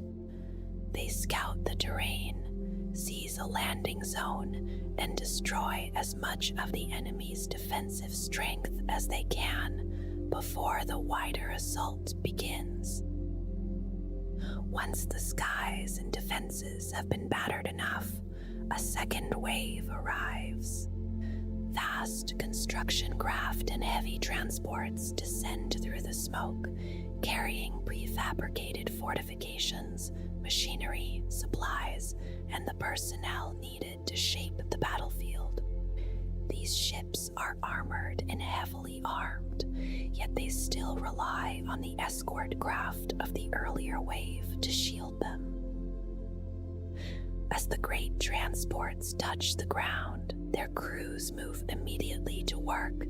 Trenches are dug, bunkers raised, and living quarters prepared while artillery positions take shape across the scarred terrain. The enormous guns brought by artillery ships are dragged into place and prepared for use. Skilled Iron Warriors logisticians oversee every movement, directing the operation with cold precision. By the time the next wave arrives, The landing zone has already become a dense field of fortified positions stocked with weapons and supplies. The third wave finally brings the warriors themselves. Troop transports in orbit-to-ground drop pods descend, delivering several hundred Iron Warriors Chaos Space Marines, along with far larger numbers of lesser troops. Armored vehicles follow them down. Once these soldiers occupy the newly built defenses, their commanders begin the careful work of planning the destruction of whatever resistance remains. The final campaign may last many months or only a few hours, but it unfolds through rapid strikes, armored advances, and measured sieges until every enemy position falls silent. Siege warfare for the Legion follows a pattern that has proven brutally effective. When a breach is opened in the enemy line, it is first tested by veterans who slip inside the gap. Firepower then widens the opening, tearing apart the surrounding defenses until the moment comes for a full assault. At that instant, fast-moving heavy armor surges forward, shifting from relentless bombardment into sudden advance. The breach grows wider and wider until the defenses collapse entirely. When a position must be taken at any cost, the Iron Warriors show a cold ferocity that rivals the fury of the Blood Angels or the World Eaters, yet they unleash it only for the brief moment when victory demands it. In battle, they are skilled with both gun and blade. Bolters and plasma guns roar across the field, while power swords and chainswords finish the work at close range. They trust heavily in their weapons, valuing the tools of destruction far above flesh and blood. Their havocs are particularly feared. These warriors methodically shatter fortifications, blasting apart keystones and buttresses so entire walls collapse under their fire. From a distance, they also pick out officers and commanders, removing them with calm precision as they struggle to rally their forces. Among all Traitor legions, the Iron Warriors are closely linked with the Obliterator cult. They command large numbers of these massive beings, strange combinations of armor, weaponry, and corrupted space marines. The first recorded appearance of Obliterators was among the Iron Warriors themselves. Centuries of siege warfare have also given them an enormous strain of specialized equipment. They possess tunneling machines such as the Termite, the vast Leviathan transport, and Dreadclaw assault craft, adapted for planetary descent. Many pieces of artillery built long ago by the Imperium now serve in their arsenals as well. These machines are used sparingly and guarded carefully by the Legion's first company. They also maintain Corvus assault pods that allow them to make use of supporting Traitor Titans as towering siege platforms. Their partnership with those Titans is so frequent that some Imperial observers believe the two forces are part of a single formation, moving together through war with the same grim purpose. Within the Iron Warriors Legion, the will of Perturabo stood above all else. To him, there was no division between those born on Terra and those from Olympia. Every warrior belonged to the same unforgiving engine of war, and every life was simply another measure of strength to be spent in the long grind of conquest. Before the coming of their Primarch, the Legion had followed rigid traditions formed in the early years of the Great Crusade. Perturabo changed this quickly and with precision. His reforms were not reckless upheaval. Instead, they were deliberate adjustments shaped by what he had learned during his time beside the Emperor on Terra, where he studied the long history of human warfare and absorbed its many strategies and doctrines. From this knowledge, he forged the structure that would define the Iron Warriors. At the heart of that structure stood the formation known as the Grand Battalion. In theory, it resembled the chapters used by other legions, yet it was something far heavier and more complex. Alongside its legionaries marched a vast body of armor, artillery, and logistical support, far greater than most formations of similar size. The strength of these battalions rarely remained fixed. The Iron Warriors suffered severe losses, particularly among new initiates, and so recruitment continued even while wars were being fought. Reinforcements arrived in a constant stream. Some battalions shrank to only a few hundred warriors, while others swelled into enormous hosts numbering in the thousands. When losses became too great, shattered battalions were quietly absorbed into stronger ones. Below this level, the Legion divided itself into many practical layers. Cohorts and grand companies operated as heavily mechanized forces supported by human auxiliaries, mechanicum detachments, and a web of supply and engineering assets. Beneath them marched line companies and armor centuries, each composed of smaller groups of legionaries or columns of armored vehicles moving steadily toward the next siege. Among these formations moved a feared brotherhood known as the Tyranids, the Dominators. These veterans had endured countless brutal sieges and were masters of breaking fortress lines.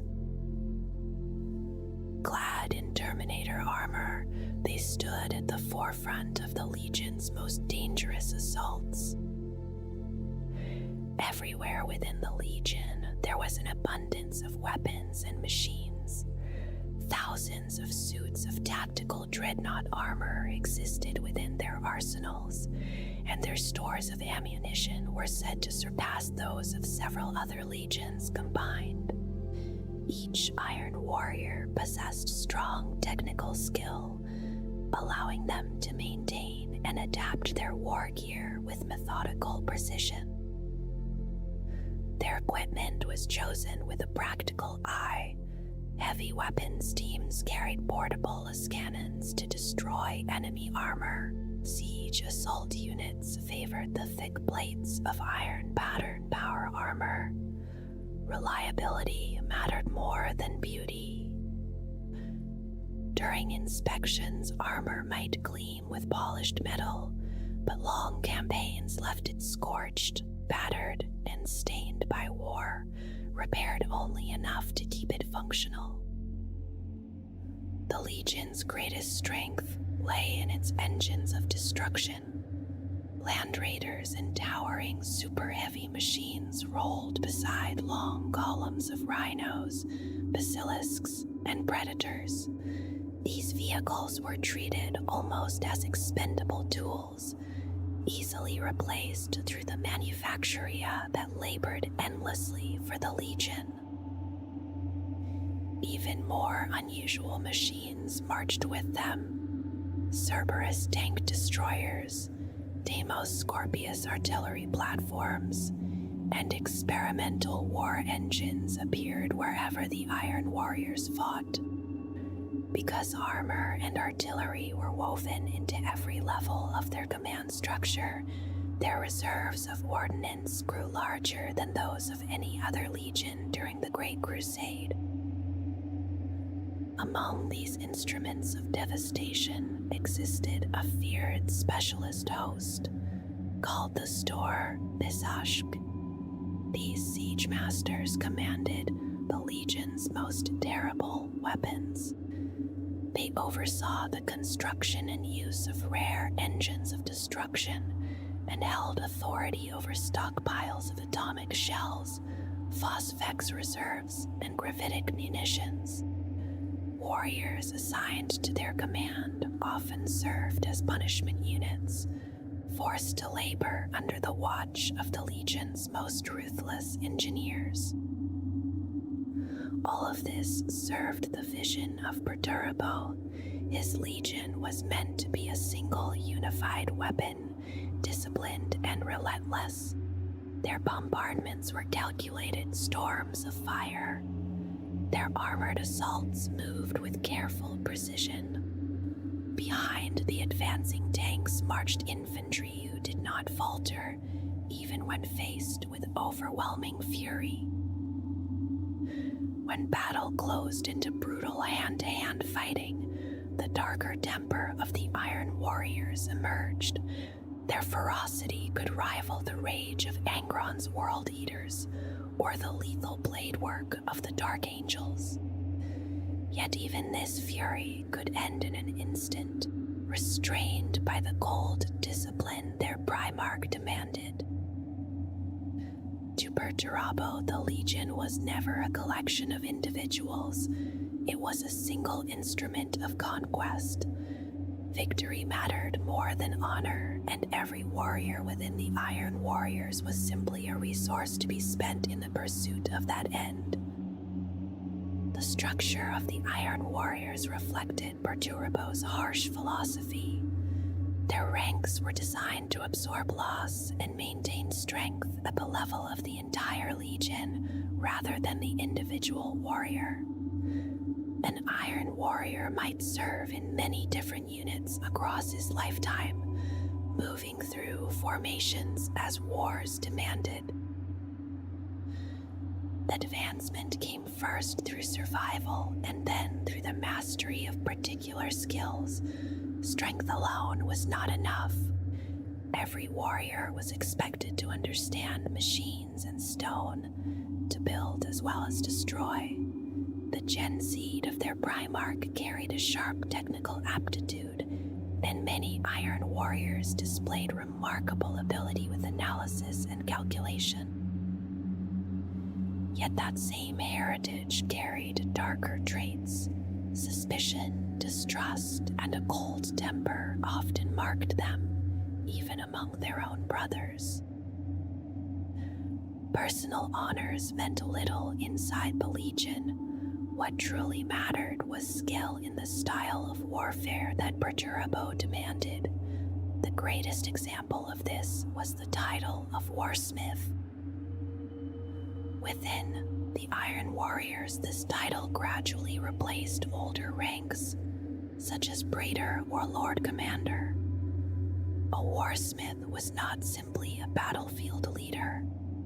He was expected to shape war itself, mastering siegecraft, logistics, and the careful deployment of artillery and armor.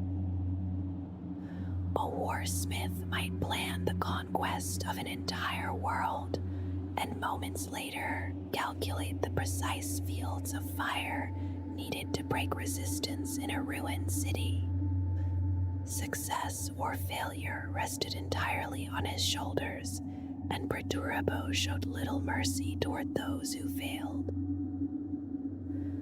Over time, these commanders became grim and independent figures, brilliant and often paranoid. Rivalries grew between them, for their exact hierarchy was never clearly fixed. Most warsmiths commanded grand battalions, forming the backbone of the Legion's strategic command. Others oversaw specialized forces, distant garrisons, or expeditionary fleets scattered across the Imperium.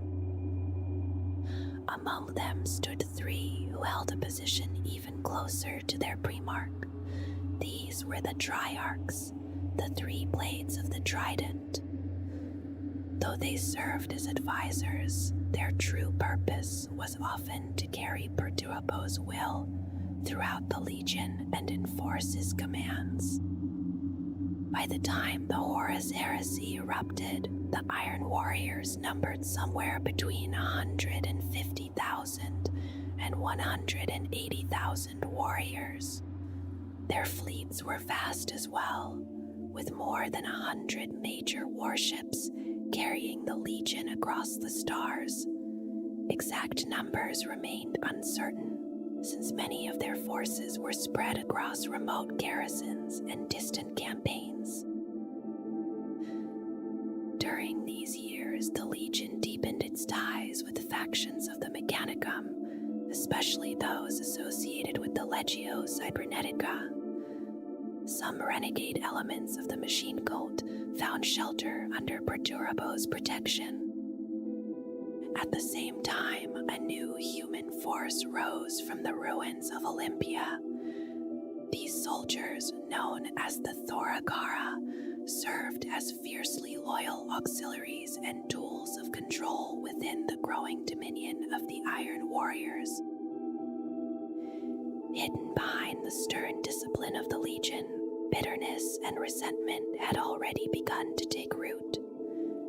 To the wider Imperium, the Iron Warriors still appeared loyal and resolute.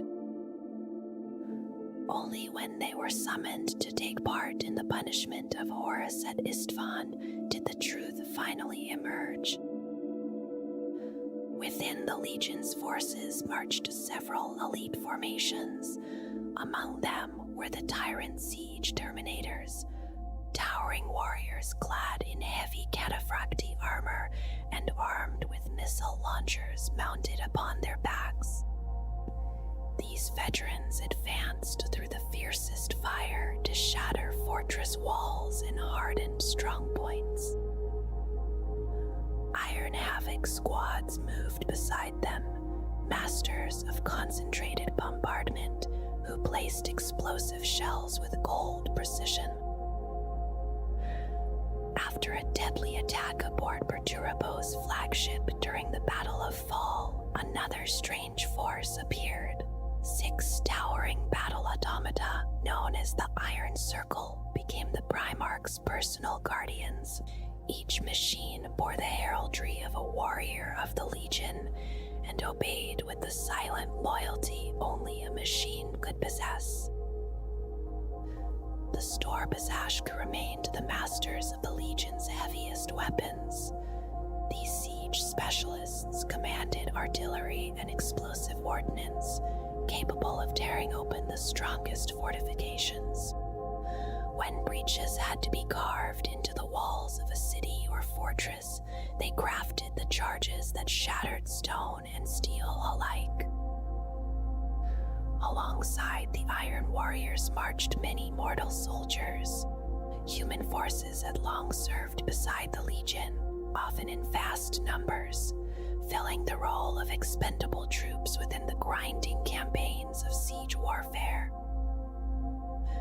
Some of these formations fought with the Legion for many years and earned grim recognition for their loyalty. One such force was the 17th Company of the 81st Galabed Oathsworn. This armored company of the Imperial Army had fought beside the Iron Warriors for decades. Their tanks bore coal-black colors and included Malkador heavy tanks, Layman Rust demolishers, and Thunderer siege tanks. They gained distinction during the storming of the Lacomil Gap on Tarnik. After their destruction on the world of Nesibis, Perturbo himself ordered their reformation. Eventually, they were annihilated once more on the burning sands of Talarn while attacking the bunker complexes of the Sapphire City. Another loyal formation was the Seleucid Thoracite. These regiments were composed of soldiers from Olympia who had joined the Iron Warriors during the terrible destruction of their home world. Grim and disciplined, they wore khaki uniforms with scaled breastplates and helmets shaped after the designs of Astartes armor. Working tirelessly beside the Legion were the Mechanicum tech priests, known as the Numagina, Within sealed forges, they constructed strange hybrid machines from the wreckage of captured technology. They repaired the Legion's war gear, maintained vehicles, and built citadels on conquered worlds. Within the ranks of the Legion also existed several secretive warrior societies. These groups lay outside the normal chain of command and were rarely known to outsiders. The oldest and most influential was the Dodecatheon, called the Brethren of Stone. Long before the Legion found Perturabo, it had existed as a gathering devoted to siegecraft and military architecture. After joining the Legion, the Primarch expanded it and shaped it after traditions from Olympia. Members of the Dodecatheon met without rank to study war. They simulated battles, shared designs, and examined intelligence reports. Rivalries grew there as well, for the society became a proving ground where warriors sought the respect of their peers and their Primarch. Closely linked to it was the Apollychron, the Brethren of Steel. This smaller society focused on the creation and use of battle automata. Their work sometimes placed them in uneasy competition with the Mechanicum, especially the Legio Cybernetica. Another society, known as the Kelitacos, concerned itself with the arts of void warfare. Its members included Astartes commanders as well as human officers, engineers, and shipwrights who maintained the Legion's fleets. Their base of operations was the Black Citadel, the massive orbital shipyard above Olympia.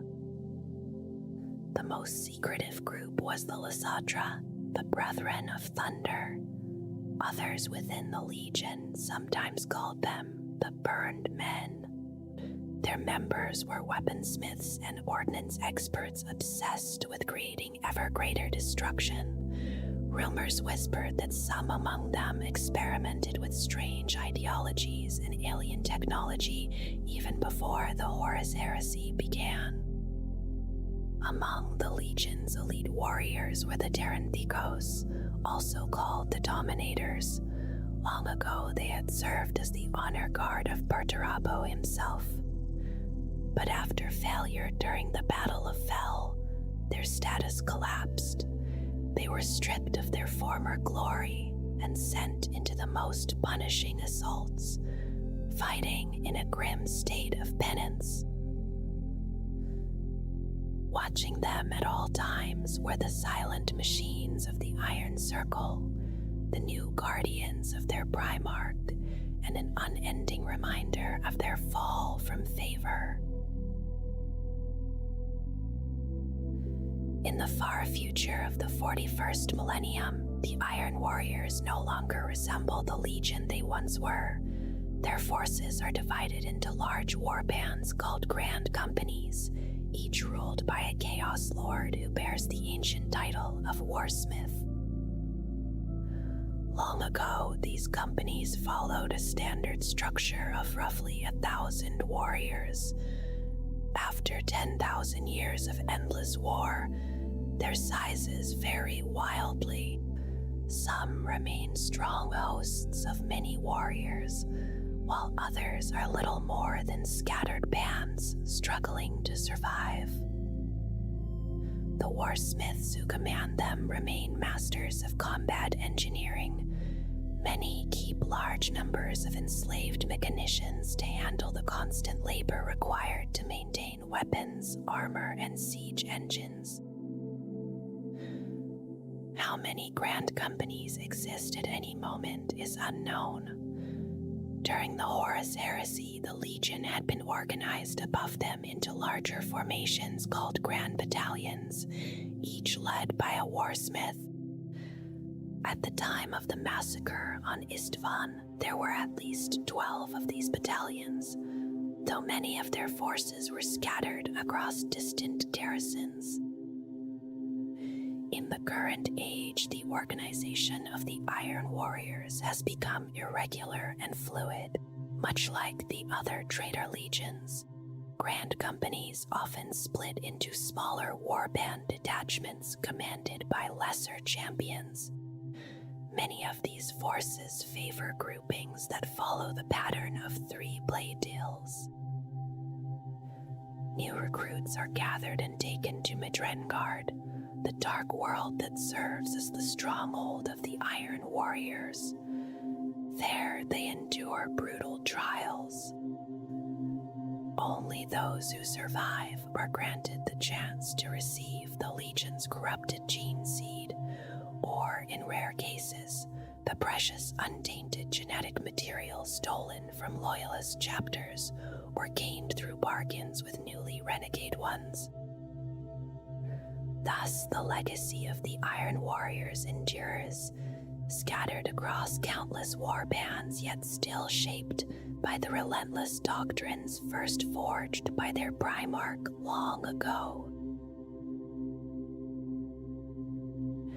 And so the long history of the Iron Warriors settles into silence, like the fading thunder after a distant bombardment. Once they marched as the Imperium's relentless hammer during the Great Crusade, sent against the strongest fortresses and the most stubborn enemies of mankind. Wherever walls stood unbroken and wars threatened to stretch into years of grinding attrition, the warriors of the 4th Legion were summoned. Their victories were rarely swift, rarely glorious, but they were undeniable. Under the cold brilliance of Perturabo, they became masters of siege and endurance.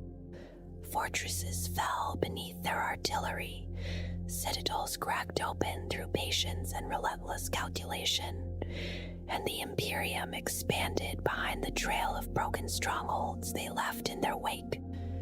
Yet the cost of those victories was measured in countless graves, and the Legion slowly came to understand that their role in the Great Crusade was not to be celebrated, but simply to endure. Over time, that burden hardened into something darker. Praise was rare, recognition rarer still, and resentment quietly took root within the Legion and its Primarch. The long years of siege warfare, the brutal suppression of Olympia, and the quiet rivalries that grew between brother legions slowly eroded what little loyalty remained unbroken. When the fires of the Horus Heresy finally erupted, the fracture was already there. At the drop site massacre on Istvan V, the Iron Warriors revealed their choice, turning their guns upon those they had once fought beside. From that moment forward, the Legion that had once built the Imperium's victories became one of its most relentless enemies. 10,000 years have passed since those first betrayals, yet the war of the Iron Warriors has never truly ended. Their fortresses still rise from the wastelands of Midrengard. Their warbands still wage brutal campaigns across the stars, and their siegecraft remains as patient and merciless as it was in the earliest days of the Great Crusade. Even now, in the dark age that followed the fall of Cadia and the opening of the Cicatrix Maledictum, Perturabo continues his long calculations. The Daemon Primarch studies the defenses of the Imperium as he once studied the walls of ancient citadels, searching for the flaws that time inevitably creates.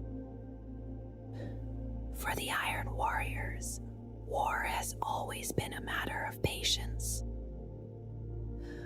A fortress may stand for years, or even centuries, but every wall carries within it the promise of collapse. And somewhere beyond the reach of the Imperium's light, the sons of Perturabo continue their work, waiting for the moment when the next fortress finally begins to fall.